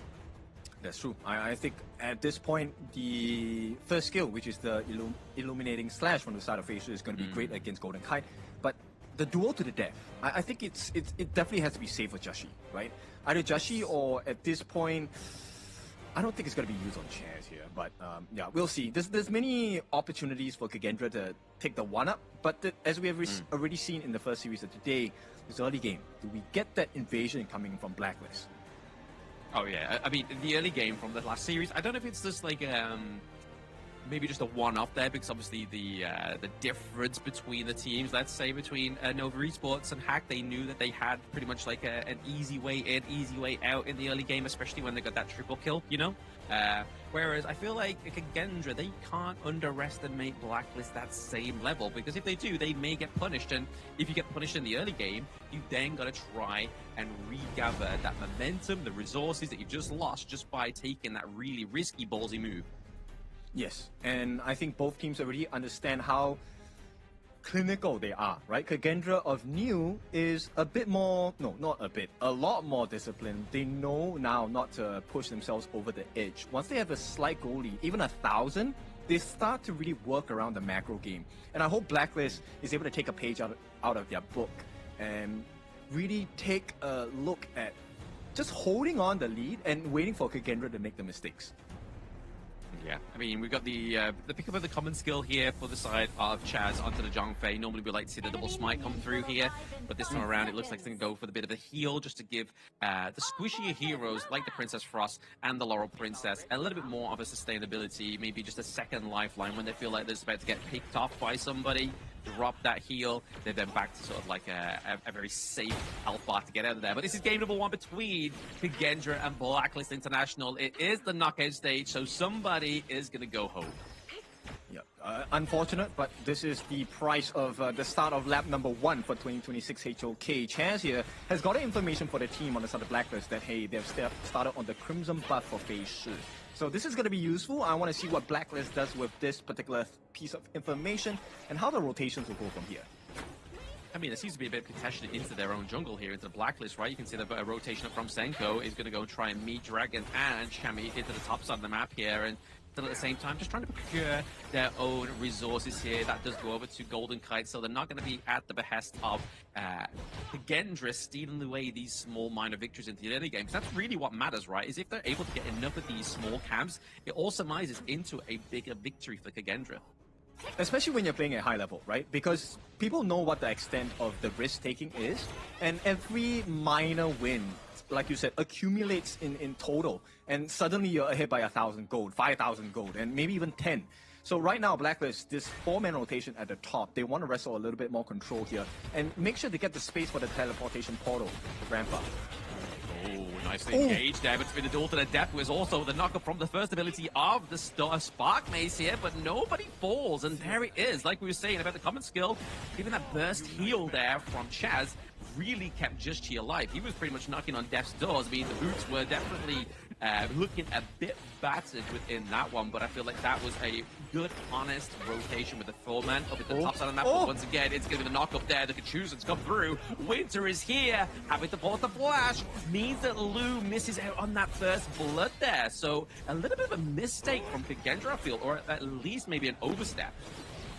Just a small gap, right? But Kagendra definitely has the lead at this point. That first initiation at the top side, that was definitely in Kagendra's favor. It was a 4v3. They still got the better of the exchange. Right now, you can see the threat. Oi! Uh-oh. The threat is real. The first blood goes through there for the side of Kagendra. Denko on this Fire Ninja, he's really setting up this huge plays. I mean, we saw it already into the mid lane. It wasn't quite as successful. I mean, it did force back a few members of Blacklist to the base, but no kill. But then repeat down to the bot side, he was successful. I think the most impressive thing about that is it's not about the Senko play. It's just Kagendra. They're operating like a well-oiled machine, right? It's never, okay, Senko is going to throw this move and hopefully he gets the finish. Kagendra using... Oh, hang on. Oh, okay, so Blacklist do come back there a little bit there. I feel like a lot of resources are kind of already impended there just to get that kill onto Zan. I mean, is that a good trade? The fact that you use the Winters here as well as the Unbridled Light Burst, 3-4 minutes, just to get the kill onto the Marksman? I really think it's fine, right? Because it's Zan, the farm laner. He needs time, right? We know that both Golden Kite and Zan, they are very farm reliant. So if you're able to drag that time for a little bit, it's going to be beneficial for you. Right now, if Dragon gets the freeze up, it's like this is over.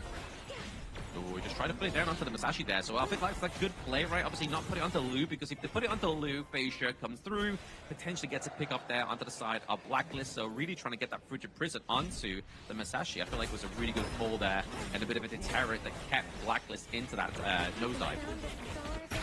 This will be the most honest fight at this 4-minute mark, right? Because everyone has their ulties, and common spells are all up with the exception of Senko here.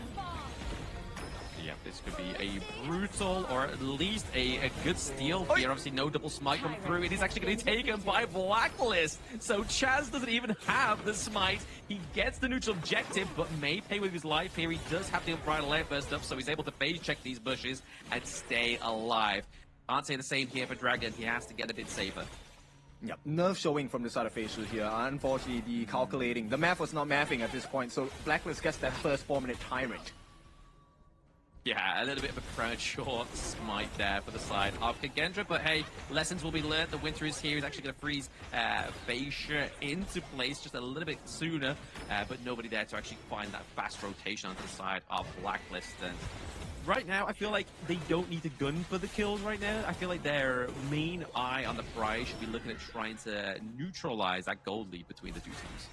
Yes, because for every win that Blacklist is getting across the map, they haven't translated into a big win. It's going to be a 2v2 pillow fight at this point. Yeah, a little bit tip of that top side of the map there. It's going to be the Truth Mantra into the wall there. Masashi looking pretty low. Fascia, oh, okay, flash used by Chami. Gets to pick up the kill here, but it's going to be Zule looking for a kill onto Chami there, but the Winters is going to keep him alive potentially, but no, that's not going to deter. Senko, oh, the dash away keeps him alive, and now it's going to be Zule paying for his life.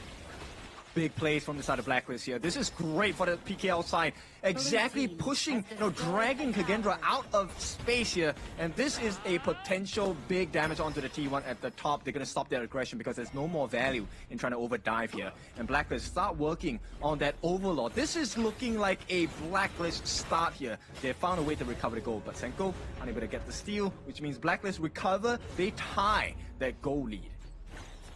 Recover the gold. I mean, the fact is they got the T1 down to the bottom side of the map there, so I feel like Kagendra is still playing a bit more better version of the macro here, and obviously you can see that the damage has already been dealt to the T1 into the mid lane, which is obviously irreparable, right? That's not going to come back.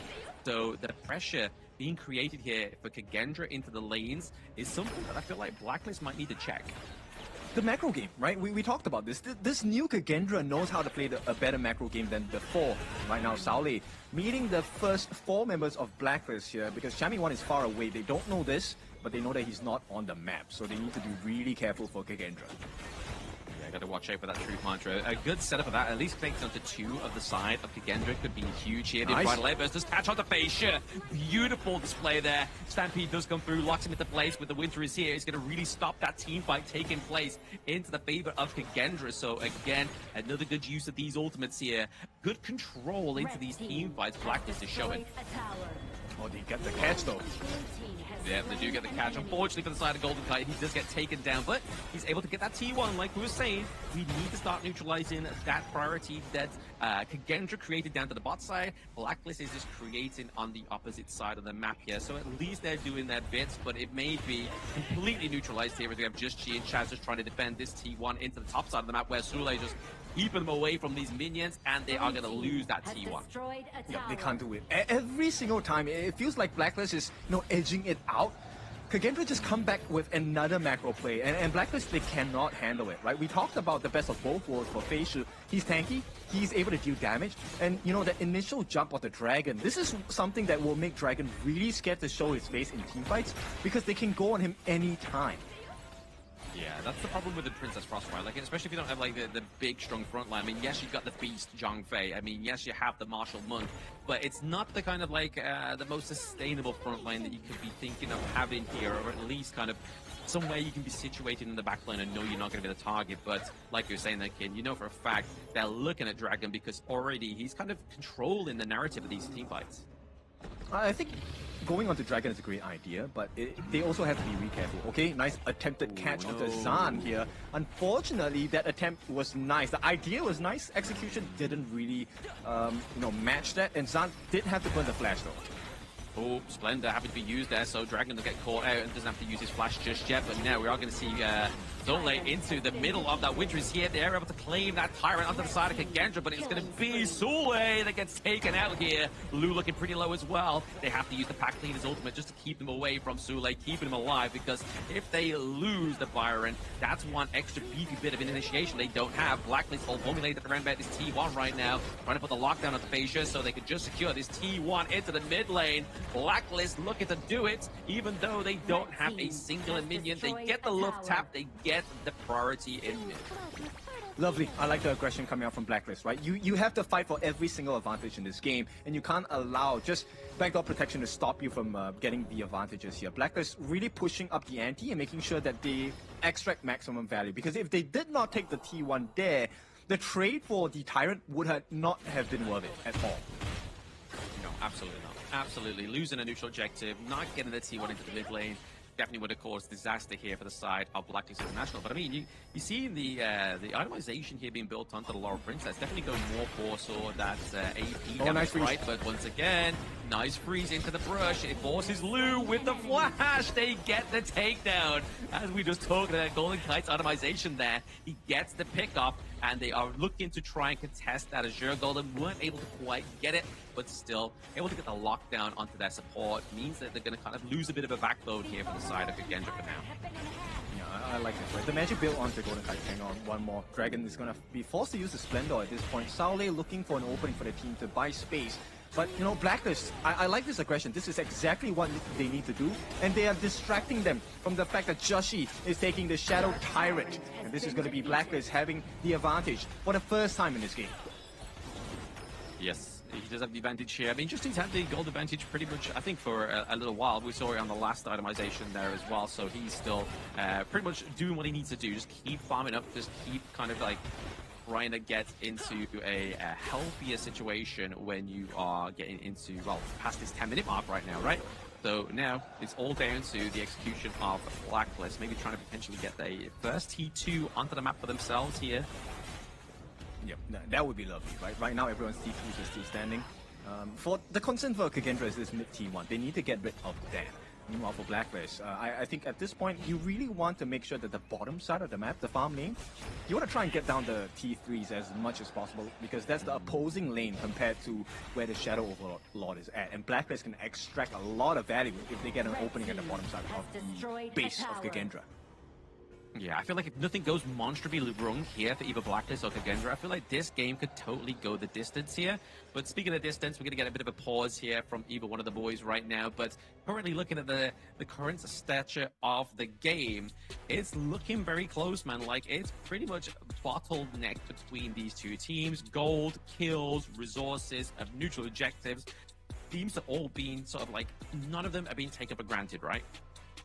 Absolutely. At this point, it's so important because there are only two different markers here that they're looking at to change the game, right? For either of these teams, if one of them takes a T3, that's going to be the first marker of change because now you have to deal with super minions. The other one is when they take a fight, right? If you get aced here at this part of the game where things are so neck and neck, I think you can kind of soft guarantee that a T3 is going to be on the menu for either of these teams. Yeah, I feel like if Blacklist just keeps putting that pressure down to the bot side of the map, it could potentially spell for that T3 to fall as well. But I mean, at this, what you got to think for Kagendra as well is obviously the late game assurance. You're looking towards the Chano, right? So Zhan, he's really got to put in the legwork if they are able to kind of stave off Blacklist into the late game scenario. I mean, we're already around about 10, 11 minutes right now into the match. But as you start to so slowly formulate to around about that 15-minute mark, get a little bit more a few more minutes to get those little bit of resources onto your teams, we're going to start to see some fully slotted, itemized heroes on either Blacklist and Kendra, and that's where the problem could spell disaster for Blacklist if they don't shut down John into the early parts of the team fight. For sure. I think it's really curious to me because we haven't had like a full-fledged team fight 5v5, right? And then the difference maker here is Golden Kite as well as Zan, right? The two of them have not been kind of pressured yet in team fights, and that will be the difference maker, because if your farm laner cannot do damage, you lose the fight. Oh yeah, I mean, to be honest, I feel like Golden Kite has been put under a bit more pressure because obviously he did drop a life, or I think it's only one time he dropped in the past the 4-minute mark. But other than that, it's kind of just like, yes, Zhan, I feel like he has lost like 1 health as well. So Marksman not really being the focal point here, but like you said earlier, Kin, is that focusing the Princess Frost really kind of takes the control aspect from the side of Blacklist. Because I mean, if they drop Princess Frost, the control is really going to be heavily reliant onto Chaz and Chami1, and we've already seen time already that Chaz whiffed that Unbridled Outburst, so the execution needs to be there in case Dragon drops and obviously Princess Frost falls. Actually, you know what? My thing here is I feel like Blacklist has a better team fight style, right? Because there's many ways you can cover your gaps. Chami1, as you saw earlier in the fights, he was actually able to use his Truth Mantra to kind of turn the fight in favor for Blacklist. And he's got to be able to consistently do that here. So my question here would probably be for FaZe, like, do you really want to use your ultimate duel to the death onto Dragon? I think it's better to take out one of the game changers, which I feel like Chami1 should be a target. But do you think a Masashi duel to the death can take down the Chami1? Obviously, especially when we get sort of towards the later game, the later part of the game. Exactly, that's what I mean. Like, it's going to take a bit of a Hail Mary. It means I feel like Sule would have to be buddied with him, or at least Senko as well. Just get some massive burst damage come from the side of Gendra, just so they can get the takedown. But speaking of takedowns, takedown of the T2 top side of the map here means that Blacklist are definitely formulating a better macro game than they were in the early parts. Yeah. I think the responsibility of Golden Kite and Dragon has to fall onto Zhan and Sauli. FaZe needs to go for someone else, right? Even if you can't get the kill, delay that movement. And on the opposite side, Chami1, it's all about his catch, right? His catch, Dragon's catch, and you go. Ooh, speaking of catches, there's a lot of catching going on, but the burst came through from FaZe. Sure. The damage from Golden Kite. What, is he not building magic resistance? The takedown of Sole as well. That is a secure double kill over to the side of Blacklist International. They do lose their T1, but they've started to make a little bit of that T3 into the top side of the map. Lovely. Now you get to see this Blacklist lineup, the strength of it, right? If you don't delete Golden Kite or Dragon within a second and a half, Blacklist turns completely onto you. And with Chami1's ultimate, a lot of CC, you have Chazes to follow up as well. That's a good 3 seconds of crowd control, and Gendra have no answers for that. Yeah, no answers indeed, right? I mean, this damage coming through from the side of Blacklist. I feel like this double marksman draft here is definitely playing very well now that they got like the itemization online. They're able to take these turrets pretty easy. I mean, you saw the damage Golden Kite was just doing to that T2 into the mid lane there, and then obviously with the same sentiment for Just Chi. But now that pressure for the Shadow Vanguard plays top side of the map here, you know where Blacklist is looking. Yeah, Blacklist. I mean, my eyes are on Chami1 right now. He has the flash, he has the Truth Mantra. If they group up carelessly on the side of Gendra, this could cost them the game. T3 at the top already secured. That's great for the side of Blacklist, but it's not the end yet. There is still a comeback factor. Oh, yeah. We've seen teams come back from worse situations here in terms of the state of their base. But right now, obviously, it's going to be a little bit harder for FaZe to have a little bit of leeway in his own jungle now, right? Obviously, that top side of the map completely eradicated in terms of the turrets. So I feel like his jungle is going to be a bit of a free buffet here for Blacklist if they really need to tap into that. But speaking again, tapped into is Sole taking a lot of that magic damage from Golden Kite. Down goes the T3 into the bot side of the map. I like this. I like this Blacklist. The way they have learned and grown in this game, very well done, right? They now play that map advantage. They have taken all the T3s at the top and the bottom. And Blacklist, they're very hard to burst down. Very hard to burst down here, and they aren't going to be able to be contested there at the Shadow Tyrant as well. So Now, we're obviously moments ago talking about the damage from Golden Kite, from Just Chi. That's now only just been amplified for another 78 seconds there, thanks to that Shadow Tyrant. If we're looking at itemization as well, I mean, it's pretty much full slotted here for Just Chi. He hasn't dropped a single life, and he's 2k gold ahead of Fei Shi. This is why they're packing a punch. Yeah, for sure. I like this a lot, right? This is what you need as a pay. As a Tigress, you need to have the gold advantage. This is what gives you that power spike and that burst attempt that they desperately need against Kagendra. Yeah, they definitely need something, right? I mean, Zahn's not quite online yet. Just as well, he's like behind by around about 2k gold as well compared to Golden Kite. Golden Kite getting that double kill really amplified his lead there into the bot side of the map. But I feel like if a Blacklist play with their food a little bit too much here, the food being Kagendra, I think that's where problems could start to arise here, especially in terms of the damage that will then be unlocked by Zahn. To be honest, I think no matter how late game it goes, it just depends on Chami 1, right? If Chami 1 gets a catch, Blacklist wins all game. Yeah. Yeah, let's see if he does get this catch here. Obviously, the Radiance gets fall through. Obviously, the Bridal Airburst catches on as well with the nice True Mantra. Tries to get freeze there, but it's going to be the takedown off to Lu. That's your front line gone. Sule goes down as well. They're looking for the push onto the Crystal, but Zahn's putting the work into the top side of the map here as well. Chaz taking a lot of damage. It's going to be the Devil to the Death that gets Musashi Death on row there. And now they have no minions, but Blacklist International, they've opened up the side of Kagendra, and down goes Senko. Yeah, PKL strike first for this one. It's going to be painful. No way he makes it out. And Zahn will be taken down. It's a team ace and a base wipe. Blacklist with the 1-0. Beautiful work from the side of Blacklist. They stayed patient. The early game was definitely very much in favor of Kagendra.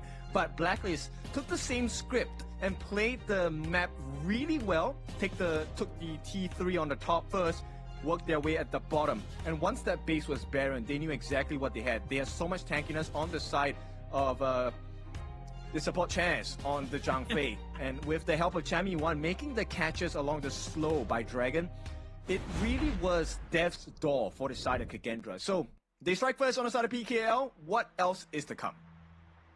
What else? I think it's a Chano buff from the crowd, you know. I mean, look at him. He is literally emoting all over the gap. He is happy with that first win for Blacklist International. And I would be so right. Obviously, Countrymen come through, not quite having the greatest of group stages, but now they're looking to pay the revenge for not only themselves, obviously losing into the group stage, but losing their Countrymen, losing to Kagendra as well to Boom Esports. I mean, it is only game number 1. It is a full best of 7, and obviously Global Ban Pick is in play as well. So a great draft from Blacklist that we won't see again unless we get that Ultimate Battle. Yeah, but even with Ultimate Battle, I don't think this is the lineup they're going to choose, right? There's so many more options. And at this point, this is what I like about teams that are evenly matched in terms of like skill level, drafting, coaching, and stuff like that. Because it really was the most minor of differences based on the draft. If they had secured and maintained that goal lead on the side of Kagendra, this game would have been a little bit more difficult for the side of Blacklist, but I like the itemization, and this really was the difference maker, because now you couldn't use the duel to the death onto Dragon anymore. It doesn't secure you anything because he has Splendor, and at the same time they have a free combination by Chaz and Chami 1. Chaz gets the Unbridled Outburst, you have the free follow-up on the Winter is Here along the Truth Mantra, and if there's more than 2 members caught, taken away, Kagendra have nothing left. If you take a look at the last fight, or second last fight, they did that combination, didn't lose too much health. They're in a now 3v5 position, and Blacklist wins those fights all day. Oh yeah, just from the sheer amount of control that they have from the Zhang Fei, from the Princess Frost, and the Dharma, right? But my point that I want to kind of like hone in on to for those at home is the fact that, yes, obviously, I feel like every lane for Kagendra was expensive bar the Musashi, right? And what we know about Kagendra so far is the Fei Shi is obviously one of the crown jewels of Kagendra. So I feel like the fact that they didn't expend such a expensive jungler in terms of obviously assassin, backline access, damage dealing jungler into this game number 1, I don't feel like it puts Kagendra too much at fault in terms of the draft, whereas the other parts of the lane, I feel like are a bit of a detrimental loss here, especially Senko losing the Fire Ninja as well as Zahn losing the pack leader as well. I think if this is the type of gameplay that you want, to be honest, I think the Fire Ninja not being in the hands of Senko anymore, it's fine. Because we know the PKL teams. now that their greatest weakness coming from last year was the macro game, right? Playing the map. Blacklist has shown that they can start playing the map much better now.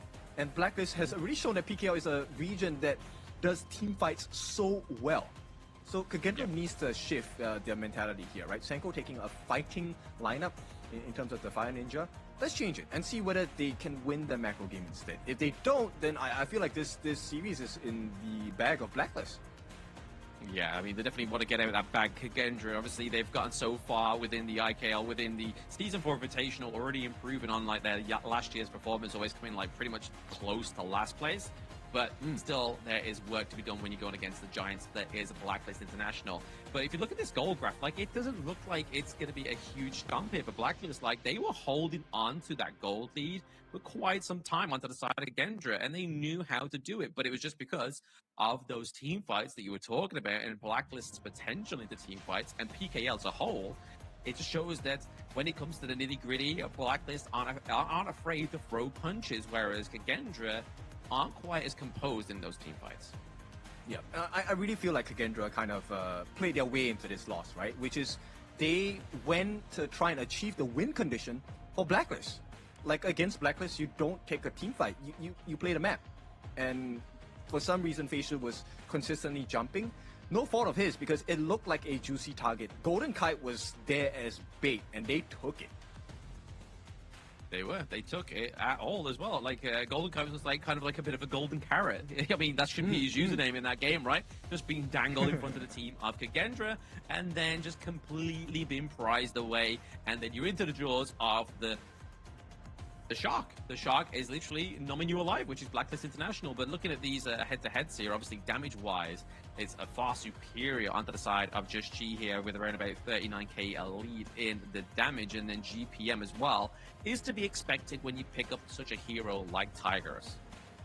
That's why Blacklist, from the PKL, they are a very strong region in the team fight department, right? Jashi made a very conscious decision not to show himself in the team fights. He allowed his tanks and game changers to be in the front. So Chance was consistently in the front, looking for an opening onwards with the Unbridled Outburst.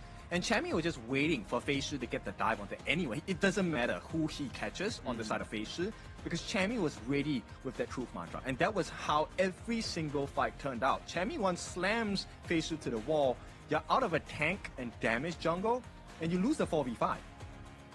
Yeah, no, it's a scary situation to be in if you are Kagendra, is going into a 4v5 against Blacklist International, especially when they already have, like, if they lose the likes of either Dragon into the mid lane or Golden Kite, it's not kind of like the be-all, the end-all. It's just like there's still damage going to come through from the Dragon, from Just Chi, from the jungle. And you can kind of see here participation in kills that Chaz was always very close by, and his vision score being at top of lose, just showing why.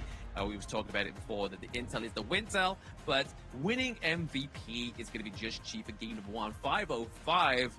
I mean, that seems like a hotline number to call if you're losing in Honor of Kings. Yeah, beautiful work by the side of Jashi, right? Showing just a very adept understanding of what is necessary for the team. And it's not, you know, just the kills. He got the reward of the kills because they played together as a team. And the better team wins, always, in Honor of Kings. Oh, absolutely. I mean, it's very rare the better team loses, right? I mean, that's the reason why the better team.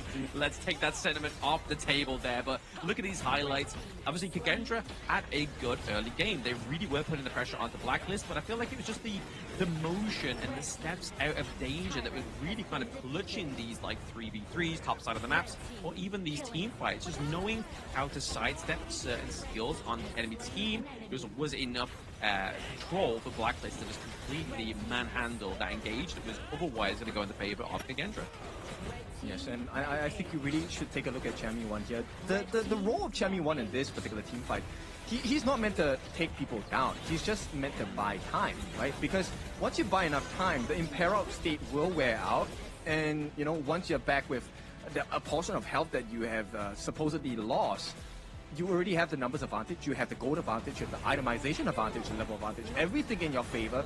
You don't lose these team fights. And PKL being a very strong team fight region already, this was a very nice showing in game number 1. Yes, a good showing here for Kagendra, but also a better showing for Blacklist after such a shaky group stage, and is kind of already filling the destiny here for me that Blacklist was just limit tested in the group stage because there was no real elimination on the line there. So why try your best if you know you can get into the knockout stage and not be picked up by Nova Esports in the first match, right? Like, that seems to me like they played 4G chess all the way from the group stage draw. Debated. I mean, at this point, it really feels like that was the game plan. So if we'll check with them later, if that really was the game plan from TG or the entire Blacklist International organization, props to you. That was really smart. So as you said, it's just game one, but that was a convincing game one from Blacklist International. The question is, can they stay stable, consistent, and what happens in game number two? Because Kagendra, I think it makes sense. That was not the most expensive draft. There are definitely much more expensive ones. But Kagendra had to be really careful because if you give them more momentum that is necessary, Blacklist International, we might get another forward today. I mean, singularly, there is some expensive draft picks within Kagendra's draft, right? Like, obviously, the Byron, I would say, is probably a vocal point there. The Lapu Lapu as well, considering that we know that Lu likes to play the tanks as well. So I feel like those two side lane picks here being taken off of the Gorge for the side of Kagendra, as well as the pack leader. Pack leader seems to be showing true colors within this competition, but a huge priority for them, and obviously performance on this hero as well. To me, I feel like those are probably the three most expensive picks for the side of Kagendra. Yeah, and I think we take a look at what's expended by Blacklist International. They took the Erin, the Pei. Okay, Pei is an expensive pick, that's for sure. Erin, maybe not as much. But the Beast, Zhang Fei, this is one mega tank that is gone from the picks on the side of Blacklist International. So we'll see what they're going to try and supplement this with. They still have the Lianpo, the Shaker. They still have the Reef Hard Datu in the form of the Lapu Lapu. So many options to explore. It's not the end of the road yet. And we know Blacklist International, they have much more to offer. They do have a lot more to offer, but I mean, they also have the likes of the Dolia synergy that we've been seeing quite frequently as well. Obviously, Dolia has been no stranger for the first part of the banning phase as well within Season 4 Invitational. But then they also still have the likes of the Lianpo, like you said. They have the Lapu Lapu, but they could even go for the Lubang, right? Obviously, something that always kind of throws us up is when they go for something like a Lam or a Musashi paired with the Lubang. It does very well for those teams. So let's see what they decide to bring in the latter games, whether they even need to, right? Because I mean, the way that Blacklist played that game number one, you could easily write this as a 4-0. Yes, if that's the way they're gonna bring the entire series into like the duration of this entire series, then I think Blacklist International have, number one, gotten a great start, but this also puts a little bit of shakiness into Kagendra, right? They have performed well in the group stages.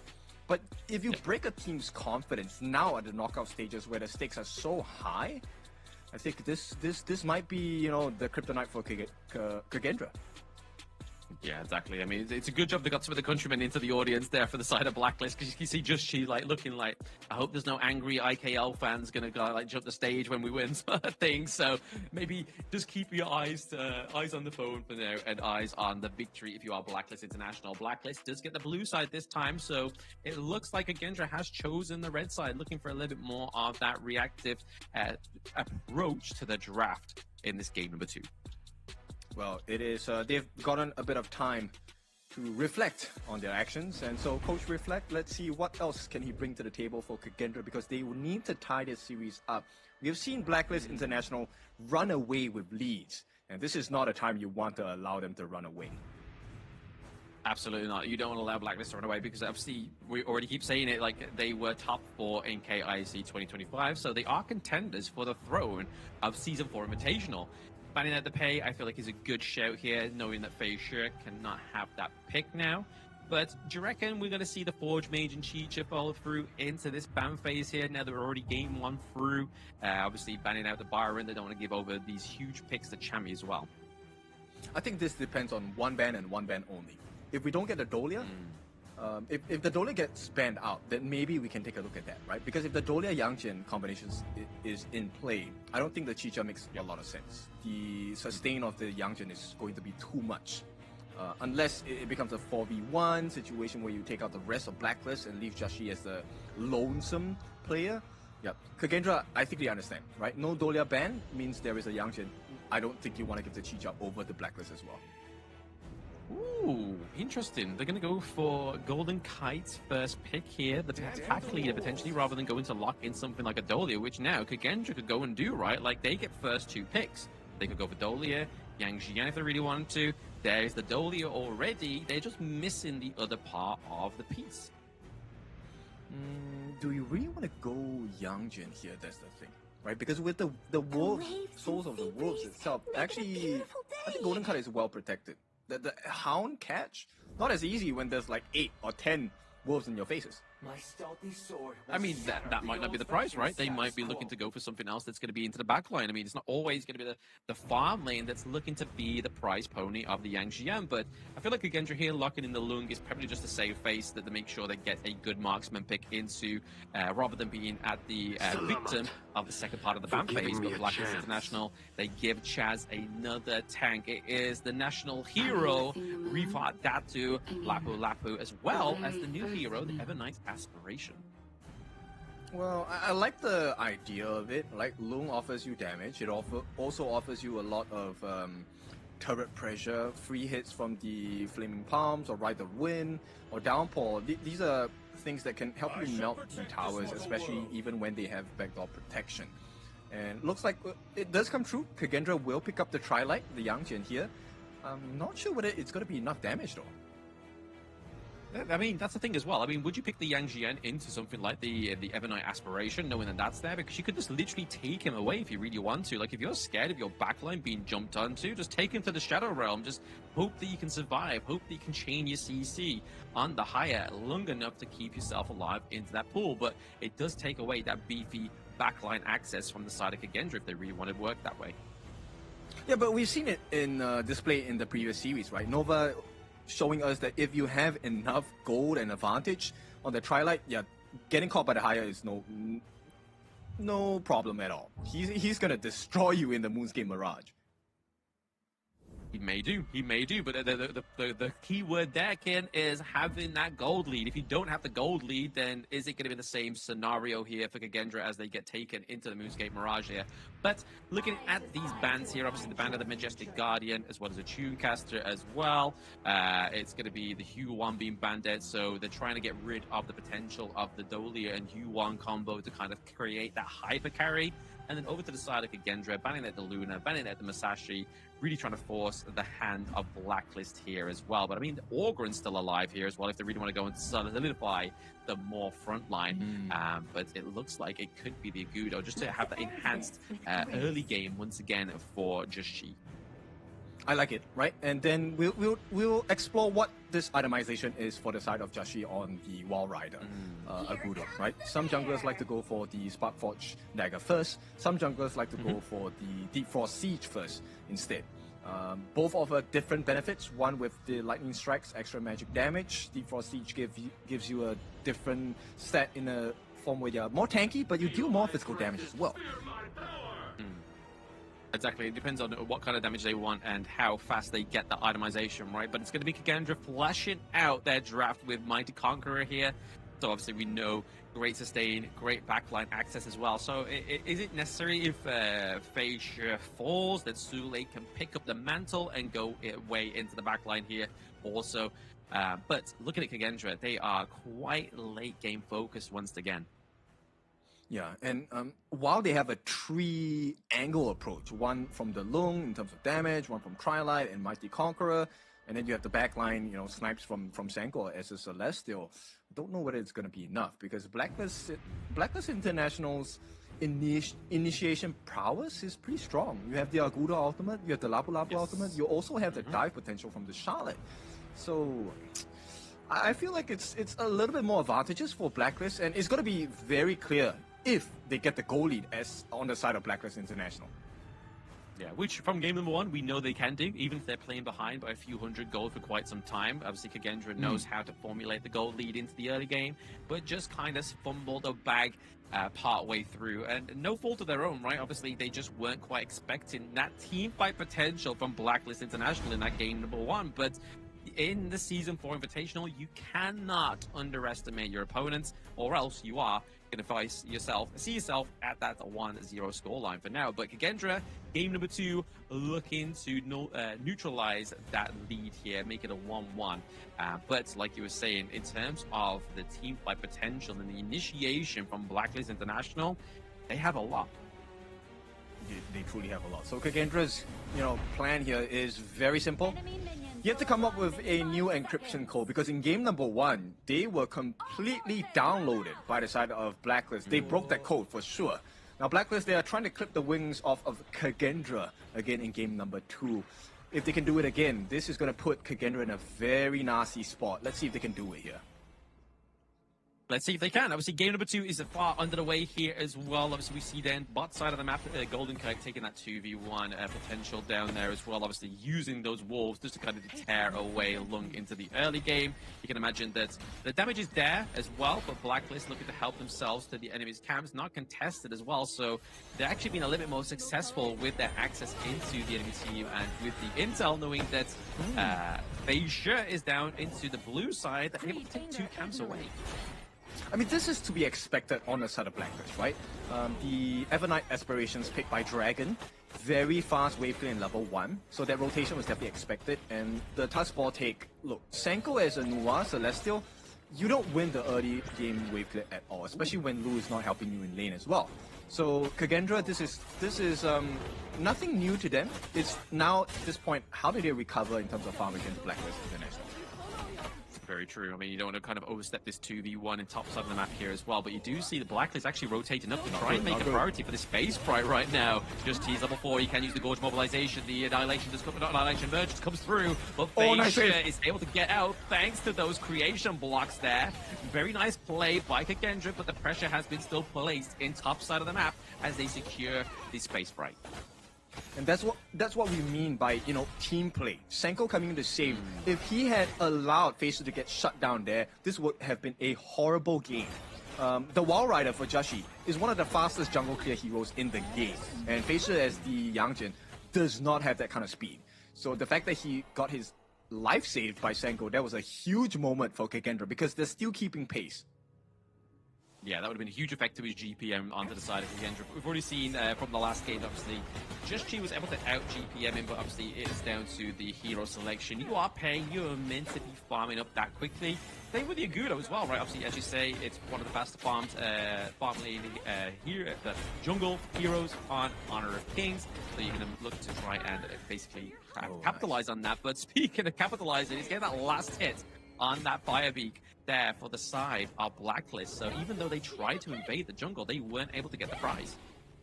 It's things like this, right? When you take a look at pro play, you're always wondering, okay, how do they actually get the last hit? There's like 4 different members down there making pressure, but still they get the last hit, even though it's not into the hands of Golden Kite. But like Dragon being able to take it away with a basic attack or 1 skill usage, that's really impressive, right? The difference in levels between pros, amateurs, and hopefuls. Yeah, exactly. I mean, there's always going to be levels between the skill, right? Obviously, knowing when to just drop that first skill, knowing when to just land that basic attack to claim that last hit is just kind of like makes you the difference between a good player and a great player, right? Top side of the map here, Chami just trying to put pressure onto Soleil. Looking for that teleportation down to the mid lane here because we know it's only around about 30 seconds time when that Tyrant comes up, and Lord only knows that's going to be good into the favor of Blacklist unless Kagendra can steal this one away.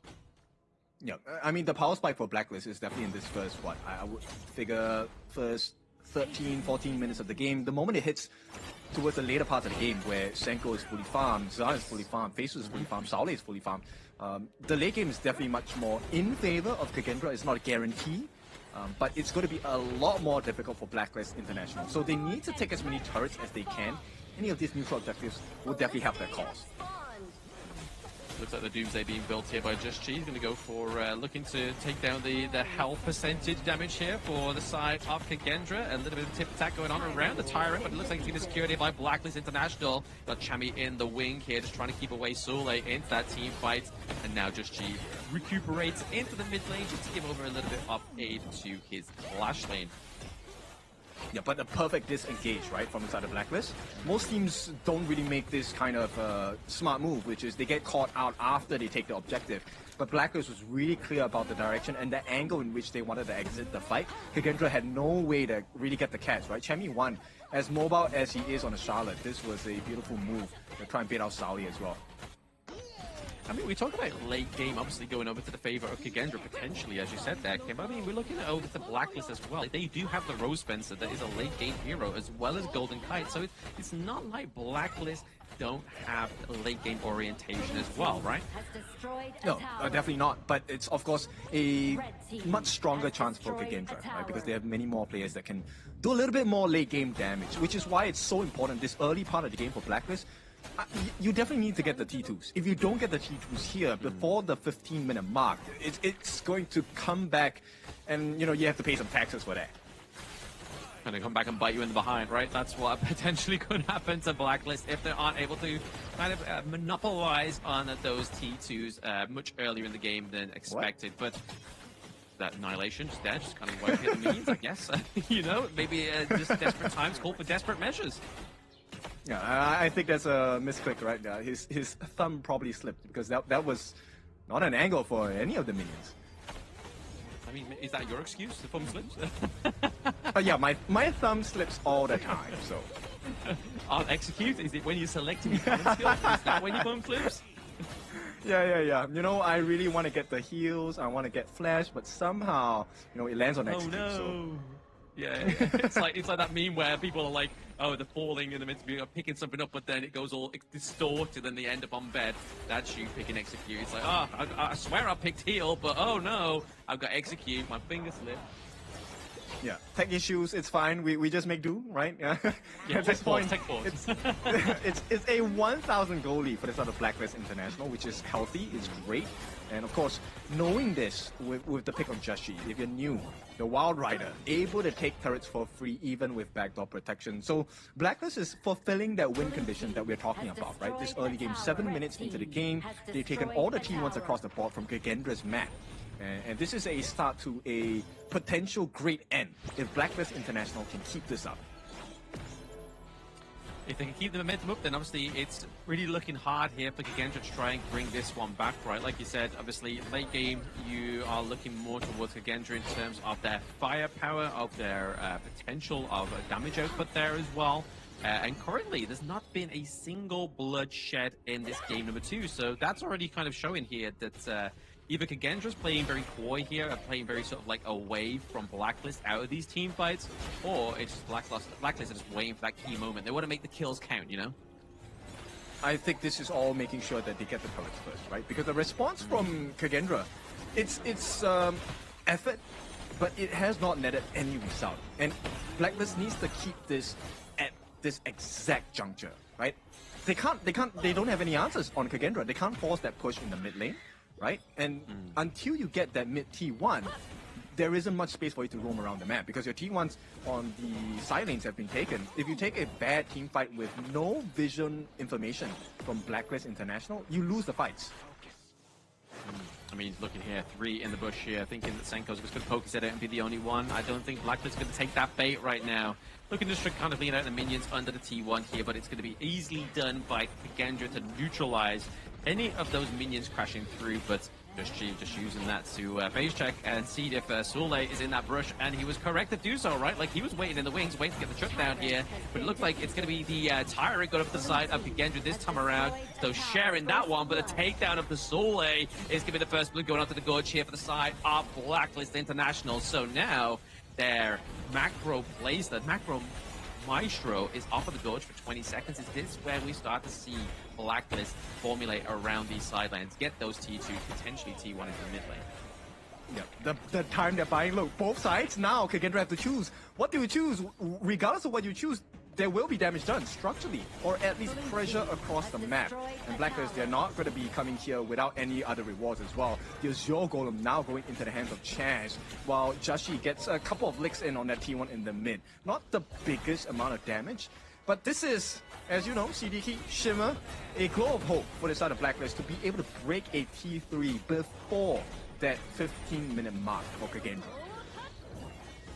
Yes, things are starting to look a bit shaky here for Kagendra, right? Obviously, we were talking about the gold lead moments ago, only being about 1k. We're now looking at a 3k difference here just from that first blood, just from the takedown of the T2 down to the bot side of the map as well. And now we are getting into uncharted territories here for Kagendra. They need to soar high. The El Manok need to come back. They need to, but it's not going to be easy at all, right? The saving grace is that Senko is on the Celestial, the Nua, right? So she does have quite a bit of wave clear damage, especially if it's just one singular wave.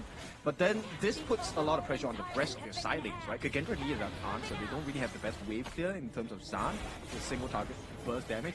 And 10-minute mark, Blacklist already has prior positioning of this 10-minute Tyrant. I don't think they get any access. Looking for a bit of access here. Obviously, Kenki's just trying to kind of like force out into that brush there, but it's going to ultimately go over to the side of Blacklist International Tyrant. The Shadow Tyrant that is Soleil finds himself a little bit close for call, but is able to dash over the wall thanks to the Mighty Conqueror's kit. But obviously, attention needs to be paid into these side lanes here before anything can be done for Kagendra. Well, this 1v1, Soleil does not have his ultimate, Champion 1 does not have it as well. Right now, Blacklist, if they shut this attack down, it's pretty much over. Oh, there it is, a knockup onto Zan. He had no way of escaping. Obviously, even the Vastus had been taken up at the gorge already. Beija, maybe the next one. And locking in place is going to be Lu into the Moonscape Barrage. Blacklist are finally opening up the base of Kagendra here with 3 men down. Senko and Saleh have to formulate some kind of great defense. It's the Chano buff at this point, right? Chano Squad International, they're helping. And T3s are on the menu here for the side of Blacklist. There it is. There's a T3 being taken down. Like you were saying earlier, kid, that's exactly what Blacklist needed to do just post 10-minute mark right now is definitely where they need to get this monopoly into the enemy base here. Champion 1 just able to easily take these trades and these blows from Soleil when he's 2 levels ahead. This is the ideal situation for Blacklist, right? T3 on the top, pre-15 minutes, that's the first kind of condition you want to fulfill. But the second part is that they have cleared that mid lane all the way to the T3 on the side of Kagendra, which means Kagendra don't really have too much space around the gorge. This is a very dark map for them. And when you don't have information, the jump burst potential for Blacklist, they're going to destroy you. Yeah, I mean, the fact is they've got no intel, they've got no control of the top side of the map as well, right? So that means that Blacklist just have ease of access to not only the Shadow Overlord, but also whenever the Crimson Golem gets on here as well. Like, it's going to be so easy for them just to kind of go in, take whatever they want with no repercussions.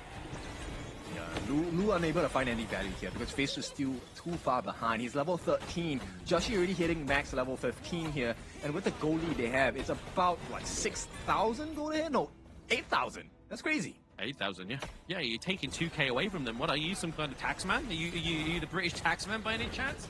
Give me back my 2k gold lead here, thank you very much. But we do see the advance into the T3s, into the bot side of the map. We always knew it's those glasses. And there it is, the T3 takedown. Yeah, it's not the end though. The Shadow Overlord is flying down, and if Kagendra make one mistake, this could cost them the game here. Exactly. I don't think one mistake from Blacklist is going to be kind of like detrimental here, considering that Kagendra have no minions coming out of their base just yet, and that we have the Vanguards already just slowly but surely sieging the base. Beija onto the back line here, trying to go for a bit of a Hail Mary play to get a takedown, but it's Zan that gets taken down in the bot side here as well. The knock-up onto Senko stops him getting into there. It's just going to be the Crystal going down in game number 2. Blacklist slowly but surely with a slow siege. They want the takedown onto Soleil as well as Lu, but he gets back into safety. Just attack the Crystal, boys. The game is here in your favor. Chaz knows the deal. He's going for it. The Vanguards take Crystal in game number 2. You cannot team fight the #1 team fight region, PKL. Blacklist does it again. And this time, this is a much stronger version of Blacklist International, right? First part of the game, very good map control, making sure they take all the resources of the gorge into their favor.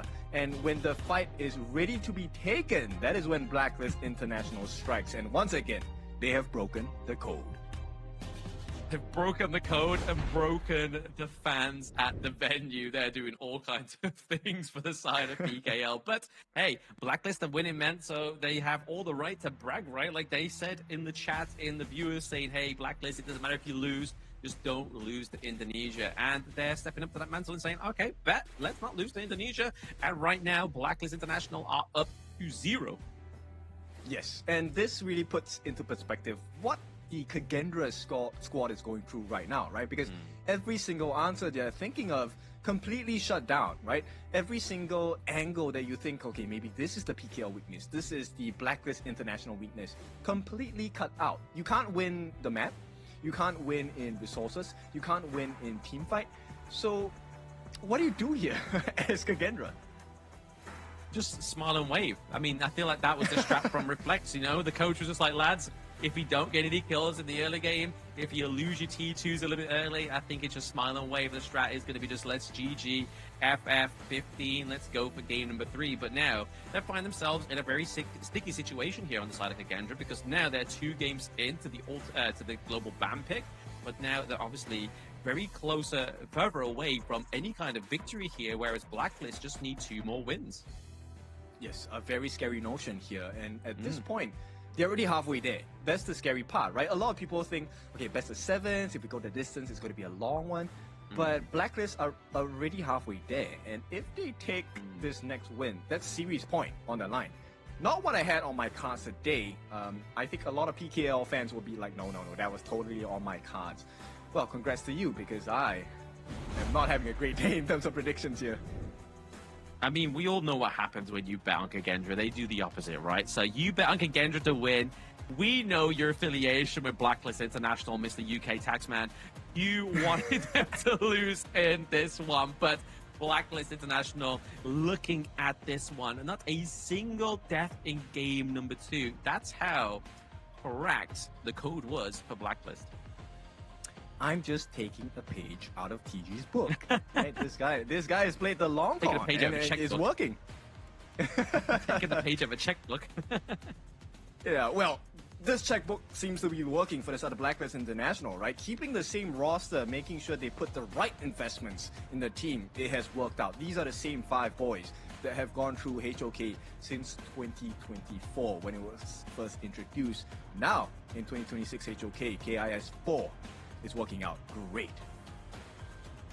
It's working out very well for him, man, to be honest. I mean, looking at this, look at Golden Kite's damage, 101k. That's exactly what I see on a Chano, right? Obviously, Zan would play the Chano in game number 1. Didn't quite have that same kind of success story as we see here for Golden Kite, but I feel like it was all kind of just set up because of the great team fight potential that they had on the side of Blacklist, right? So much initiation, and then all Golden Kite really needed to do was just kind of like, whilst the team was running away, up your ultimate, run after them, basic attack, move at the same time.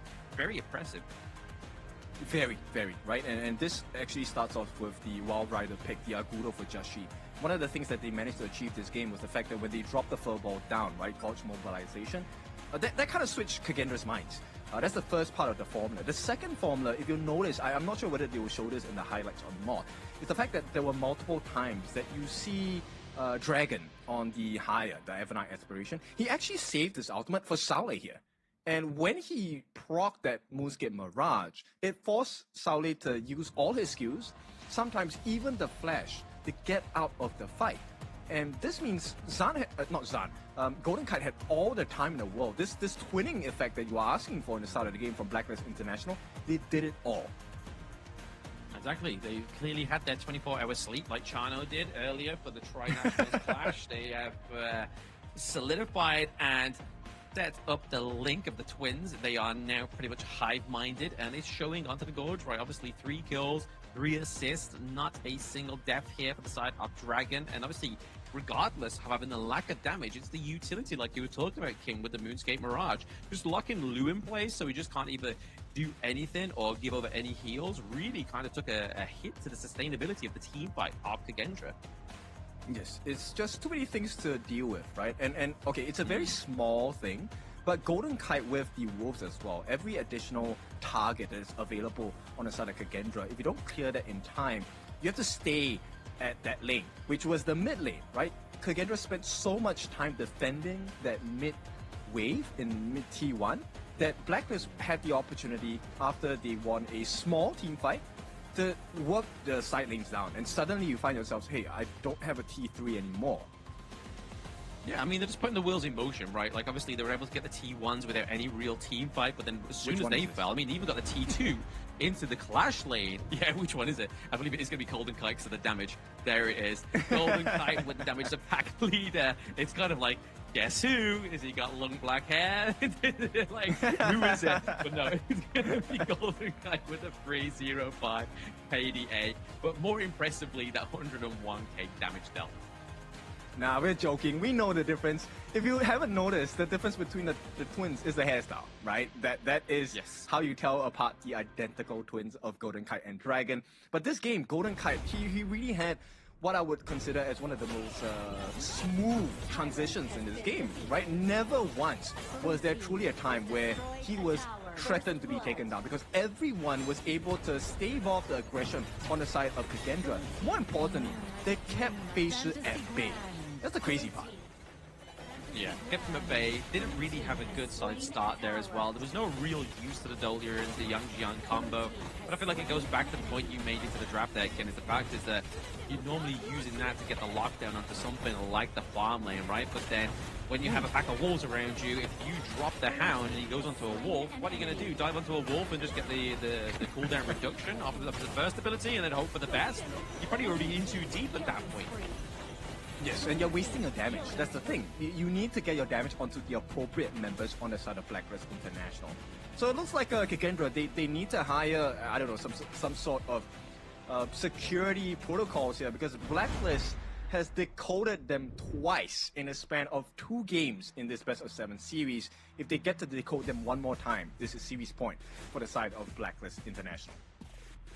Yeah, looking like a quick series so far, I mean, between these two teams, but everything could turn around in a moment's notice, right? I mean, we've known Blacklist, and this is the problem that kind of like haunts the back of my mind, is they can be at match point and then lose the next 3 games in a row. Like, it does happen, and it's unfortunate for Blacklist, but it is a reality that may still come into play here for them. But the way they played in game number 1 and game number 2, I don't feel like there's many kind of mistakes that I can see that could make this a reality. But other than the global ban picks, because obviously now we're getting further into this ban BO7, right? Like, there is more expensive picks falling through here as well. I mean, Just Chi getting his pay, is Agudo, the Wild Rider as well. These are kind of like some of the more stable picks here for Just Chi, because he gets to have the privilege of the early game advantage. And to be honest, these picks aren't even like Just Chi's strong picks, right? These are not his special weapons. This is just base level Just Chi. And we know how strong this guy is, right? I mean, both teams from IKL, PKL, or whatever teams that come out of these regions, the goal here, yes, sideline, I want to beat my corresponding region, but everyone's goal is to beat Nova, right? They want to make sure that they can conquer MKL, and the first step to do it is to show how strong you are in the laning phase. I feel like Kagendra, they might have suffered a little bit too much confidence from that game number 1, because they used to be so aggressive, get the dive in, but they were punished so heavily by Blacklist. I hope Reflect tells them you can do that again. Yeah. Speaking of doing it again, we're going to get some support from those at home. Let's go, Indo Kings. Give it your all. If you can, go for championship. Don't settle for being local kings. Hashtag Indo Pride. So there it goes. Someone took my advice and posted on social media, and now their words are on the screen, being read by your favorite British person, not King Charles, but Blam. As we get into game number 3's BP very soon here, obviously, we talk about Just Chi, but I feel like the reason why he's on such autopilot heroes into the jungle is because I feel like the focus is elsewhere for Blacklist. Yeah, there's too many things, right? And of course, we get another supporting comment here. No Cure, KIS4 is absolutely fire here from, I would call it Ara here. But at this point, yeah, not too much fire coming in from the Kagendra side. They need a little bit more gas in the tank. They're gonna go once again on the red side. So Blacklist get the prio pick and ban. And I feel like there is gonna be quite a few picks that will hurt Kagendra at this point. Do you think they're going to go for the Prio Blue onto Golden Kite again? They're going to go and lock in his pick first, and then just hope to see what they react with on Kagendra, and then lock in Chaz, and then they know they've got a solid lane down to the bot side, and anything else can kind of just fall through that way. But I mean, the way that we've been seeing the ban so far, and I can imagine that Gendra aren't going to want to give over the Dolia combo to Blacklist. It doesn't have to necessarily be the Yang Jiang combo, but if they lock in Lung Prio first pick, then you can imagine that Dolia could follow through in pick 2 or 3. To be honest, I feel like if I'm in the shoes of TG, I would give prior to Joshi, right? Now they have taken away quite a few picks, right? There is no Musashi to deal with the Ogren pick. Agudo is still available, right, for the side of Kagendra? For Kagendra, yes. Okay, maybe not the Ogren pick for Joshi, but start with a jungler. You can counterpick that, I mean. Maybe, but at the same time, they could also maybe try and put more persuasion top side of the map for Golden Kite, right? Obviously, you had the Dharma in game number 1, had the Rose Fencer in game number 2, so we still have the Storm Mace available, Spark Mace available for Chami, and Lord knows that he knows he loves that pick, and it's a solid front line as well. Can't pair it with the pay, but it's still a solid standalone Clash Lane pick. I say ban the Agudo, take the Ogren, but here we go. Blacklist's going to start with the higher ban. That's going to be the F9 Aspirations taken out. Kagendra, what do you want to take out? Do you take out the Dolia here to deny that Dolia-Yangjin combination from Blacklist? Nope, they're going to go for the Spark Mace that I was talking about moments ago, so it could still be the Dolia here as well as their second ban, but I feel like that is probably a just cause ban here because they know how well Chami's been played into the Clash lane. Obviously, putting a lot of a bigger pause onto Soleil, because obviously this is a player that we bigged up into the group stage, but now he's met with Chami 1. I mean, the overall comments for Chami 1 in KIC 2025 is Chami plays like an import. So they definitely want to be literally don't want to be validating his picks here. But once again, it looks like they're going to give that first pick over the Golden Kite because they do still have the Parasolar available.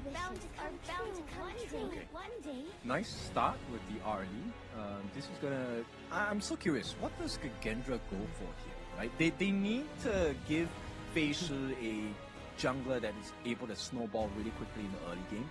Pei would have been a great choice, but Blacklist understands that, hey, these are the usual picks. And if you want to go for aggressive assassin junglers, the risk is a lot higher if it's not Pei.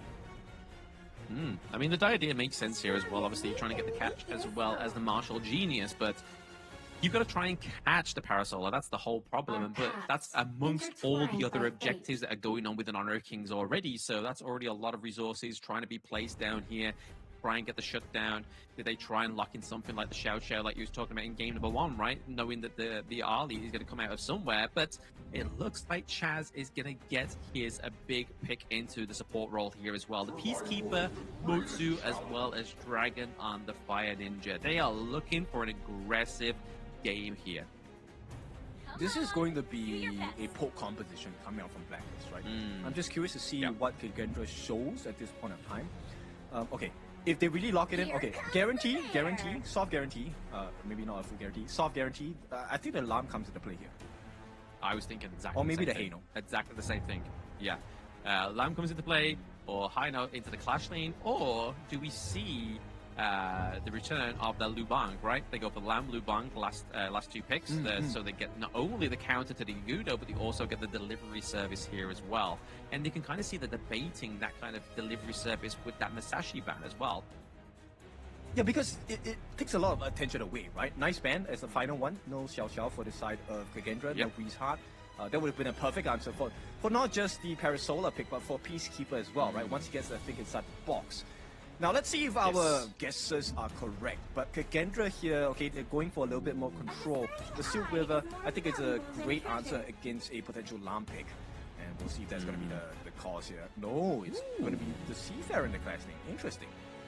Ooh, okay, so they're going to go completely the opposite way, right? Obviously, if they want to play control here, obviously you're not going to control the Seafarer right in his boat and obviously causing these great initiations. But like you said, like there's a huge potential of poke setup here for the side of Blacklist International.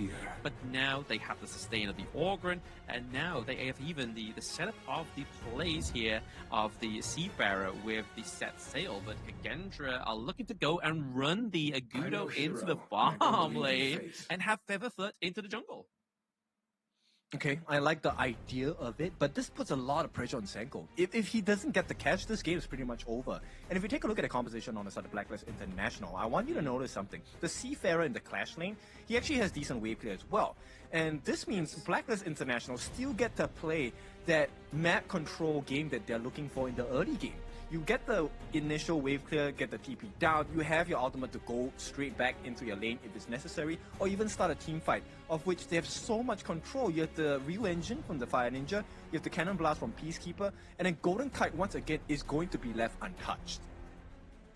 And you're also going to have the physical damage reduction as well from the Seafarer's kit also, so that could be a problem here for these teams. But also, obviously, trying to get the Featherfoot off of the wall here with that hard CC as well, just trying to get it stunned down, locked down as well. I mean, there's a potential of a huge amount of lockdown, but I feel like here, Feisha is probably just looking to be like, okay, yes, I fumbled the smite in game number 2, but now I have the hard Jade and Seal. Surely I can't fumble this, right? It's basically like locking down 2 smites, and 1 is a guarantee.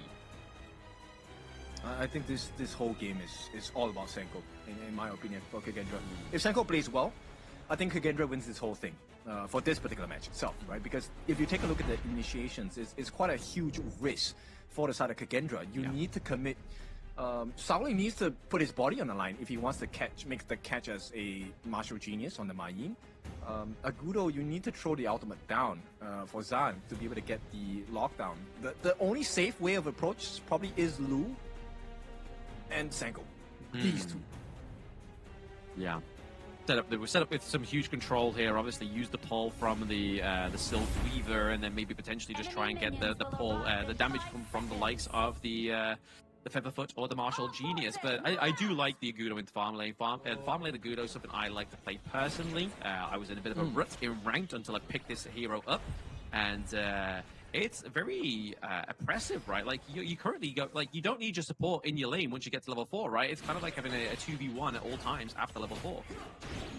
Yeah, it definitely is. And then you also have, you know, the roll and tumble for a roll, which means you kind of escape out of sticky situations, right? After the rework, you don't really get stopped when you hit someone with your second skill. Yeah, it's very helpful, especially traversing the map as well. But here, speaking of traversing, it's going to be Blacklist. Look at the traverse and take the Crimson Golem number 1 here from the side of Kagendra. I mean, this could be scary and a bit hairy here for Chaz. He's just trying to use the Cannon Blast, maybe get the lockdown onto Featherfoot here, so Feisha cannot get any damage up onto him because he's looking pretty squishy right now. But overall, a successful family trip into the enemy jungle against Blacklist taking the Crimson Golem. Yeah, because how do you fight against an Ogren? Level 1, he has the instant finish here. Looks like they will go for more on the side of Blacklist. He gets his Death's Precipice as well, which means he gets the heal value. He already has taken 1 camp away from Feisha. He has a level advantage, not just yet, but this is just going to snowball into a bigger lead here. Oh, absolutely. The snowball, it definitely is a problem here for the side of Kagendra. I feel like maybe the saving grace could be around about the 4-minute mark if they don't get any kills, or maybe multiple kills before that point, because then obviously they can take the Tyrant, trying to neutralize any kind of lead that they did. Of course, the Flash of Senko as well. I mean, that's a pretty early use of the Flash. We'll still be back in time for the 4-minute mark, though. Yes, so it's going to be a bit of a difficult situation here for the side of Kagendra. This was not the ideal start that they wanted, right? Feisha as the Fade. Right now, the reason why it's so difficult is because, yes, he still has his Hardened Jade Seal, but with the risk that he might be taken out in the team fights, that's going to be a huge cause of concern. Because now, even if you land the Hardened Jade Seal, if you take a fall in the team fights, you lose that Hardened Jade Seal. It's not in your favor. Yeah, not in your favor. I mean, it's not the longest cooldown either, so it's not too bad, but it's, like you say, the opportunity that you create with that Hardened Jade Seal is something you could be missing for quite a few seconds, but now actually be able to secure his own Crimson Golem is going to be a little bit more of a back to basics here for Feisha, but we like it. We like to see it. Zan is actually having a bit of a fun time in his lane here, not really losing too much priority overall. He's only about 100 gold away from Golden Kite's Parasolar. I want you to take notice of the itemization on Dragon here. This is a very greedy start. He actually abandons the entire just boots, and all for the cost of the first item insatiable Pome. It's not completed just yet, but I think this is a great idea, right? Over, with massive sustain, they have a slight goal lead. They can start to replay a little bit more aggressive and more risky. And for every risk that you take that is successful, Blacklist takes one more step ahead. They do take one more step ahead. They're ahead by around well, that's 600 gold. Let's not keep making quick maths on the spot here, but definitely in a better position than Kagendra right now. Obviously, this all seems to be snowballing from that moment that they were able to successfully take away that first Crimson Golem, right? But, we're not really seeing Kagendra answer that call, and that's the problem here for me. It's the fact that Kagendra's not really reacting to the disrespect that Blacklist did in the early game. Maybe they don't feel the need to, right? I think if you're already behind by a slight amount, you also don't want to jump into the rabbit hole where you slip and slide down into 1,000, 2,000 gold deficit. Yeah, out of the frying pan into the fire is definitely maybe the reason why Kagendra hasn't quite been as reactive as I would hope they would be. But a reaction is definitely needed down to the bot side of the map here. You can see that Blacklist are looking to just clear out this minion wave into the mid lane, just to get the priority and the potential drive away of this one. But all of the damage coming through here from Feisha on the Featherfoot is definitely doing a number onto Just Chi. Not ideal. I mean, it is a pretty short cooldown on the output, but this means Blacklist get prior start onto this 4-minute Tyrant here. Now, Kagendra, the response is absolutely necessary. Destiny counter being procced here as well, but it's still going to get smited by Just Chi. Can they get something for this one, though? The disrespect he brings over. Oh, no, Lou! He used the enhanced basic attack just at the wrong time. He got soul guided into the enemy team. We see the cannon blast come through with the thing inside the box. Perfect execution here from Dragon. We have Kagendra on the run, but Chaz could be a prize pony here, but it could be that T1 in the mid lane that may be the target overall. It starts with a hairline crack. Oh, it does indeed. It is the hairline crack that really opens up the side of Kagendra there. The takedown onto Zan as well. Blacklist coming with 3 kills. Definitely solidifying a big, healthy gold lead here for around about 1.6k. Yeah, I mean, this hairline crack is starting to look like a fracture for the side of Kagendra, right? And it's a very dangerous notion, because we talked about this. Take a look at this team fight. Number one, the movement by Feisha in terms of entering was a little bit too slow, and the overcommitment on Lu, he was hoping that someone would be close by so that he can use his first skill to get back at the safety, but then they're jumping in. They're isolated one by one. And this is where the value of Blacklist's lineup is at, right? They already have the gold advantage. They have the Tyrant buff, by the way. So Kagendra, this is really just out of sync for them, and maybe just a chemistry issue at this point. The confidence has been shaken. Oh yeah, since game 1 victory hasn't been taken, especially that was probably like the most dominant performance as well, right? Like that was kind of like the clear kind of like immovable object meets the unstoppable force that seemed to be the state of play for game number 1. It was very equal. We weren't too sure. It was pretty much a toss of a coin at one point, but then every round since then, it's slowly but surely you can see the fumes of Kagendra are not flying the Garuda at this point in time. And the Blacklist, they're looking to just completely keep the script in this code. No, they're not getting the height that they want, right? And at this point, even if they're getting the height, maybe they're flying too close to the sun. Because the main concern I had was, where is this initiation coming in from Kagendra, right? You need Saule in the fights to get something, or you need Senko to get the catch. But even when they do, right now they're behind on farm, close to 3,000 behind, by the way. You don't really get the kills and get out for free. Even if you get the trade, Blacklist will find more value. They will. I mean, it seems to be like the fact is when they try and commit into the team fight, you've got Dragon there with the re-engine, just like basically getting the knock-up. So what should be a knock-up into the favor of Kagendra and kind of like an access into the back line, they kind of stuck there, especially if they get hit by then the cannon blast and then the think inside the box. It's basically a one-way ticket with no return out of Blacklist Town. Yes, and it's AoE setups, by the way. Here we go. They will try to secure this. This should be on the head. No, they didn't even get it. Yeah, the Harder Jade Seal is looking more like a soft coffee at this point, right? It's not actually connecting or even smiting anything here. Obviously, we did see the Sunset, the boat sail for the side of Black. Nice. Through there, but then Fascia into the back line. This could be the shutdown that they're looking for. First kill goes over to Kagendra. They're looking for a little bit more. Lu goes in with a bit of a swing there, but still not much more to be claimed here by the side of Kagendra. But 2 kills is better than nothing here. They're looking for a little bit more. They get the shutdown on Zule. Could this be a potential comeback of Kagendra in the mid lane? He definitely can, right? And this shows you the reason why Fascia didn't use his ultimate here. Chami 1, can he get the catch? Uh-oh, they made him in the brush there, but okay. Oh, Jammy, you jammy boy. He gets the double kill onto Zan, onto Lu.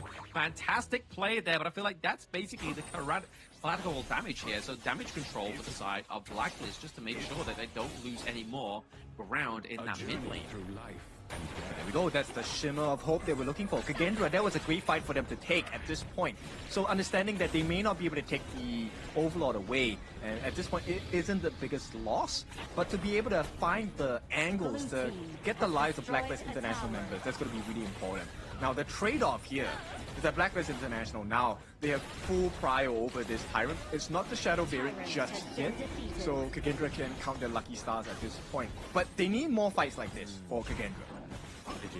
Yeah, Kagendra, if they take a few more fights like that, get like 3 kills and only trade like maybe like 1 or 2 members, I mean that could have been completely mitigated if they didn't decide to be greedy. Like they was like, you can tell that the comms were like go, and maybe somebody was a little bit hesitant to be like, no, don't, like we don't know where the intel of the likes of Chami is, and out of nowhere he comes out like Johnny just gets the double knockup, gets the takedown. Kagendra could have been in a much healthier situation if it wasn't for that decision. Yeah, I think, I mean, it's also based on the cooldowns, right? I think Senko didn't have his Silk Imprint at that point of time, so that was a little bit unfortunate for the Kagendra side. But now I think they will want to go in. Whoa, what a nice catch. Yep, they get the pull, they get everything, every bit of CC on there. The Destiny counter as well as the Gorge mobilization. The Hardened Jade Seal is now back at hard for the side of Kagendra. Yeah, we're going to take down onto Chami there, which is a good call, but they still have their jungle alive, right? Just Chi could look to go for the Overlord here just to counter the acquisition of that Shadow Tyrant, but we can see Fascia is traveling up top side of the map here. Golden Kite doesn't get caught out here, but he's able to use the Parasolar. Soleil is playing Olay, but there comes Dragon just to keep his brother alive, but there it is. Think inside the box, he's getting enough to lock down Lu. We're seeing Soleil on the run as well. A beautiful play here by John, in the pick up onto Just Chi. Nice. They don't have any smite, but now, whoa! The double takedown of Fascia as well as Zana. That might have just saved the game for the side of Kagendra.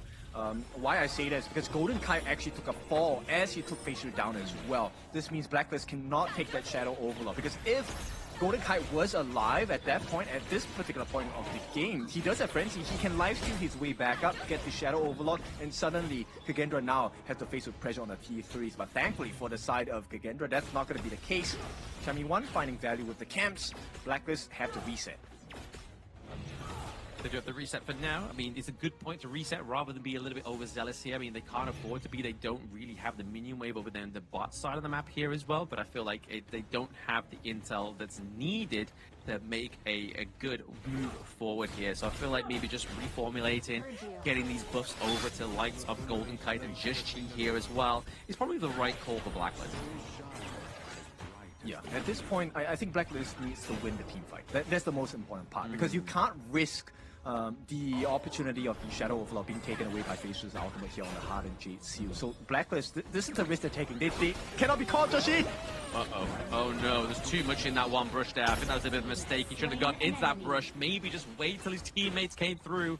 A little bit of eagerness there from Just Chi, but they had no intel. Somebody had to make that move in the darkness. And speaking of getting moved into the darkness right now, Fascia gets knocked off the wall, but it's still going to be the same result there. The takedown onto Dragon is going to be fatal. Okay, they give the life of Saoli in the defense for this attempt onto the Shadow Overlord, and Kagendra, I think this is a worthwhile trade as long as Chami 1 does not get the T3 at the bottom right now. They have to summon it. Yep, he's going to be caught out. The set seal is going to be used to try and traverse back into the defense of Blacklist. Unfortunate for them, the T2 will be traded out on the top side. So Kagendra playing the map a little bit better this time. Yeah, Kagendra now back in control a little bit here as well. Obviously, they're still behind by around about 2.9k gold, which is still going to be a little bit of an issue for them here into these team fights, but we are going to get a bit of a technical pause here now. Something's not quite going astray, but Blacklist International definitely showing signs of slowing down a little bit here. Maybe just these bad decisions, especially that one earlier from Just Chi going into that brush, could be the nightmare that haunts them, especially if Kagendra takes this round. They're kind of starting to mess up. The reason for this is because they're not using the appropriate checks that they have. Look, Blacklist International's lineup, the reason why this lineup is very strong is because they have brush checks. Number one, you have the Cannon Blast from the Mo as a Peacekeeper, right? Chaz needs to help the team check. You also have the Kachosans from Dragon in the mid lane. He needs to get those hits in. Check your brushes before you go in, because that is the number one mistake that Joshi made. Thinking that it was safe. Why would you think that the Shadow Overlord area is going to be safe when you have a Fei Shi guaranteed take on the Hardened Jade Seal? Do you know they're going to be waiting for you? Yeah, it doesn't quite make sense, right? Obviously, like you said, they're not really utilizing the means of checking these bushes themselves, say for Blacklist. I feel like maybe it was just maybe the fact is like, right, if I don't check it, it's a bit of a gamble if you think so. If you think of it in Just Chi's perspective, because like it's like we don't know where they are. If they're not in this brush, we can go for the Overlord. If they're in this brush, I'm donezo. And that's exactly what happened there. So it was just a gamble that they were willing to take, but is it now going to not pay off and potentially further this series for Blacklist to come back? I think if you want to take that kind of risk, then the thing here is, I think Blacklist International has already shown you what they want to do, right? Even if Joshi and, let's say, I don't know, Chami 1 gets taken down, you still have the split push potential on the side of Golden Kite, right? He did manage to create a little bit of pressure in the mid lane. Meanwhile, on the bottom side, it was Chami 1 who was responsible for getting a little bit of damage on the T3 before the Shadow Overlord was summoned. So if you're going to take the risk of putting Joshi in a position where he might be taken down, get the split push going as well. Yeah, I mean, they did go for, obviously, a bit of a split push there as well. Obviously, they tried to go for the T3, right? They were able to do a little bit of damage, but it was the fact that they were able to get that Overlord there for the side of Kagendra. Like, it was just pretty much just like a play of desperation, it seemed like, from Blacklist. The fact is that they just tried to do something because they had nothing else to do, you know? Yeah, look, they cannot repeat this mistake again. If they allow Joshi to be caught like that, can you imagine if it was a Tempest game? This would have swung the tides over, because Kagendra did not lose a single member in that exchange. And if that situation presents itself in a Tempest game format, you instantly get the wave clear. You get the T3s because your turrets don't get to attack anymore. They don't get the defense. So Kagendra now biding their time. Now they're hoping for Blacklist to make this mistake again. It's balls in their court for Blacklist International. Yeah. Like you said, obviously, you can only make that same mistake one too many times, and I feel like Just Chi's already made that mistake at least twice. Like, there's been 2 times where he's been caught out a little bit more premature into these team fights than I would have liked to have seen. So I feel like the third time is definitely going to be the nail in the coffin here for Blacklist if they do falter to that same kind of problem. But now, it's obviously just the technical pause that was waiting through here as well. Obviously, Kagendra have done very well to kind of ride the high that they were, well, ride the low that they were on as they were going into this game number 3, right? Like, we were all commenting saying that they looked pretty low, the morale seemed to be down there, and then now they've got a kind of glimmer of hope, and they're actually holding on to it. So I feel like that's props to Kagendra. Yeah, I mean, okay, I don't really surf. In fact, I don't know how to surf, but there are low tides, there are also going to be high tides. And maybe with this bit on time, this is the point of the game where Kagendra can shift into the high tides and surf on this momentum. Now, they're going to start trying to make their way. Golden Kite, he does not want to be caught out here. No, definitely not. I mean, he's been pretty slippery into these team fights, right? Like, I mean, that whole interaction top side of the map there where we really thought Soleil was going to have his number, but he's able to get out alive, which was a fantastic play here. But now, this is what I'm talking about. Kagendra now have the higher ground. They have taken the T2 down to the bot side of the map, and now they have free reign of those Crimson Golems, which is going to be a problem here for Blacklist International, because they're only ahead by around about 2k gold, which, when you're playing from like this position where you have no real privilege in lane, it's going to be a hard one to try and come back from. That's true, but I think the win condition for the side of Blacklist, as well as Kagendra, it's about Sauli. If Sauli does not show on the map, Blacklist cannot make a safe decision, right? Because if you know that Sauli is not there, then there is no AoE catch, unless you land Zan's ultimate on perfect ball. But here we go.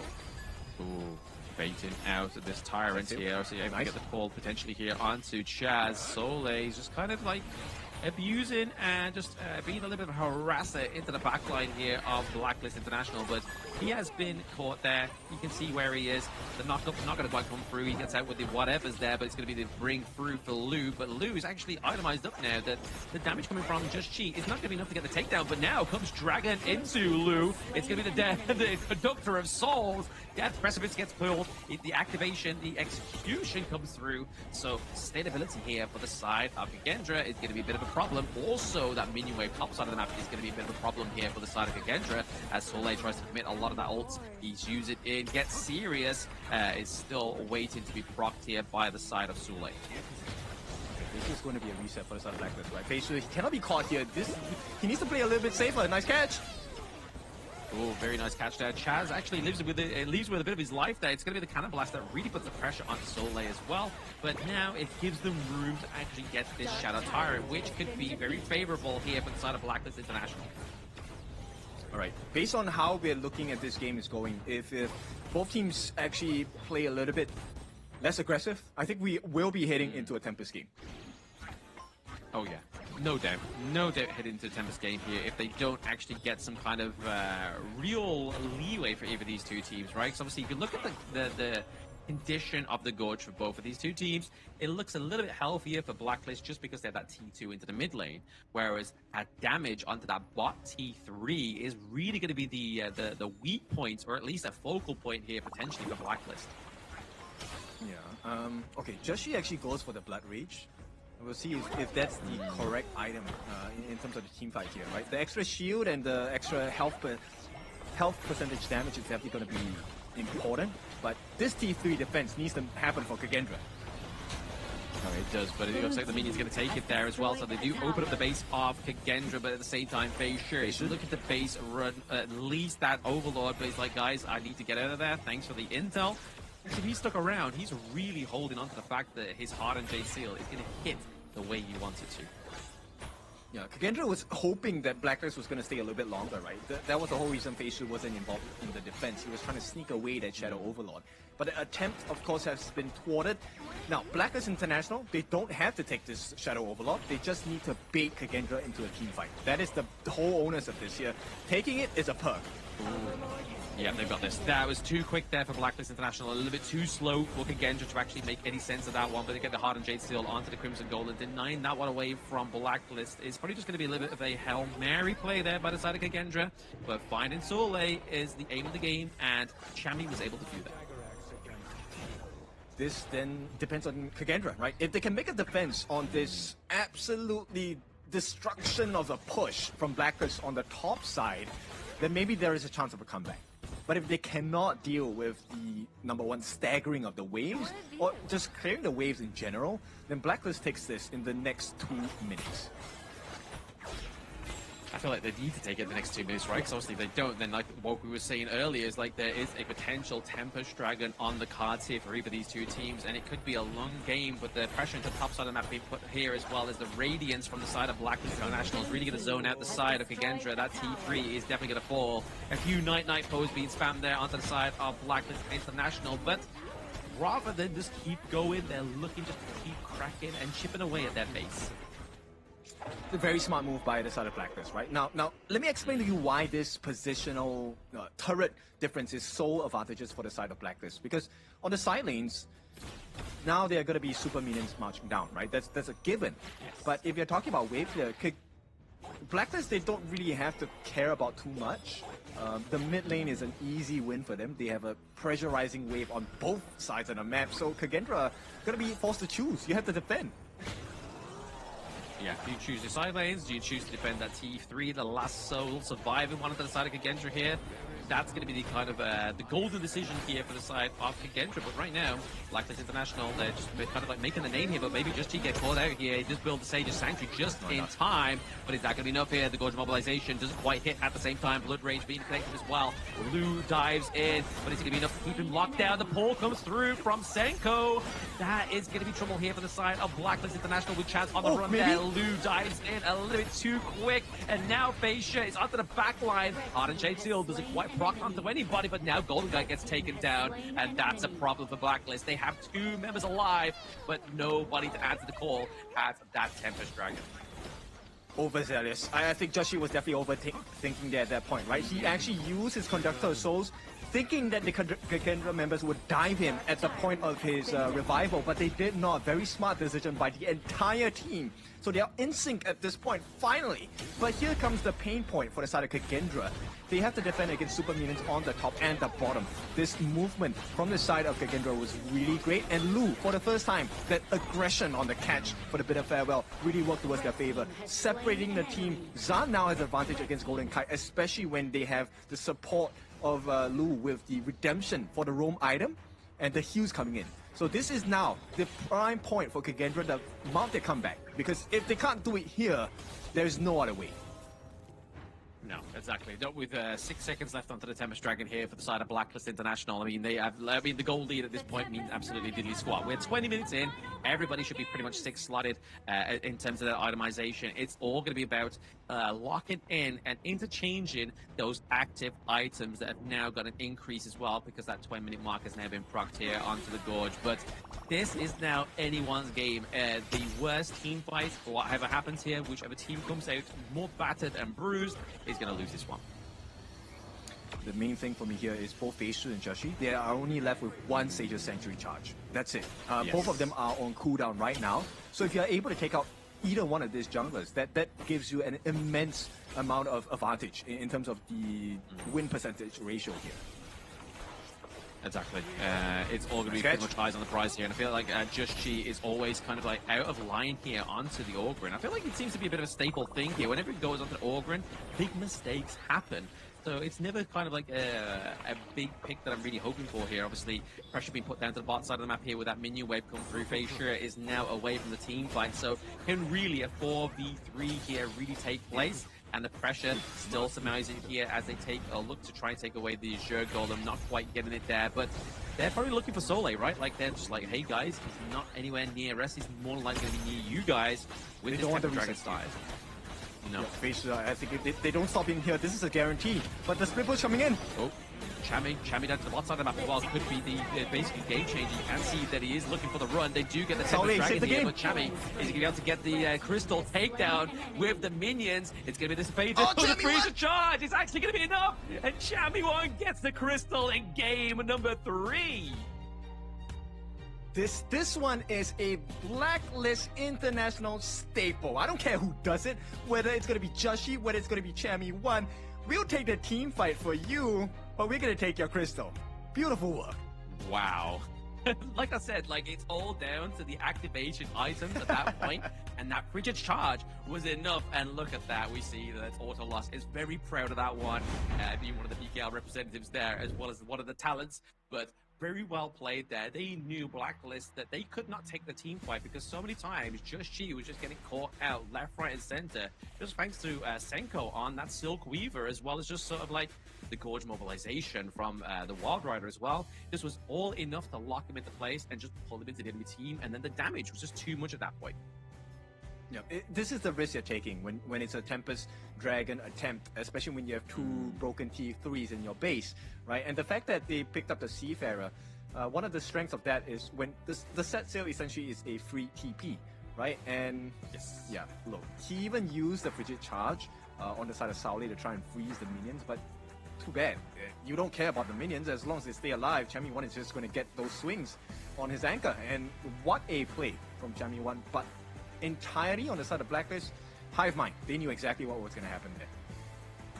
Exactly. I feel like the whole point of this series has been like high risk, high reward plays, just like that one. Because obviously, we've seen it time and time again where the high risk, high reward plays haven't quite come through with that game number 3, where Just Chi fell short one too many times for my liking. But then Chami was just like, let me take the high rolling bet. Let me see if I can actually bring the rate of interest back onto Blacklist. And the answer was yes. Like, they lost the Tempest Dragon. They knew that it was either do this and basically take game 3, or do it, fail, we go again. But luckily for Blacklist International and the boys there, they take a 3-0 here. That means they're almost at game point, potentially a 4-0 for the boys in Blacklist. And to add on to that benefit, it's a Seafarer pick. Now, that is not exactly the most meta pick at this current patch of the tournament at this point. But to be able to net a win of a not so expensive draft, this definitely works in the favor of Blacklist International. And of course, the amount of control that they have, this is what makes this draft so scary. There's so much crowd control. And Kagendra took a huge risk here because if you take a look at their lineup, they're not very tanky. Yeah, I mean, look at that. They're completely opposite of last game. Like, no deaths in last game. And then this time around, it's just like death center. It's like 2 for Chami, 4 for Just Chi, which is obviously the obvious catch out here for the side of Blacklist. And then Chaz, Golden Kite, and Dragon all with 3 deaths there as well. But I mean, it's not like it's a different story onto the side of Kagendra. Other than Senko, really fell under the radar. So going there, he only had 1 death. Goes the positioning of this mid lane player is actually like second to none. Yeah, this game to me was a bit of a nail biter because Kagendra at that point, right before the Tempest take, Facial was kind of clearing the lanes, and I'm like, why is Facial showing his face? Is that the bait to tell Blacklist that they should get the Tempest Dragon started so that they can start working down on the Tempest Dragon, and Facial can come in for the free steal because they know that he's not going to be there. Yeah. It seemed that way. It definitely seemed that way towards the end. Like, they're just kind of just making sure that it was just there to be a bit of a scapegoat in a way. Just kind of like, hey guys, look, I am here. I'm close by. Do you fancy trying to go for it and kind of like contest my Hardened Jade Steel? The choice is yours. But if we look at the gold bar here as well, obviously we're seeing that Blacklist for all of that game had a huge lead. And when it mattered the least, that's when you went to the favor of Kagendra, because obviously they started to pick up a few kills here and there. But at that point, everyone was pretty much 6-slotted. But let's look at these head-to-heads, man. Like, there was some fantastic work done by both Clash laners this game. Very much so, right? And of course, Chami won. The value provided right at the end was just so spectacular because he made it in a point where he was not in a position to be caught by Saule's skills. He actually stood just out of range. So even if Saule was trying to get the skill usages, he, number one, couldn't clear the minions in time, and Chami 1 is left untouched. Now on the other side of the jungle, I feel like Facial recovered very well in this game. But unfortunately, Blacklist didn't care about the team fights in this game. It was more of, okay, can we buy time for our Clash laner to do some work across the map? Exactly. It does seem to be like the focal point was pretty much at that point in time for the Clash lane. So anybody that could kind of just try and get any kind of lead elsewhere rather than looking for that team fight, because we saw the last few team fights in this game of 3, they were definitely heavily centered around Kagendra. Like, Kagendra was pulling apart Blacklist in those team fights. As soon as Saule got the lockdown onto Golden Kites, and Chaz was really trying to just do like a 360 no-scope with his cannon blast, hoping that it landed onto somebody. And even Lu, the mistake he made in the early game when he overzealously committed with that enhanced basic attack, wasn't a problem for him when he got into the late game, because his damage, I mean, his defense was just too much for Blacklist to take down now. They just needed Lu, or Lu needed the team to be more in sync with his catches. I think that was just the biggest difference maker for Kagendra in the early game. Like you just said, his catches in the later parts of the game when he was tanky, it was great. And here we go, this is the MVP, the guy that really set the motion going for the team on the side of Blacklist with that set sail into the victory, sunset victory here. Chami 1, 2, 2, and 3, the macro plays across the map. On the side of Blacklist International came down to the wire, especially with Tempest Dragon on the bucket list. Yeah, out of a stale packet of bread, he was a slice in the middle that was the freshest. Because obviously, if it wasn't for Chami, we'd probably still be in this game number 3, right? Like, let's not kind of like play coy about it. Like, this could have gone on for another Tempest Dragon at least. Just depending on, obviously, looking at the condition of Gendra's base, but it was Champion's kind of decision like, right guys, let's kind of, we've created an opportunity for us like moments ago to push that bot side of the map. So I'm going to go and try and take that golden opportunity, and it's paid off here. But I'm going to look at the highlights here. Obviously, early game was definitely going into Blacklist's favor. Like, Gendra just weren't having the team fights that they needed, but I feel like it's all down to the fact that they just weren't quite scaled to the point where they could take a team fight from Blacklist. But now, you start to formulate around this 8-minute mark, 9-minute mark, where they started to get some higher ground for themselves. It's already very difficult because, number one, they were playing with a goal lead on the sort of Blacklist International. And the secondary benefit they had was they had a lot of crowd control. So in order to win a team fight, not only do you have to be over-level against the likes of Blacklist International, you needed to have the control and the numbers advantage. And that was not really achieved until the later part of the game. You can see here, even though they found very nice team fights towards the end, this is where, look, you have to understand what is the intention of this exchange. And it was very clear, at least from our eyes, right? The moment you see the set sail, Blacklist don't care about this fight, they want the base. Yeah. Yeah, exactly. Beautiful there by the side of Blacklist as they use their active items to get that little bit of that moment of clarity, that moment of euphoria for the boys. As you can see on stage, very happy with that victory because it was taking a while, and obviously Genji here looking quite frustrated with themselves. And I can imagine Soleil there trying to be the staunch defender of that crystal and not actually defended successfully. Probably bears a big weight on him going into this next game. Definitely, and this is prime now for a full decode, right? They might be able to break the code here with a 4-0. Once again, not on my cards, and I'm sorry to all IKL fans because I voted for Kagendra on this one. Yeah, but not in this fashion, man. I mean, even if they lose, this was not the fashion in which I envisioned Kagendra would have the series taken away from them if they do. So, IKL fans, you know, you have the hope with me. We can turn this around. Exactly. They've got to hope to see if they can turn it around, right? Obviously, that's going to be a devastating 4-0 to be left out of the competition here for Kagendra after a great performance in the group stage. And obviously, Boom being 3-0'd by Kagendra. I mean, this seems to be like a little of a poetry, right, for the side of Blacklist International. But before we conclude this game, we're going to go for a short break, guys. So make sure you grab your snacks, grab some drinks. See you soon.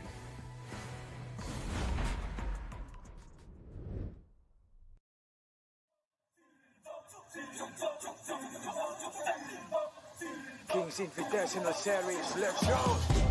Bertahun-tahun ku ditempa, harap yang karang murka, enemy di setiap langkah, jantan datang mencoba, panggil ku Women Army, satu orang 1000 nyali, Del spirit dalam nadi, sini maju ku ladeni. Langkah sudah jauh, mereka pikirku mau mundur dan buang sau. Kehormatan yang utama di puncakku pertama, berdiri hantam balik semua yang halangi arah. Pikir-pikir lagi kalau kau mau halangi, genderang perang sebab bunyi sini hadapi old school tank mentally dia takkan berhenti, bukan insan limitasi. Coba ku lihat sapu cara bermain agak lain dengan strategi yang saya desain. Aku lah mastermind di balik kekacauan. Satu punchline sapu ku mundur semua lawan. Insting tepuku deteksi ancaman, enemiku libas seperti Anoman. Yo satu pukulan tangan kosong, jatuh runtuh panggil aku Wukong. Masih strong power hantam lawan yang menghadap. Sapu cakar lebih tajam lebih dari kokong pedang. Yang saya incar tuh rawana bukan tata singgah sana. Maka wajar apabila dong bilang sampai di sana. Siapa yang berani mendekat kemari? Saya yang kesana atau kau yang kesini? Jutaan kalian pun saya terakan lari. Seranganku cepat sulit kau hindari. Dominasi ku kendali, berotasi ke tiap sisi ku ambil alih. Saatnya kita untuk eksekusi. For my party, push, push, push, push, push, push. Everybody move, move, move, move, move, move, yeah, move, move. Saat datang dengan mode brutal, kendalikan setiap titik vital. Damage magic, serang mental fisik, 1000 taktik, kau kalah cerdik. Mau coba jatuhkan sama mana bisa, siasatmu sudah saya analisa. Terdapat selak, gerak, geriku sulit tu dilabrak. Game over, hancurkan semua tawa. Kombinasi skill dan power, teleportasi ala enoku yang LOK. Kau tahu ku tak bisa redam, pula tekadku yang takkan padam. Tu kehormatan yang tak bisa dibeli, saat saya genam dan harap kembali. Adu mekanik tingkat tinggi, siapa paling berani, aku paling gigi. Pedang raja yang kuhulus, tebasannya bak angin menghembus. Long life the king, akulah raja, dentuman zira, ini mental baja. Akulah hukum dalam wujud nyata, seni tempurku susah tukar baca. Y'all better run, I've already won, nowhere to run, your time is done. Tidak bisa kau atasi, berat untuk kau hadapi, kalah pedangku menari, kau balik kanan dan lari,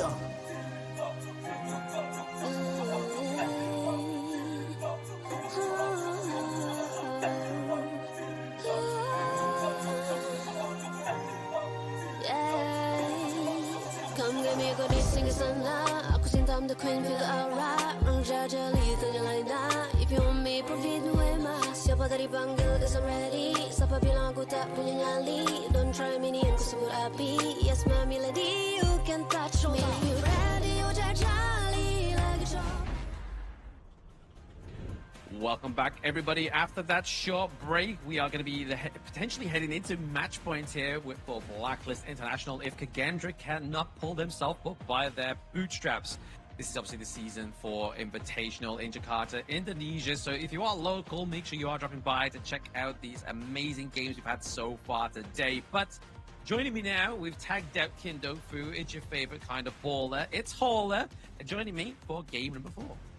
Yeah, and I'm actually just going in because it seemed like Kin was like, his mojo was really not helping Kagendra, and they're like, okay, we need to make something happen, a little bit of a difference because of the fact that he did predict Kagendra, but I'm here to now hopefully inject a little bit of energy into Kagendra to give themselves a chance after what has been an abysmal series. I mean, that game 3 was definitely theirs to lose, but just too much Blacklist in the end. Exactly. I mean, I think Abysmal Series is kind of just like maybe a little bit too much of another tone here, but game number 1 was definitely like a head-to-head, right? Like that seemed like it could have gone either way. Game number 2, pretty much wind had been knocked out of the sails of Kagendra. Game number 3, they were given a glimmer of hope, and they actually did something with it. But a bit of a support here for Kagendra, showing what's what. Go hard, boss. KIS4 is truly spectacular. So thank you, Riz, for that one. But yes, obviously we now have Riz supporting, and we now have Ola being the wind in the wings for Kagendra El Manuk. Yeah, we need everything to help out Kagendra, right? I think that if anything, we needed like 5 or more of those like messages to kind of cheer them on. Because if you're Kagendra and you lost in that fashion where you kind of lost sight of the true prize and your objective and the weakness and the gaping hole you had in your base, some things like that will happen, right? And it looks like Blacklist International, I mean, that was a one they probably should have lost. But being able to play the macro game and just being able to sneak that one out, that's super smart. It's all about the little wins, and now they're at match point, able to eliminate Kagendra. That would be huge. It would be absolutely massive here for the side of Blacklist to take that 4-0 victory here as well. But like I was saying to Kin in the beginning part of game number 3, like it's always a common tale for Blacklist to be so up in the series and then lose game number 4, 5, 6, and then go all the way to win all the battles. So I feel like for Kagendra, if they just hold on to that hope, if they've done that much of a homework, on their opponent to know that they sometimes do fumble the bag at this point in the series, that they can still hold on to hope, draft something really good here against Blacklist, because the global ban pick is nobody's friend. Yeah, and this is kind of one of those moments for Kagendra. You're just like, okay, back in the booth, let's use the Men in Black, the red laser, get everybody to just forget what just happened right now. And look at this as just, again, a best of one. Start from there. You're fundamentally playing well, at least in that game 3. This is a great moment to kind of build off of. But again, since we've removed that from your memory and that the travesty that was that ending, I think that this is a moment where you're kind of thinking, hey, let's just take Blacklist. We can play with these guys. We have a chance, but we, again, need to play our game more than anything. Exactly. That's what I tell my ranked teammates. It's just the best of one, right? It's just the best of one, guys. Let's reset after this loss. Don't worry about it. But Kagendra's still holding strong to those very big Chami 1-centric bands, man. The Byron does not want to come through into the clash lane here for the side of Blacklist International. And they take the higher from away from Senko, because arguably Senko has been the man in this series, even though there's not been a clear win. But his performance on the Silk Weaver in the last game was definitely the thing that was really bringing Kagendra back into that had to get their horse back in the race. Yeah, It's giving them a chance. I think that that's the biggest thing, where people are like, when things are kind of not looking great, we need somebody to step up. We need that hero. Senku's been that guy, but now it really comes back to the other, the other players on this team to really step up. Soleil's made some decent plays as well, but they're going to go with the first pick, Chicha. Your thoughts on that one? I mean, I think it's great. I always love when Chicha comes through into the blue side, because obviously it can be flexed into 3 different roles. So it could start off to Soleil, it could go to Zan, it could go to Feisha. We're not too sure what's going to happen there as well. But we all know that Blacklist love to solidify their farm lane, right? So obviously the past few games onto the blue side, they've been locking in Golden Kite's pick every time. And then their pick number 2 is always going to go for the support here. But they've gone for the same kind of strats onto the red side here. Yeah, and it looks like Jing, Zhang Fei, both of these very strong. I mean, you definitely have the Zhang Fei, the beast, living up to his name. That Umbrella Outburst could just be game winning at times, especially in those team fights. But now you've got the Jing. Let Fei Shi kind of just fly on this hero. Is he able to kind of outpace Just Shi on the other end? You can only hope so, right? Obviously, Feisha not quite having the best games of the series, right? Obviously, Zhang Jian performance wasn't quite the greatest. This time around, obviously, the Broken Mirage, Jing definitely needs to be the golden ticket to the chocolate factory, right? Like, he needs to use this to get through and actually try and get a victory for his rest of himself and the boys on Kagendra. But Blacklist are doubling down on this front line. They're going for the Peaceful Fist, the Flowborn tank into the jungle. Yeah, into the jungle to kind of just deal with the Jing, knowing that he probably can't keep on pace, and just being like just able to survive some of that onslaught, right? And just have enough time to maybe get onto the Chicha if possible. That's generally the idea when you're picking a Flowborn tank, to kind of counter that. You have the D-Ren-J, but I think that you do need another damage dealer on this Blacklist lineup. Oh, yeah. I mean, definitely something strung into the mid lane here, right? Maybe something with a bit more AoE, potentially maybe like the Lady Chen, or even the likes of the Xiao Qiao, Breeze Heart as well. I feel like could definitely enhance the range. I mean, speaking of range, there's no one better than the Majestic Guardian, right? Especially with the Feathers of Judgment. That ultimate is going to be a long-range poke that you are going to need, especially when those tanks are pretty much in your face. You want to be laying waste into the back line, and that's going to be Dragon's job. Yeah, and another good reason for the Garuda, as you rightly pointed out, is also the fact that, like, he doesn't really want to stick hand in hand with everybody else, right? He's going to create a little bit of space so that he's far back as possible. Dragon has great positioning come those team fights, and just, again, spam people with that Wings of Judgment. Let the Feathers really do some damage. There's the Divine Enforcer here as well. I think that's going to be a good answer to the likes of the Flowborn tank and even the Lian Po. I mean, the Flowborn tank, the problem with the Peaceful Fist, as soon as it commits into the team fight, it's got a hard job of getting back out, and using that slow from the Divine Enforcer is going to be a problem here for Just Chi. And it looks like Blacklist International. They're going to go with that damage dealer in the Umbrosa. We've seen Chaemi1 shine on this hero prior in other series. But going into this one, it's going to be very difficult in the sense of, like, hey, you got the Chicha. I mean, you've got the potential level up that you're going to get from the Divine Enforcer, the Jia. And then now you've also got the Jing, who's going to be high flying, plus the Charlottes. They have a lot of ways and access to get to that back line. So it's going to be up to Blacklist to ensure that they keep a fortified front and have that vision so they don't get jumped.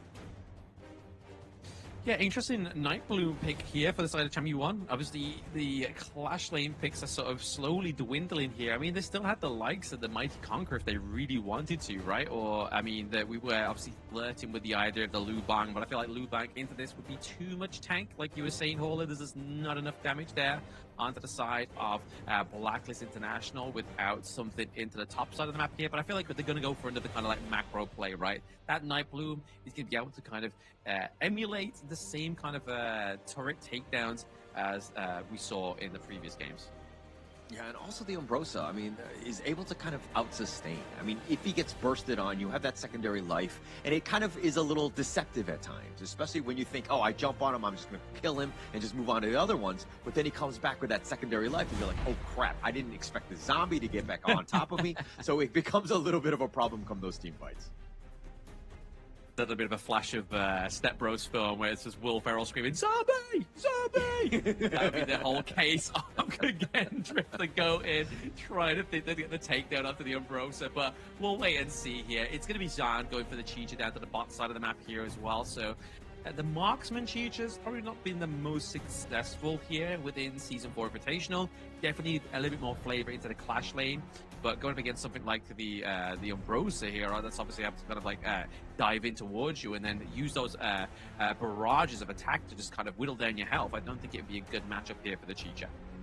But actually, it kind of synergizes well. I mean, the Charlotte and the Jing, you know that they're going to be flying into you. So Blacklist are going to be like panicking because these guys are already on the back line. And then Chicha kind of, you know, melds in with the crowd a little bit. And it's a little bit harder to kind of point her out. If we're looking at a more traditional Clash laner, it's a little bit different. Maybe you have the melee, you're not as fast. But the tanky, and the Chicha kind of gets caught out a little bit because of the fact that she needs to be a little bit closer. She doesn't really have that range, so it kind of balances it out. I do like the potential madness of this Kagendra lineup of just being in your face.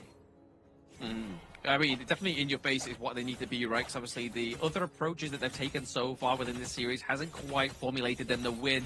But this is game number 4, ladies and gentlemen. We're going to see if Blacklist take this a solid 4-0, or the Kagendra, the Almanuk, gets the wings to fly here and get the victory. But Soule, they get a lot of damage already in the early game because we know that the Rose Fencer Charlotte doesn't quite have the best early game so far.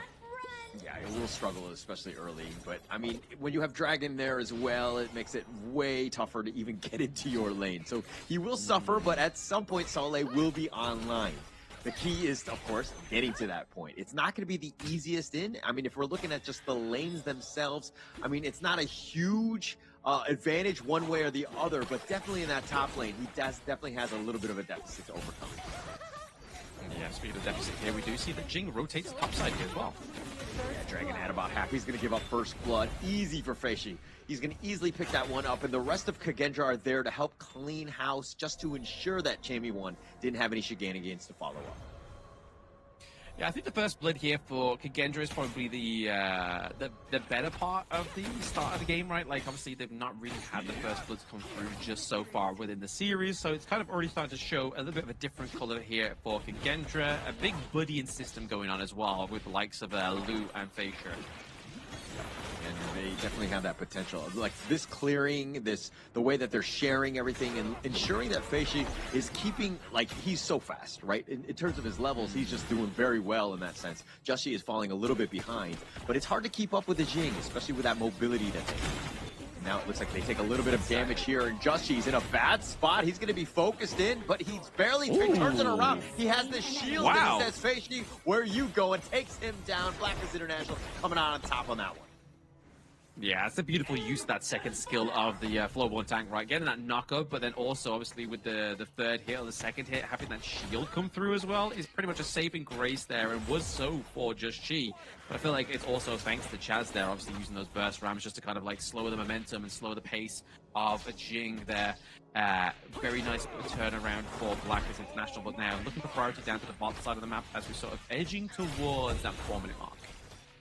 And actually, it's just all about that bait. I mean, there's a reason why they wanted that Flowborn tank into the Jing. And, I mean, Feishi kind of fell into that one. I mean, also, at the same time, you have the Umbrosa from Chamie 1, also potential bait. So they know what the strengths of Kagendra are, which is looking to burst you down as quickly as possible. And Blacklist, they're looking to play the long, sustaining team fight. If they're able to out-survive you, they can deal with you because you're on the squishier end. Yeah, that's the problem as well, right? Like, even though Kagendra has all this firepower, if they can't, like, surmise any kind of lead here, that firepower is not going to be very good against somebody that's already kind of, like, itemized, like, 3 items as a tank. Like, you're going to have to throw everything and the kitchen sink at, like, the likes of Just Chi or Chaz just to try and get a kill. Yeah, it's going to be very difficult. Those two are incredibly tanky, annoying to deal with, but Kagendra have that potential. I mean, they need to go for Golden Kite and Dragon. Those are going to be the #1 targets. So Justy, I mean, if he stays alive, fine, but he doesn't really have as much damage as, per se, the Dragon and Golden Kite. So those are the guys that are probably going to be left for last. Yeah, they don't kind of be caught out too soon into these team fights as well, right? Especially with the D-Ranger, the Magistrate, being on that on-hit build, right? Like, he's definitely going to do a lot of damage towards the latter part of the game, and he has the the green light, which is obviously that solid front line from the floorboard tank and from the Earthshaker as well, that is able to kind of just have a leeway and free roam into these team fights just by spamming that basic attack button. But Gendra actually able to get the Tyrant here, may be able to turn the tides at a such stalemate with the gold lead. Yeah, Blacklist International didn't want any of that. They didn't even try to contest. They understood that, hey, I mean, if everyone's going to be grouping around the Tyrant, we have space elsewhere. Let Chami1 just kind of do his thing. We don't have to sacrifice everything, you know, and sell the farm, try to go for that Tyrant to go all in. This is not that moment. We need to stay consistent. We're able to out-farm them even with that Tyrant buff. Yeah. Blacklist is kind of like tending the crops, right? Like, they just don't want to kind of like bite the face off the spite the nose, you know? Like, they just want to kind of make sure they're able to gain these resources to make sure that they have a good kind of like mid to late game. So I think that's what they're kind of like building up for here. Because I don't feel like at the early game that either of these two teams has any real potential here. But Lu using the Unbridled Air Burst, actually not the Tremor Smash. Chaz has to flash away. It's going to take a couple shots on this one. The Universal Law is going to do a little bit of damage. They find Golden Kite, and now they're going to turn it into a bottom T1. Kagendra with the play, but Blacklist are trading for the Overlord here. Yeah, trade for the Overlord, potential go for the T1 into the top side of the map there. Chami still working away at that one like a roll well worker, but at the same time, it's going to be those Wings of Judgment that just really drive away Senko into any kind of means of trying to come back here, but the T2 takedown as well. Gendra really trying to open up the bot side of the map here of Blacklist. Oh, they learned from Blacklist in last game, right? That bottom T, you know, that alleyway is open come, you know, Tempest Dragons or, you know, that late game. But just opening it up, taking down that bottom T3 would be a gaping wound for Blacklist to have to fill up and to always ensure that whenever they make any sort of movement, the bottom lane is fixed before they do anything else. So it will be key, especially as we get into the mid game here. Yeah, that pressure that's already been created here by Kagendra is going to be a bit of a problem. I mean, it'd be more so of a problem if we saw Kagendra having actually a more sizable lead here, but it's still looking at a rate of like a few hundred gold, which when you're a Jing, when you're only about like 700 gold ahead of a floorboard tank, it's probably, you need to make sure it's a bit more of a lead than that to actually formulate that win. Yeah, and I mean, this is the problem, right? You want to obviously be much faster, and you want to be putting the pressure on and all those things. But you also have Senku, right? The Xia will also bring in the Sanctify so that you can potentially get more levels. I would think that you would probably want to, you know, expand on Zan's Chicha instead, but it's a potential, right? In case Feishi is starting to fall behind, or you want to go a little bit faster to put a little bit more pressure on, he's definitely an option. Yeah, exactly. I mean, he's definitely got those two ball pits to actually put his hands into, right? Depending on where that centrification is going to go. And either option would be fantastic here for Gendra as they're playing the game and definitely having a bit of a lead here so far. And definitely looking like it's Blacklist game to lose here. The Wings of Judgment just looking to zone Joshi. He's going to actually plant down the flag to stay alive, just deal with the minions. Chaz is still there as well. Kagendra tried to go for the ambush, thought they had a potential kill, weren't able to catch anything. Because again, Blacklist International, they're pretty tanky and kind of annoying to deal with. They are tanky, but I mean, it's not stopping Kagendra actually getting any of these kind of macro plays, right? Like, they're still putting in the work, they're still putting the pressure on the Blacklist, and you can see that Chami's just always constantly out of these team fights with the Night Bloom. So really, the zombie we were alluding to into the draft here being a problem for Kagendra hasn't really come out of the grave yet. Yeah. And this is why Chami1 just has to stay in that bottom lane, right? Ensure that that is always being shored up. I mean, he just can stick to that lane while the rest of Blacklist can kind of be moving from the top and the mid lane so that they've got that much farm and to kind of contest as much as possible. But the focus for Chami1 protecting that bottom lane, of course. Yeah, look at this. Keep protecting the bot side of the map here. It's going to be Soul just keeping any kind of real advantage that Kagendra have down to the bot side, especially on they decided to go in Feishi, just going for that mirror domain, finding Golden Kite, doing a decent amount. He's at half-life. He's going to be dashing out. And Soleil is going to be taking out a lot of that damage from the front line, and he gets gone on. The Tremor Smash is potentially looking to go. They find Zan in a bad spot. He's going to be picked off. Golden Kite just barely staying alive, and they find Soleil as well, and Chami1. This is why he's an absolute monster on the Umbrosa, as the damage that he's got, taking them all down from the back. Yeah, Zan slowly falling here as well, potentially the mid lane falling as well, but more action going on. Justy just being a bit of a bait here. Yeah, well, Joshi baited himself, I think, a little too close to the sun as that tower was taking him down. Plus, they had Senku and Feishi there. They take him down very easily. So, Joshi, a little bit of a misplay. His positioning was just off on that one. I don't know. I think it's method to the madness, you know? Like, hey, I'm going to lose my life, but you still get the T1 into the mid lane, so they can't really push that. That would be my justification to my ranked teammates, anyway. Well, unfortunately, I would report you, okay? Let's be honest. Like, you could have just taken the T1 and stayed alive. You had no reason to suicide and continue on with that approach. But nonetheless, we're still fine. Blacklist International still in the driver's seat, but they could have had a much bigger lead, again, if Justy were just able to survive. But it looked cool, okay? Like, you don't look back at your teammates. You look like you just go in, you die, you're like Bruce Willis in Armageddon, right? Like, that's the whole point that he was going for onto the side of Blacklist International. But still, we are in this game. Kagendra, it's not going to stop them anyway, because, I mean, T2 topside is definitely being pushed by the minions, so Blacklist need to start tending that farm a little bit more better here. I think they're going to sacrifice this one. I mean, the Tyrant is already in half. The Wings of Judgment looking to zone. He's not really hitting the mark. The Tyrant actually gets leashed back in. The reset is going to happen. The top is still continuing. It's been kind of dealt with by their own minions. But here's the Universal Law doing a little bit of work. Oh! The steal from Lou. He takes it away. Joshi trying to get the revenge. They actually find Soleil, the nice two-man knockup. And it looks like Chaz will sacrifice his own life as he goes for that first ramp. But they find Zan. The Wings of Judgment now will continue to zone. But they got, I think, what they wanted. It's going to be at least 2 members down from Kagendra. I mean, that was crazy. The damage coming from the side of Blacklist International there. I mean, it looked like Chami was kind of lost in the sauce, but he was just like, nah, let's just commit. I'm going to get the takedown onto Soleil as well as Zan again, and then we'll just go, again, we'll just defend the mid lane, defend that top side of the map, and maybe potentially try and go for the Overlord at some point. Because right now, obviously, with them having the Primal Bond onto the side of Kagendra, it's not going to be the easiest go for here. Definitely not going to be easy, especially against Chami ones on bro side. This is a guy that has actually just, you could tell, he's going to level up, he's going to bring in the next hero. He's obviously constantly evolving, right? Obviously, he's known for like a Byron, Dharma style player, but now he's added the Umbrosa, and it's actually adding quite a new wrinkle to this lineup. And Blacklist, I mean, they can't get bursted down. They have that sustain, so it's adding quite a bit in terms of team composition here. Hey, they're all young boys. Let's not talk about wrinkles, okay? It might throw them off their gameplay. Like, they don't need to be concerned about wrinkles. Just be concerned about this match number 4 here. Yeah. I mean, for us, okay, it's a little, I'm allowed to say wrinkles, but obviously not for the boys here. But they're going in. Joshi, he's going to get back to that mid T1. But this Overlord is potentially going to be the next big target. Kagendra are looking to at least fortify around it for now. Yeah, look, just kind of formulate around this one. Maybe they get the steal this time around, but it's going to be that double smite from obviously Feishi as well as Lou having the smite as well. So they may as well just like throw 3 smites at the Overlord and just claim the kill because they've not lost a single neutral objective just yet on the side of Kagendra.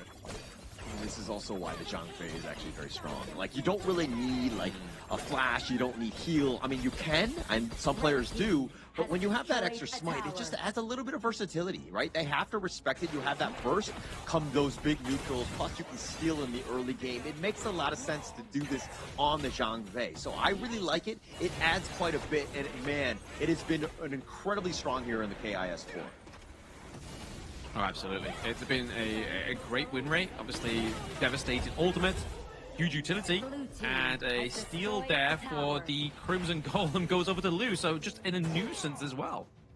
Yeah, and just being able to take that away, right? Like, just like that. And, I mean, Golden Kite would have loved it, Joshi as well, and now they've been slowed down. And it's all about the little things. But Kagendra, down about 1K. This is still not in a great spot for them, because Blacklist have been farming so efficiently across the map. But now they're going to use the Wings of Judgment. Again, just trying to keep this T1 alive, and they will yet again, because their wave clear is pretty real. Denko's a proper troublemaker for these tanks onto the side of Blacklist, though. Like, you see him drop them circles down, the damage reduction coming through. It's just so crazy, the actual damage reduction and how much it melts down the side of Blacklist International. Like, they've got to make sure they try and get Senko down, because I feel like he's been untouched this entire game. Yeah, he's so far back, though. His positioning, understanding exactly how Jia should be played. He just needs to cycle his spells. As long as he's staying alive and casting those spells, and they zone quite a bit, it's super annoying for Blacklist to kind of get onto him. They have to find a way to get there, and not really too many other heroes have that mobility to make the jump onto that backline. Speaking of jumps, obviously we get the burst ram over the wall here from Chaz. He's trying to scare away the Rose Fencer Soleil, but they're looking to contest this Tyrant. They've not really had the biggest break here by Blacklist International, but Feisha. Right. Yeah, they actually go in. Joshi actually has to use the Blood Rage. He will be kind of just backing off. Sorry, with those shields. I mean, the Tyrant is actually about half. Nice little burst ram. He wants to kind of go, but where's the rest of them? Chaz was all by himself with that Universal Law. He goes down, and the Tyrant was picked up by Feishi. That was a disaster for Blacklist. Yeah, I mean, it really looked like he could potentially be in the steal there for the side of Blacklist International, but it's just to the detriment of KIS4 having so much smite potential in this game number 4. I mean, they're really pulling out all the punches, man. Like, they need to make sure that Just Chi is kind of like contested in this jungle, especially after his kind of like game 1, game 2 performance. They know they have to put this brother down. Yeah, and I mean, Just Chi is the type where sometimes when he gets caught out in some of the games, especially in game 3, he did kind of suffer. He was kind of like too far out, probably sacrificing his life for not really too much, even dying early in this game. So he needs to just kind of like tone it down just a bit. Obviously, you want a jungler who's always aggressive and always, you know, again, being that front liner, but you kind of need to find a little bit of a balance. You need to rein it in just a bit. Yeah, speaking of balance, I mean, this is definitely going to be the off-balance of Blacklist here, as obviously we see KIS4's minions pushing bot side and top side of the map here as well. They need to surmount some kind of ultimate defense here from Blacklist, or they're going to lose these T3s. Yeah, and they're trying to go for this one. Nice Tremor Smash on it too, but where's the follow-up? The Umbrella Outburst is going to be used by Lu, and now they turn it around. Chaz is looking a little bit low on this one. He dodges the Universal Law. Joshi's there as well. They're going to be backing off. They weren't able to get any sort of catch. No catch at all, which is unfortunate for the side of Blacklist, right? I mean, to be honest, you could feel like Chaz maybe was going for the goal of just getting rid of that Unbridled Outburst, right? Expecting that they were going to think, oh, Blue's going to pop this down, everyone's going to run into this little, like, bottleneck into their jungle, and then we're going to get a huge Unbridled Outburst. But unfortunate for the side of KIS4, didn't quite come through, but they were able to get the Shadow Overlord. So nonetheless, I feel like they come out of this one as champions, you know? Yeah, definitely coming out as champions, but the net worth says a different story. It is tied, right? I mean, it feels like KIS4 are definitely winning. They're taking all the big neutrals as well, but the way that Blacklist International are just kind of moving around the map, taking resources, it doesn't seem like KIS4 are doing a great job of really choking them out and taking away, again, the resources. I mean, it just goes to my point here as well. Obviously, I said earlier, is Senko actually being contested? He hasn't. Is 0-0-4? He knows his positioning. I mean, I'm not shocked because of how he played the Silk Weaver in the previous game. He was untouched then, and in this going into this next game, he's not untouched. He's completely untouched here. He's literally like unlovable, but in a good way for KIS4. That's exactly how you want to play it. That's what you want on your team. Always ensuring that he stays alive and he's not really at risk. And again, Blacklist, if we're looking at the draft, one weakness is, again, they don't really have a great initiator. Everything, like the Leon pull from Chaz, is kind of like a secondary one. You don't want to be letting him start things off, especially since you've got that Unbridled Outburst there. Justy's trying to be that guy, but again, he's really not doing too much. And now they decide to go. Senku goes a little bit golden. The Tremor Smash is not really going to connect. Senku gets a little bit low on this one, but it looks like they find Feishi. Senku finally falls. In the end, they get the nice little burst ram and the control on his Soleil. They're looking for him. They're trying to chase him down, but they don't have the control. And now Dragon flashing away. Soleil looking to be strong, tries to go for Golden Kite, tries to go, but he actually gets picked off. And now with the Vanguard in the top lane, I think that's going to be it. But Justy falls. They got 3 members from KIS4. Beautiful play there from Chubby. He was waiting in that brush for some time. He was waiting for the prime moment. Obviously, used the spike mail to get that damage reduction, damage reflection onto the mirror, the mirror mirage here, Jing Feisha, and it was enough to get the takedown. And obviously, Senko finally met his maker as well after using that Splendor as well. This could definitely be what Blacklist needed to get themselves back onto the gorge here, because looking at their base, it's in a dire situation here if they aren't able to get some kind of comeback here. Looks like with that Rings of Judgment just took his own. The Umbrella Outburst and the steal! Oh, no! The push away! Feishi gets it with the spite over the wall. He was just barely there in time. Really well played by Lu. I mean, that was a masterclass by Kagendra. It was pretty much like Blacklist was given that on a platter, but then out of nowhere, Beja comes through, is like, actually, denied. That's mine. No credit for you, Blacklist International. And then completely just took the window of their cells here. I mean, this could definitely be the kind of like, let's just like wait till next game. But I feel like this has to be the final frontier for Blacklist International, right? Like, the Tempest Dragon is up again in 50 seconds time. Do they go for a Hail Mary macro play? Does Kagendra outplay them in their own book? Or do they actually contest it this time? I mean, they can't go for the Hail Mary play. Kagendra have way too many teams up. I mean, they have all three. It's going to be tough to make any sort of play. If anything, they have to contest or get some sort of pickoff that will open up the door so they have a little bit of space. Right now, fighting 5 versus 5 is not easy for Blacklist. No, not easy at all, right? Especially when they're kind of like fully stacked, right? We're getting 20 minutes in almost, so you can imagine all itemization is pretty much on the board here. And looking, obviously, to see how much like Sage's Sanctuary is actually being procced here from either of these two teams. I suppose that's going to be like the calling card here. Yeah, and Chammy1, I mean, he's got Final Frenzy, he's got Sage's Angel, he's got everything right now. Like, he could die many a times right now. He's going to be definitely a problem. And so Kagendra, the same way, they have their own Sage's Sanctuary. So it's going to come back to the reses as the Tempest Dragon is now up. Yeah, Chammy just try to focus that top side of the map there. Just try to put some pressure on. Try to get Sule away from that one. But to be honest, for the side of Kagendra, they don't need Sule. They just need Beja. They need Lu to try and get that steal.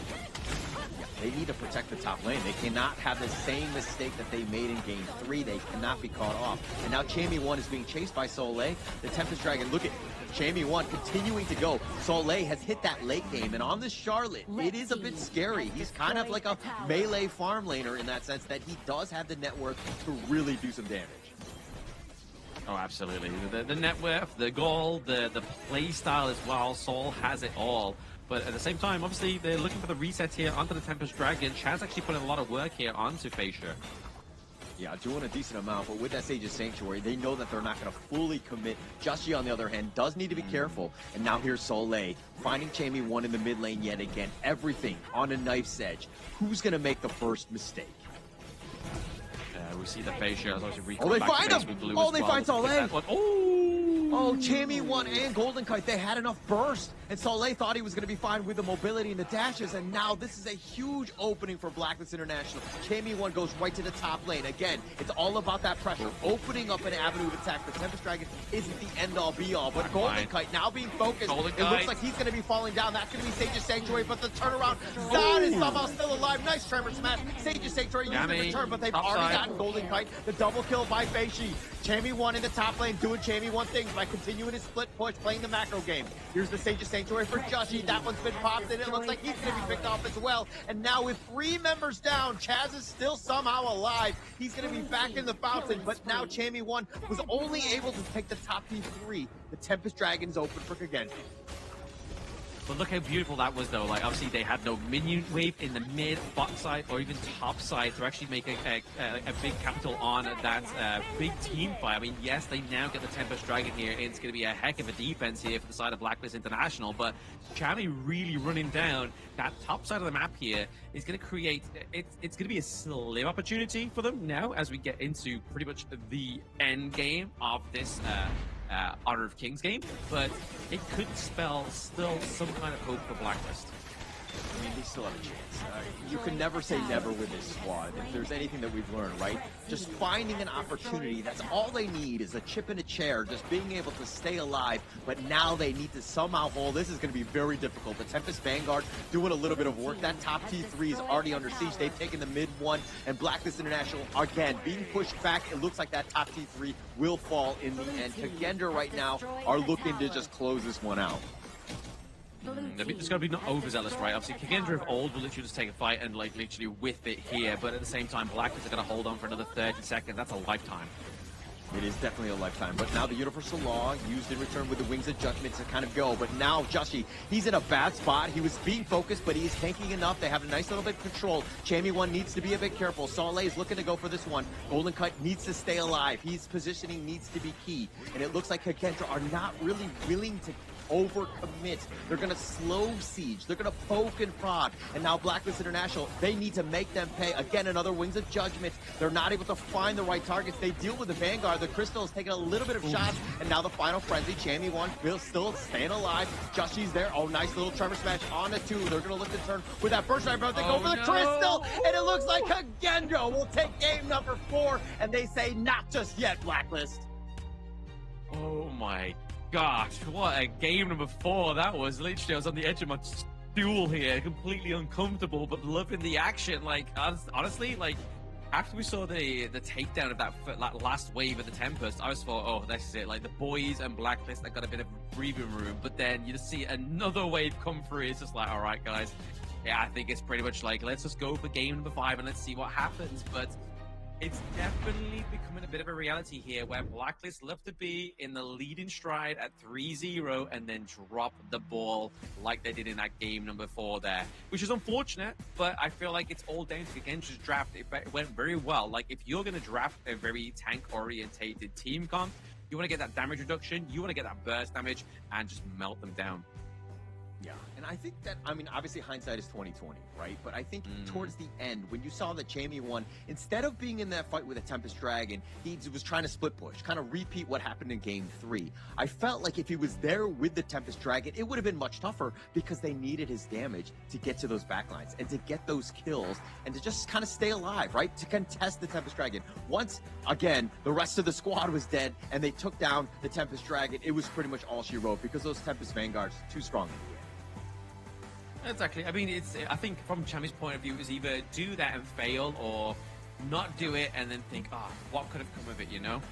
So I feel like that's what he did in game number 3. Obviously, it worked. Game number 4, they were trailing behind by so much that it just wasn't the case there. And obviously, I feel like that just due to the fact that Senko played very well in that one, as well as Feisha, it was, I mean, I don't think there was actually a bad member on the side of Kagendra. They all performed very well. They all perform well. I mean, they had to, right?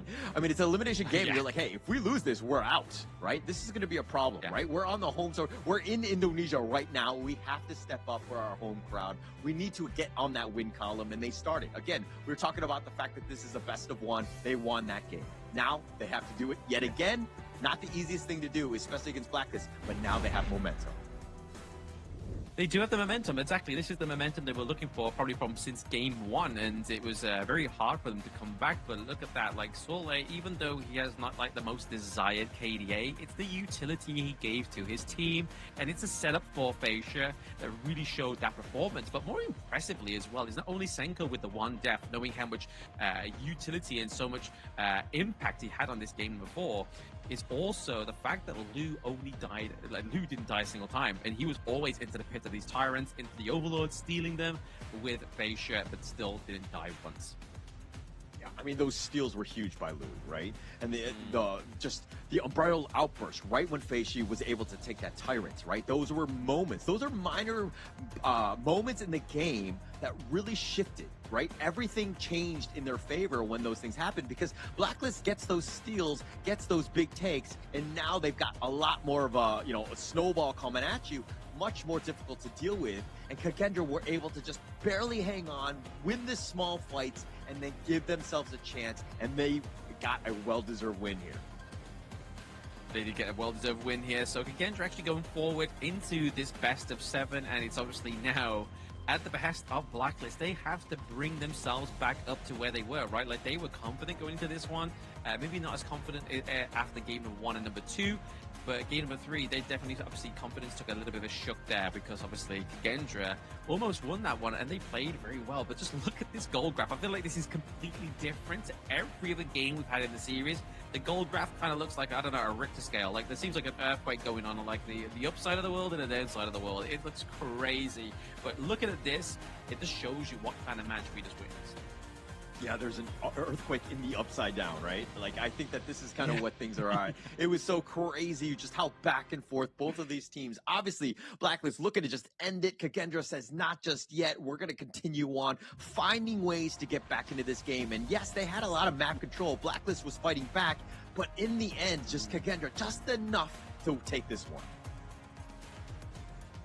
just enough to take this one is definitely going to be enough to get them back on the horse as well, right? I mean, yes, it's still like a country mile for them to go to actually win this series, but taking that 1 point from Blacklist shows that it can be done, right? Like, they are no longer just a zero scoring team against Blacklist International. I mean, it's a much harder fight than Boom, but it's still a good progress here for Kagendra as you see these head-to-heads as well.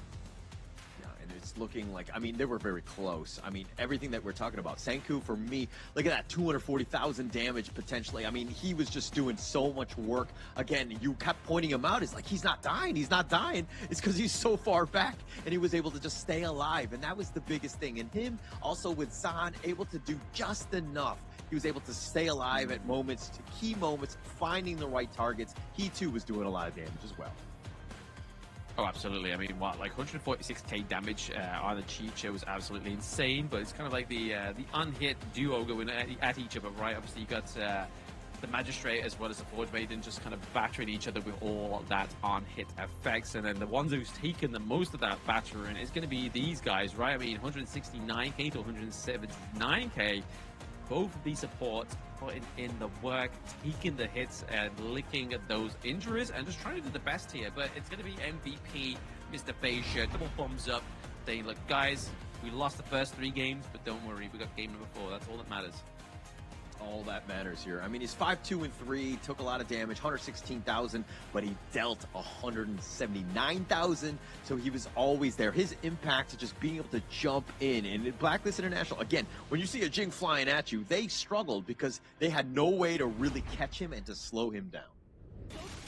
Oh, exactly. I mean, even if they have 2 tanks, right? I mean, even if you go in with a burst ram, which normally kind of like a bit of a pace slower here for the side of Blacklist International, from the Earthshaker, Liam Poe, it is generally a good thing. But when you're trying to like aim it at something that can switch places with its Mirage, it's kind of like, well, I tried, lads, but it moved. Yeah, it happens, unfortunately. But here are the moments. These are big ones right around that Tyrant where Kagendra got the better of Blacklist. I mean, they took a good number of big neutrals away and made it very difficult for really Blacklist to kind of take any sort of fight. Their team fight was far superior and why they were able to kind of stay around in this game. But in the end, it was just about those small wins.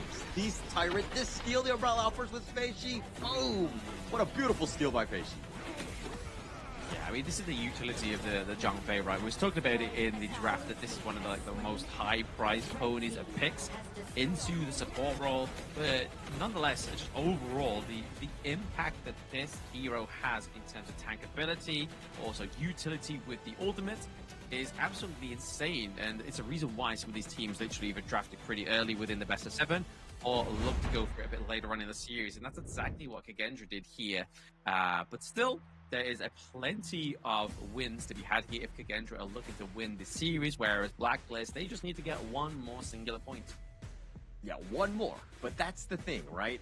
This is why Kin was like, okay, Holler, get in there and cast, because I don't feel like him, himself being on the desk is going to give him enough mojo, Kagendra that is, to really help out, because he did predict Kagendra on the win. But I'm here now, and you can see I injected a little bit of energy into Kagendra. It seems like they're playing the way that we had seen them in the groups, which was far superior and just kind of a dominating style. They're back to it. They played very well in that one.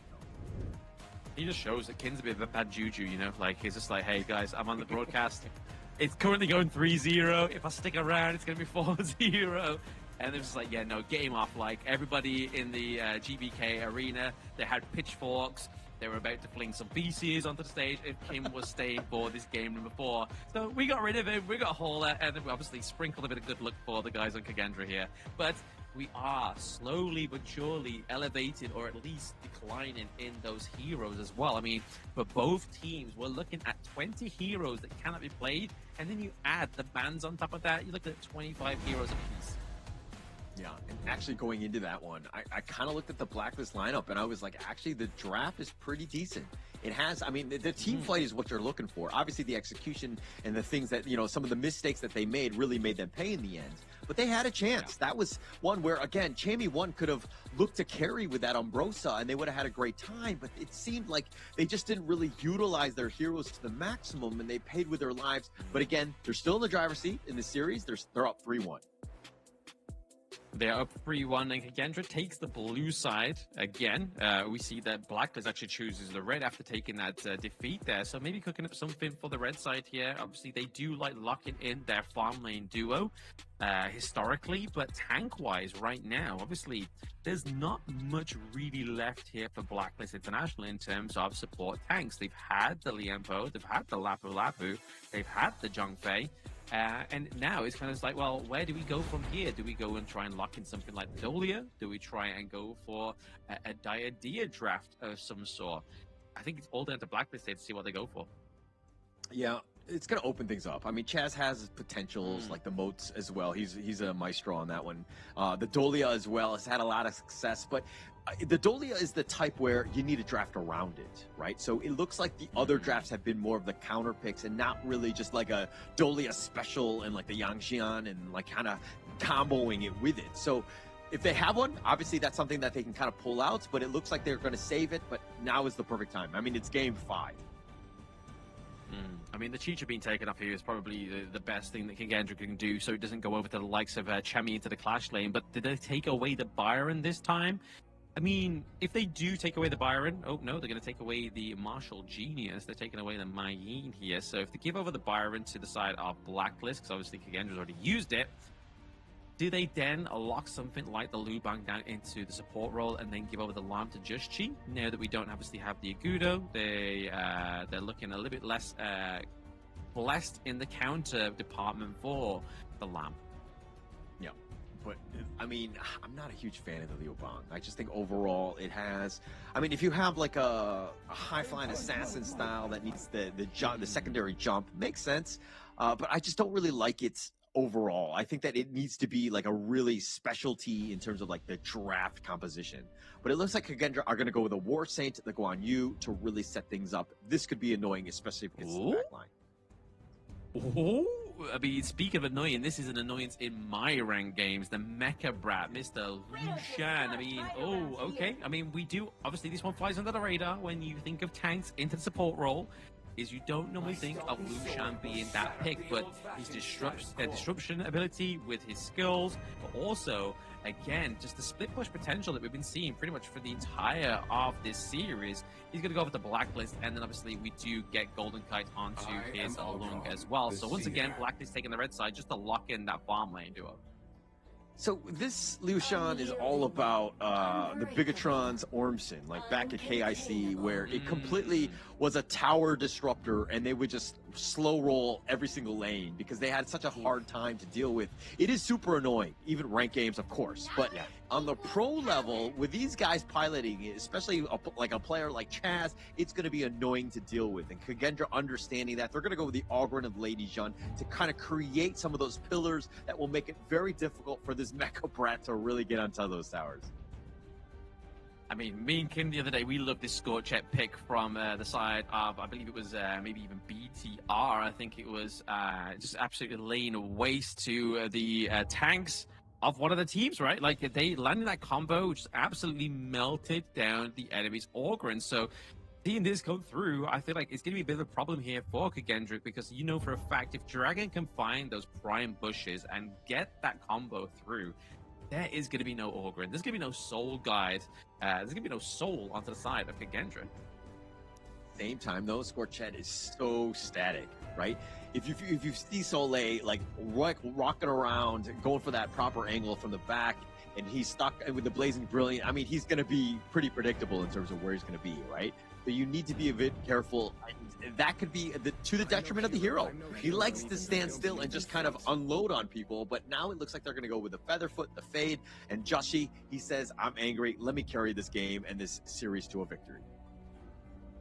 Ooh, the Woodland Ranger coming through to be potentially the counter here for the Lung, obviously using that those protective winds to cancel any of that physical damage coming through from the Flaming Palms here. Could be potential upset for that 1v1 potential down to the bot side of the map, and obviously thanks to Woodland Ranger's first skill, kind of outranges and pokes the Lung and does a lot of damage in the early game as well. So it'll be interesting to see if Kagendra's Zion can actually pilot this one to perfection. And it looks like Blacklist International are taking a little bit of a leaf out of Nova Esports, but they're going for the white anchor, they're going for Arta into the clash lane. So double tank, they push forward, and just soak in a lot of that damage and then just lay waste with the likes of the Scorchet, or even if Jushti can be successful with the Featherfoot and steal away these neutral objectives.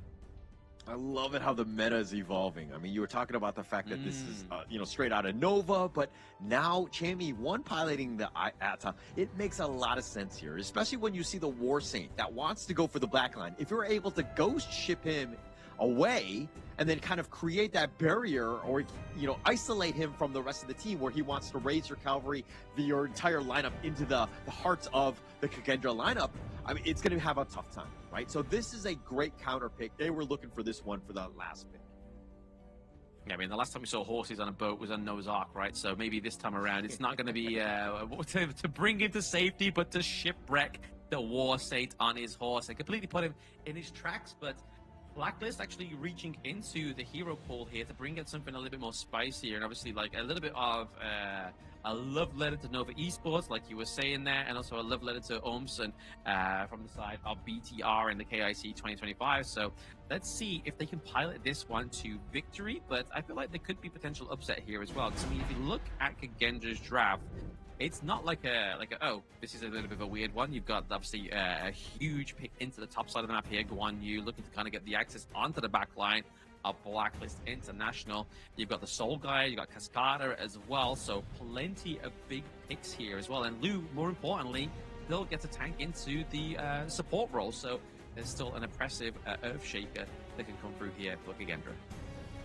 And if we're looking at this lineups, I mean, the Kagendra one right there, it's looking very strong, right? They're loaded for bear. They want to go. Obviously, they have to win or else they're eliminated. On the other hand, I mean, a little unconventional, right? The Ata, we haven't seen Chammy 1 on it. The Liu Shan hasn't seen this with the Chaz as well. So these are two heroes that they're kind of playing. Dare I say they might be playing on the weaker end, understanding that the next game is going to be the end-all, be-all for the series. But Blacklist can still pull this off with this lineup.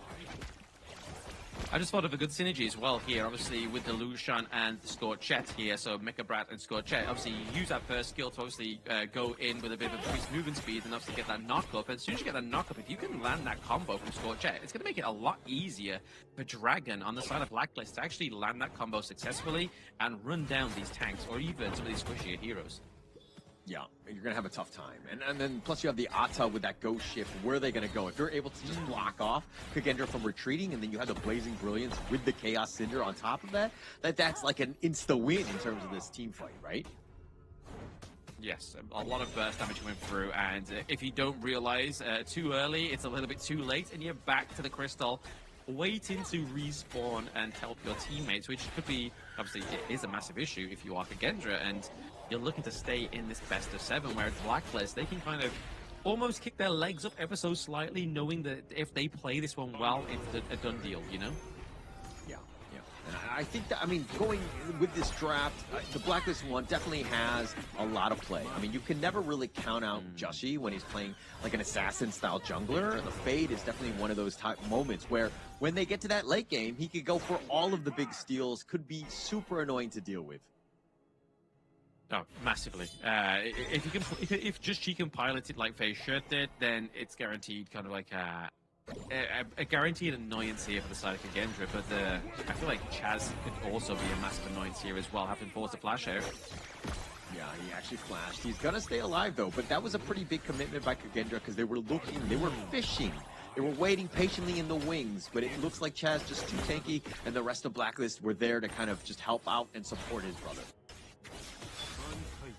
Supporting exactly what he needs, right? Obviously, you don't want to kind of leave him lay waste, especially as we sort of get into the crucial parts of this early game of Honor of Kings here. Like, they want to make sure that Chaz is alive. That means that Golden Kite can stay alive, but he has Infinite Bastards as well, so he still has that little bit of a safety net. But oh my goodness, the Oak Bolt from Woodland Ranger, man, it just hurts so much. It hurts so much. And Lou looking for round 2, and Golden Kite with the push away. Chaz finally joins up. The tower is getting some shots in as well, and he's going to have to plant the flag just to stay alive and keep on being that tanky boy that he is. I have to give props over to Golden Kite, right? You can see what the pressure was there. Oh my gosh. Oh, run down. First blood. That's what I'm talking about, Scotch. That combo is huge. Soul Guide is pretty much just like a tour guide at that right. I mean, but he got it on Fei Shi of all things. Like, that was like the perfect play by Dragon. And then just slow down Augurin. That's your win condition. And, you know, again, further accelerating Jushi's farm. And that was just a big, huge win early for Blacklist already. Oh, massive. Taking that off of the Gorge for a few seconds, especially as the lead up to the Tyrant and the Overlord in about 20 seconds, is definitely going to be a bit of a blunder here for the side of Kagendra, but you can't imagine that Fei Shi is going to catch it more than once with that play, right? So got to be careful that they've used it now. And there it is. The Blazing Brilliance just to kind of be used to clear out the minion wave to gain priority back into this mid lane. Yeah, if anything, you know that Kagendra are going to really not like Hello Kitty by the end of this game. That's going to be super annoying to the this game as well. But now it looks like the Tyrant is going to be looking to be taken away. They actually get the pick off, but the Tyrant has been going the way of Kagendra. Nice two-man stun by Lu, and here comes the reinforcements. They want to go for this one, especially with Soleil prowling around on the wings. Nice little burst ram, but here comes Chami1 looking to turn this around onto Soleil. He gets knocked up. The Blazing Brilliance, just not enough damage. Soleil wheelies on his way out. Man, even with the Hardened Jade Steel, I said it to Kagendra, so it's only fair that I say it's a Blacklist International. That Hardened Jade Steel is looking like soft toffee here for the side of Blacklist International, right? Like, the fact is that you lost that neutral objective when you had that bad boy in your back pocket. That's, you need to work on your time in there. Yeah. And, I mean, unfortunate. Not really the right play. Obviously, Joshi, you should never be giving those things up, ever, right? I think that's the beauty. You smite, you seal, you gotta time it properly. And just a little bit of a misplay there. And Kagendra makes him pay, but Fei Shi does go down yet again. Still one of the tops in terms of net worth with his 3.7, but he's died twice already. Died twice, but still top of the leaderboard here in terms of gold. I feel like that's a really good kind of like a nod to Fei Shi and his ability to be a solid jungler here within Honor of Kings. But there it is, Lu getting burst down. But I mean, that's the kind of person you want to kind of take those hits to the face, right? Is Lu on this Lianpo. He's going to survive it. He will survive, and that's the problem, right? I mean, if you're going to just kind of deal with this. I mean, this lineup from Kagendra, like, Senku is on. Definitely, you have your targets. Definitely the weaker of the bunch. But the other guys kind of annoying because they're very tanky. They're going to be those frontliners. And to just be able to Chaos Hit or Blazing Brilliance, you really want the squishy one so that you can just rack up those kills early. Oh, yeah. Get the kills early, get that gold lead going into your favor, because right now, obviously, it's just a neutralized gold lead between these two teams. Getting a bit of that freeze of the minion wave means that T1 down to the bot side of the map may be traded here for that T1 top side for Blacklist International. But I feel like Kagendra's starting this game very strong. They're definitely playing sort of the same kind of game they did in game number 1. And it's close. The net worth is a bit of a wash, but you're seeing just how Kagendra understanding that, hey, we are even, but we can be aggressive. They find Chaz. He flashes away. He's going to try to spin, but Fei Shi seer states him. Get that execution. Now, what can Chami1 do? He tries to go onto Soleil, gets the little pull back on, and it looks like they're going to be happy with the buff as well as the kill onto Chaz. Yeah, very unfortunate there for the side of Blacklist. Obviously, Chaz did try and flash out and stay alive, but it's going to be that seared state that just gets that execution, which is very annoying for obviously the players that think they're going to get away out of that one scot-free, and then just that's it. The execution comes free. You're like, oh, gosh, man, like I thought I got away, but no, it's the pesky Augurin execute mechanic there that really came through here for Kagendra. Yeah, and he's just like, oh man, my body is so big, like I'm in this giant machine, like I'm struggling, like Liu Shan, like maybe if I was a skinnier, smaller roamer, I wouldn't have been able to be picked off. I mean, it's all wishful thinking at this point as he does go down, but Chaz trying to make some plays, you gotta be aggressive, especially if you're Liu Shan. You gotta be aggressive. Obviously, you gotta take the hits. You gotta roll with the punches per se. Because obviously, he is the tankiest person as well as obviously Chami1 on the Blacklist team here. But if you get caught out a little bit too early, it means that there's a lot more pressure onto the back of Chami. Yeah, and we haven't really seen Chami1 just kind of get the perfect go ship. He's used them very defensively thus far. This hero can be very tanky, the Ata that is, but it just seems like they haven't really been able to find the right angle for that. And so Blacklist, again, playing a more defensive style, Kagendra are, again, being very aggressive, and they're looking to invade this Azure Golem again. Now they decide to go. The Jade Seal, that will secure that one. Chaz is at half, needs to be a bit careful. Blacklist still sticking around. They actually find Chamie1, who's a little bit tanky enough, and he will just barely survive. He is very low, but he's going to be fine. Gonna be fine, and it means that Kagendra is able to kind of just take this Tyrant scot-free as well, completely uncontested, but into the enemy jungle. It's gonna be just Chi. Make sure he doesn't get caught out here. He's able to steal away the Azure Golem away from the Soul Guide that is gonna be Fei Shi. But is that going to be enough to kind of put a stop to the side of Kagendra for now? I mean, they are now slowly starting to surmise about a 1k gold lead for themselves, which is a good positioning for them to be in. But the biggest thing is that Joshi, he's only died once, right? He's farming decently. It's all about the late game, but they get the nice little Blazing Brilliance. The flash away will keep Lu alive, and it looks like that will be the end of things. But without Joshi dying countless times, I mean, he's still finding farm in that top lane. Blacklist still have a chance because it's all on him. Yeah, I mean, it's just looking like this could once again go either way, right? Obviously, Kagendra are playing this one very well in terms of turrets, in terms of neutral objectives as well. They're definitely playing Blacklist at their own game here, but they're not kind of allowing them to have that solid team fight that we saw in game number 1 and game number 2. Like, they are struggling to try and formulate that huge game that they had in those first two.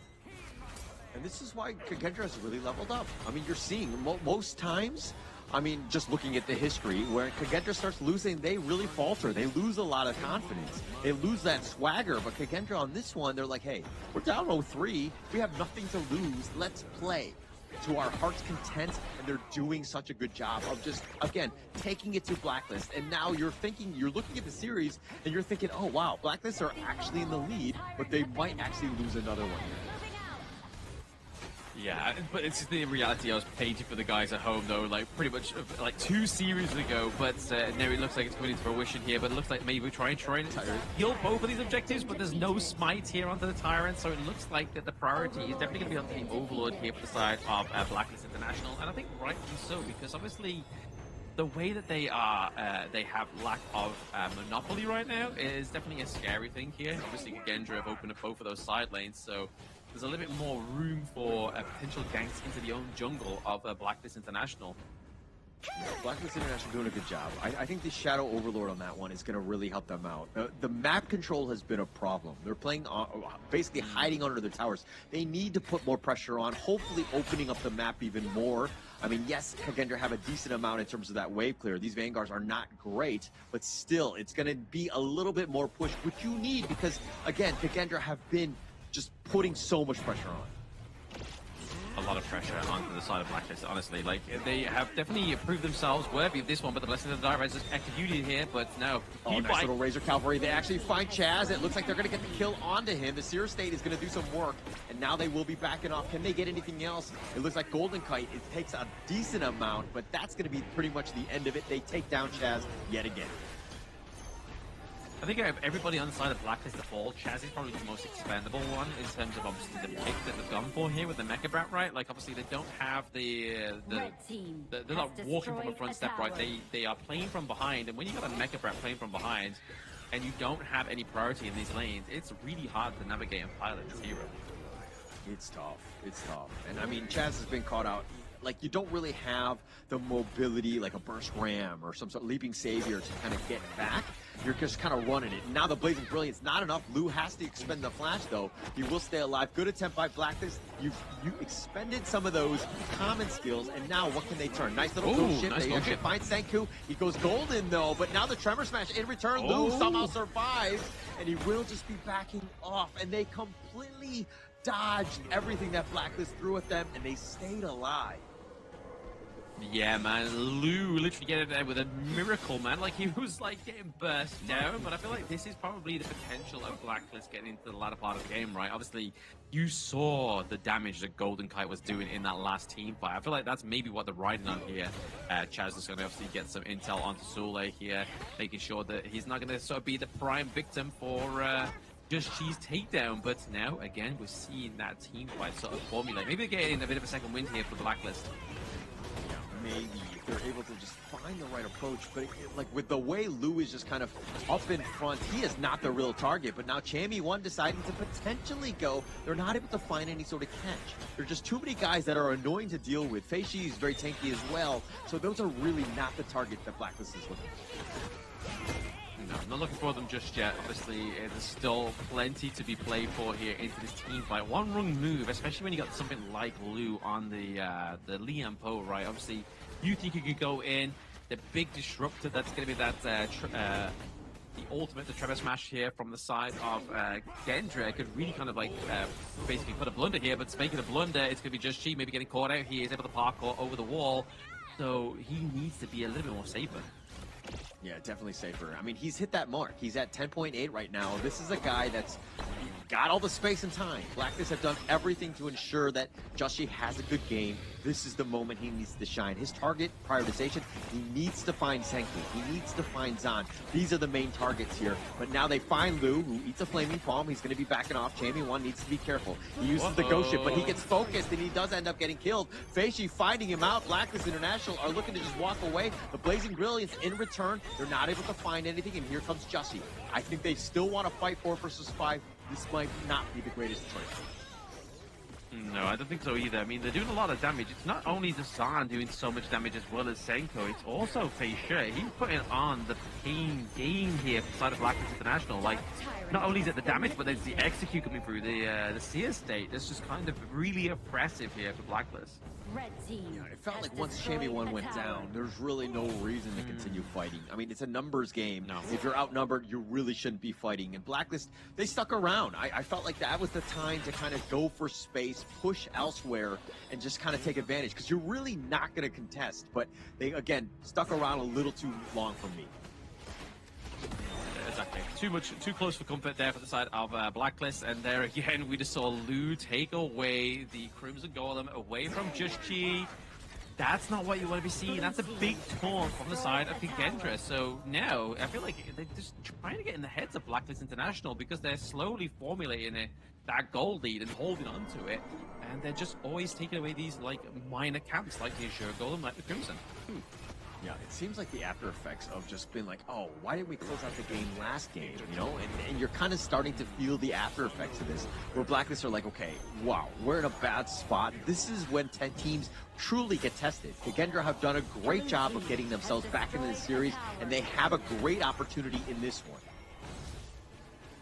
They do have a great opportunity. They can still obviously come back in this one here as well, but I mean, Gendra definitely looking like the favorite within this one. It's going to take a huge upset to kind of curtail Gendra's progress in this game number 5, which you don't mean if you're Blacklist. He's in a bad spot. The Blazing Brilliance is enough with that ghost ship. He's like, where are you going to go? They lock him in. And now Saleh is on the run. Golden Kite tried to infinite fastness. Oh no, it looks like he's just going to continue on T2 in the mid lane. They want to go for the Overlord instead. They get the nice little knock up on the Lou. He's going to use that Magma Slam to kind of just zone them away potentially. But here we go. The nice little win. The whirlwind is on point. They get the pick up on the Senku. And that's going to be a huge opener as 2 members are down. Gendra, they take the Overlord as well. To be fair, even though Gendra was losing that fight, they was able to get the T2 into the mid lane here, but now this is the time for Blacklist to pay back those respects, right? Obviously taking the T1 down into the mid lane, maybe potentially even the T2 top side here as well, but they have the Shadow Overlord, like you said, Hauler. So things are slowly starting to look up here for the side of Blacklist International, and maybe the key into these team fights is getting the takedown of Feishi first. I hope we get to see a highlight on that one, because Feishi's like path of passing had just run out, and then Chammy1 had that ghost ship, and Feishi's like, oh crap, I'm stuck. I'm on the wrong side of this boat. And so he got caught out there because he was up in front, and just really well played by Blacklist. And it's all about those 2 kills. Now they've opened up this game even more. Blacklist in the driver's seat now. Yeah, looking to be ahead with the Benjamins as well, right? Obviously, gold favor is going up for the side of Blacklist International. Feishi as well as Soleil look at the rotate top side here just to make sure that Just Chi doesn't quite get that push that he wants here, and maybe potential takedown, right? So we could potentially see a takedown of a jungler, and then obviously in 20 seconds time you see the Tyrant come online, which could be scary pickup here for either of these 2 teams. Yeah, but it looks like a Tyrant in the top lane. That's going to create a little bit of space. Chaz finally hitting some towers, was able to do some work on that bottom T3, and now we're entering, dare I say, the late game as the high ground is now open. And I like the positioning where they've taken this this bot side T3 as well, right? So it's on the opposite side of the neutral objective, which will be the Tyrant, if they do get to that point, which they have 2 times in the series. So this could definitely pay dividends here for Blacklist, but Zule. Joshi, all the heroic charge. They've got a lot of control on him. He gets on top of the ledge. And here come the reinforcements with Chamie. One nice ghost ship with the path of passing, negating most of that. And now it looks like they've got Dragon there. The damage is real. And they find Fei Shi, and that's going to open things up even more. They actually find yet another. They find Zan out, left in no man's land. And Blacklist International looking to close out this game and this series. Yeah, with 30 seconds left on Fei Shi as well as Zan here, it's definitely going to be a bit of a brutal blow here to the side of Kagendra. It's now Blacklist's attempt to try and go for these T3s. Oh, Chamie One actually tried to flash forward, trying to get somebody caught out now, but here's the crystal. It's getting gone on it. They have the damage, and Blacklist International will move on. There we go. You get your first Filipino representatives going through into the next part of the knockout stage. And obviously, it wasn't the easiest victory for them, especially after taking such a dominant 3-0. They were looking a little bit in murky waters after that game number 4. Game number 5 wasn't quite as good as we expected, but they were just waiting for that prime moment. They were waiting for Fei Shi to be a little bit too confident with those engages. Just that one mistake, right? When he got caught out top in the Blacklist jungle there, and then once that happened, they were king, and Blacklist International made them pay. That was just enough to ensure that they got it. Kagendra, I mean, props to them for fighting a good fight. They had a great chance, but just too much Blacklist in the end. Congratulations as they move on into the semifinals.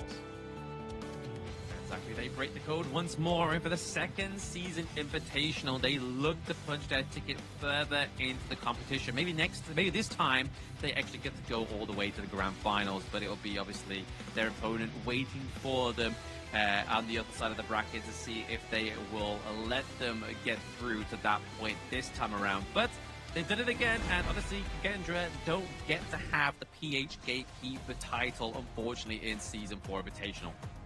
Yeah, and it looks like Blacklist International, again, congrats to them. They show why they're SEA's elite here. Despite our early shakiness, Blacklist International showed why they're the SEA's elite against a rejuvenated Kagendra, who really did play well, at least in the KIS. I mean, yes, they only took one game off, but this is a team that we've seen largely improve, and I want to see more of them, and we will in the IKL.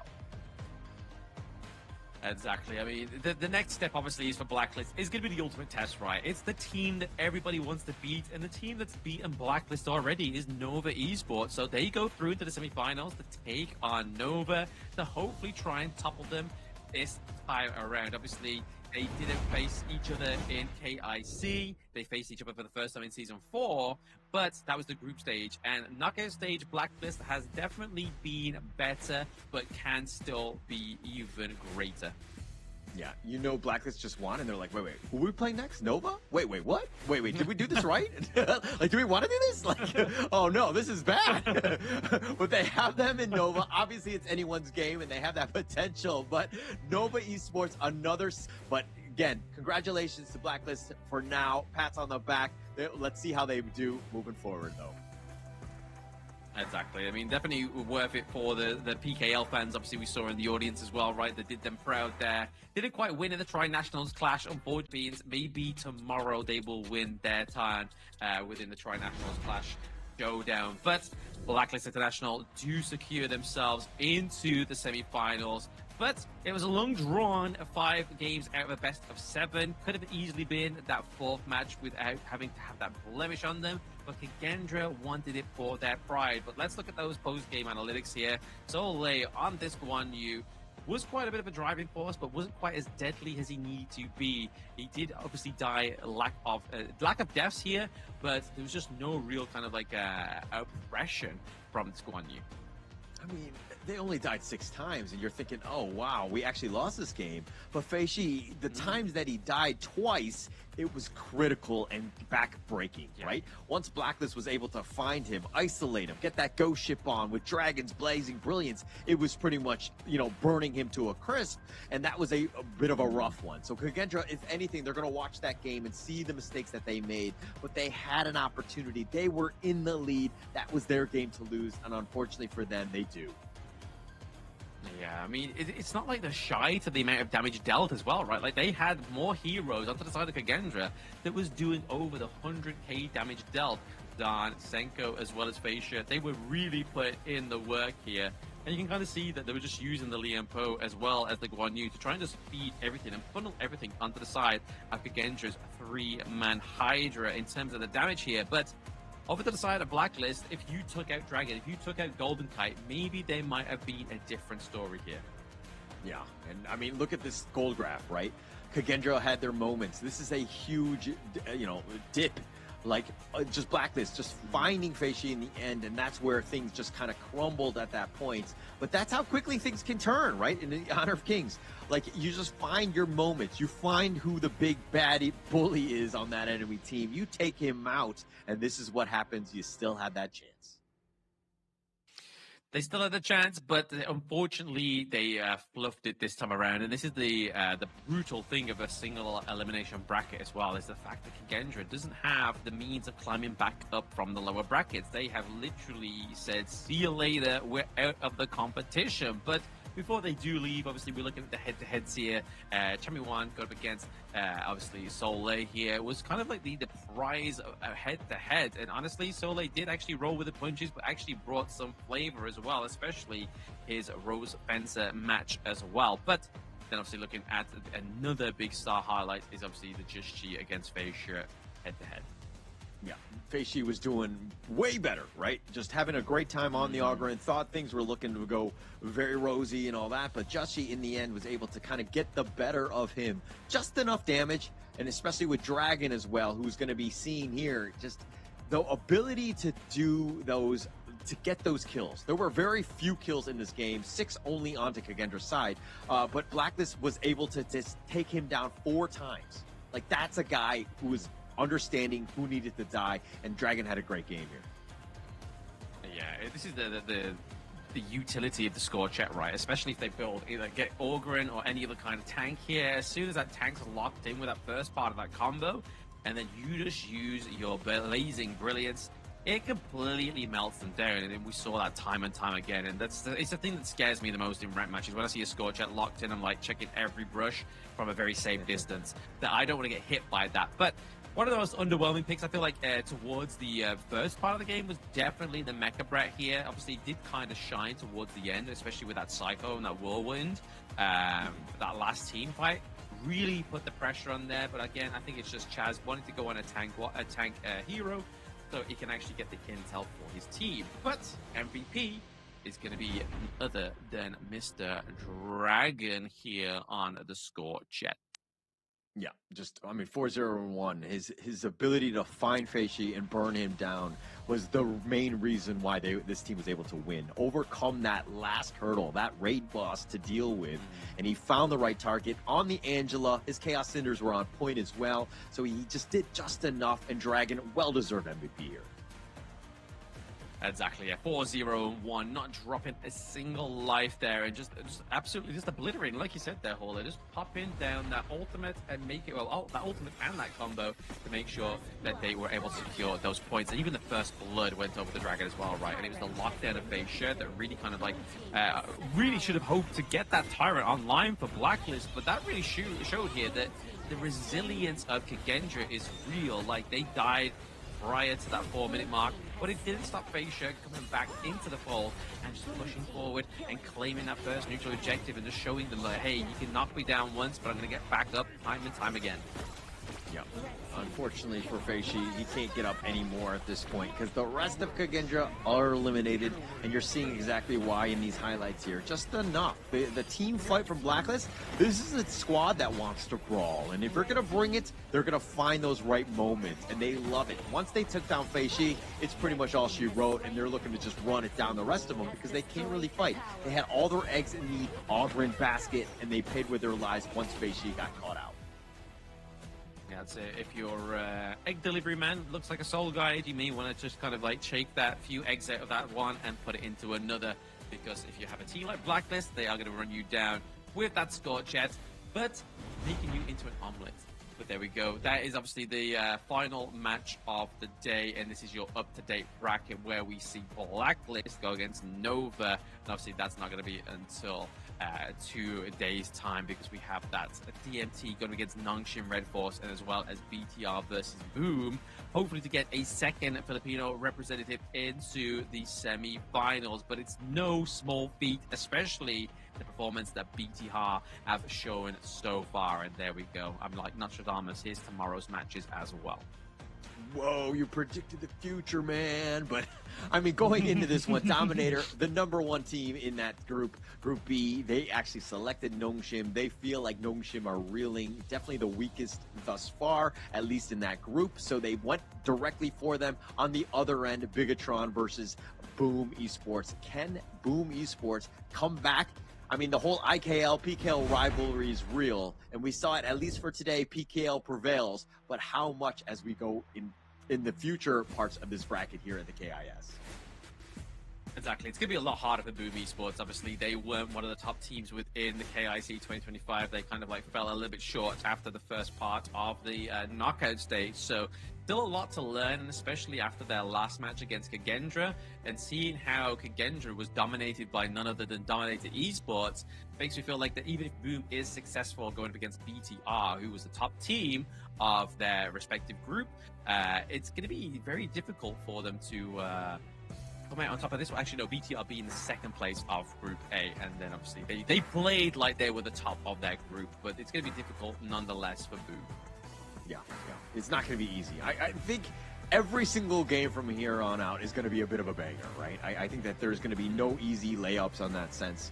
All the teams are definitely going to want to be playing it to the very end, because again, it's a single best of 7 that could be just potentially eliminated. You might have a hard time. So again, a lot of good games. We're going to be bringing games into tomorrow. So I'm going to be super excited because we have the next 3 days of just the KIS ahead of us, and there's going to be some amazing games.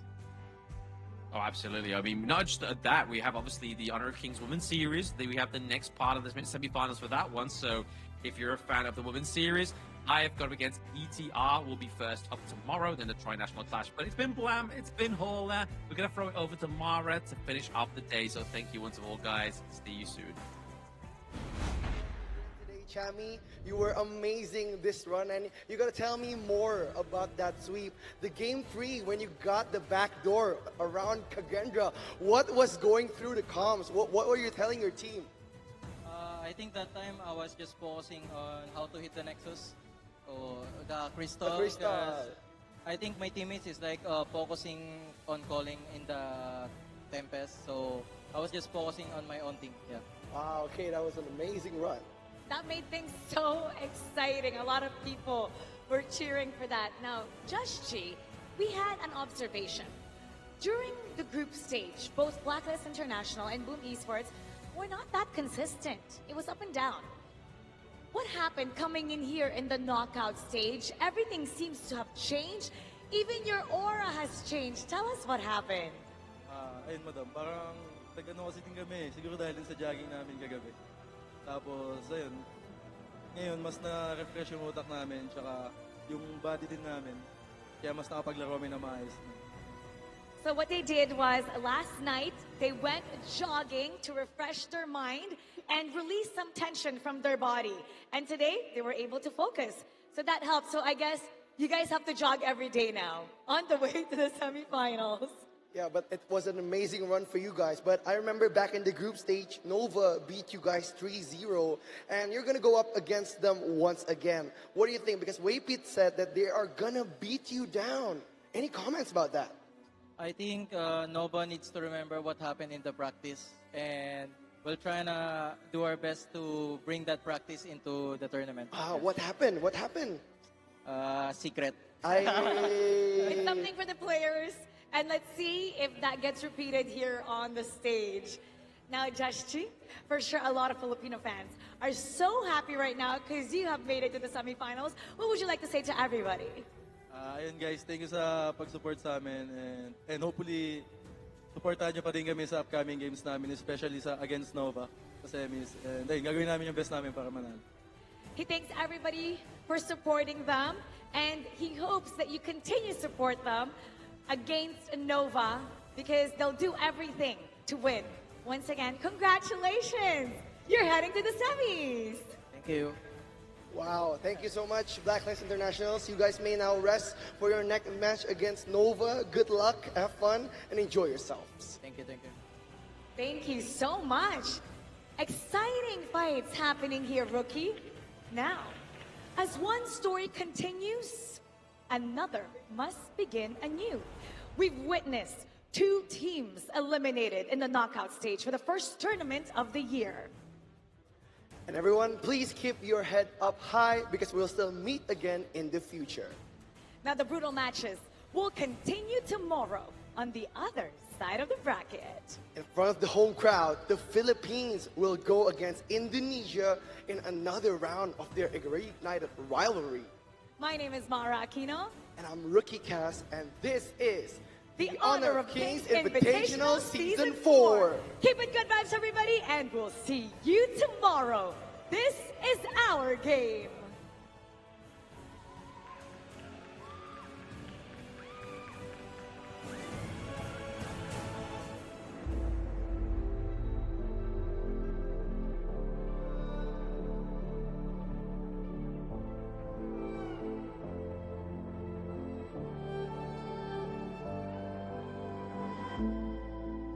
Stranger to the fallout, it's what got us here. Ever changing, some chameleon, blood, sweat, and tears. We'll never make it if we fall to everything that brings us down.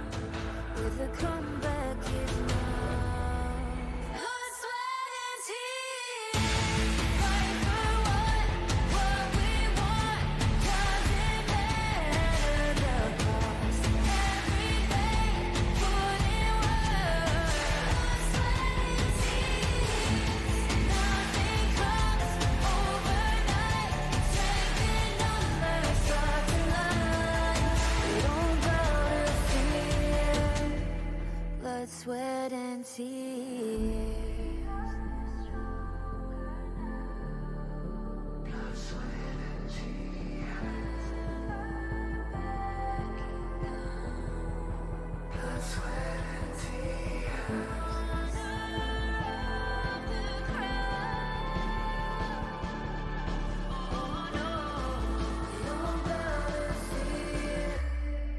Blood, sweat, and tears. Blood, sweat, and tears. Fight for what we want. Doesn't matter the cost. Every day, put in work. Nothing comes overnight. Strength in numbers.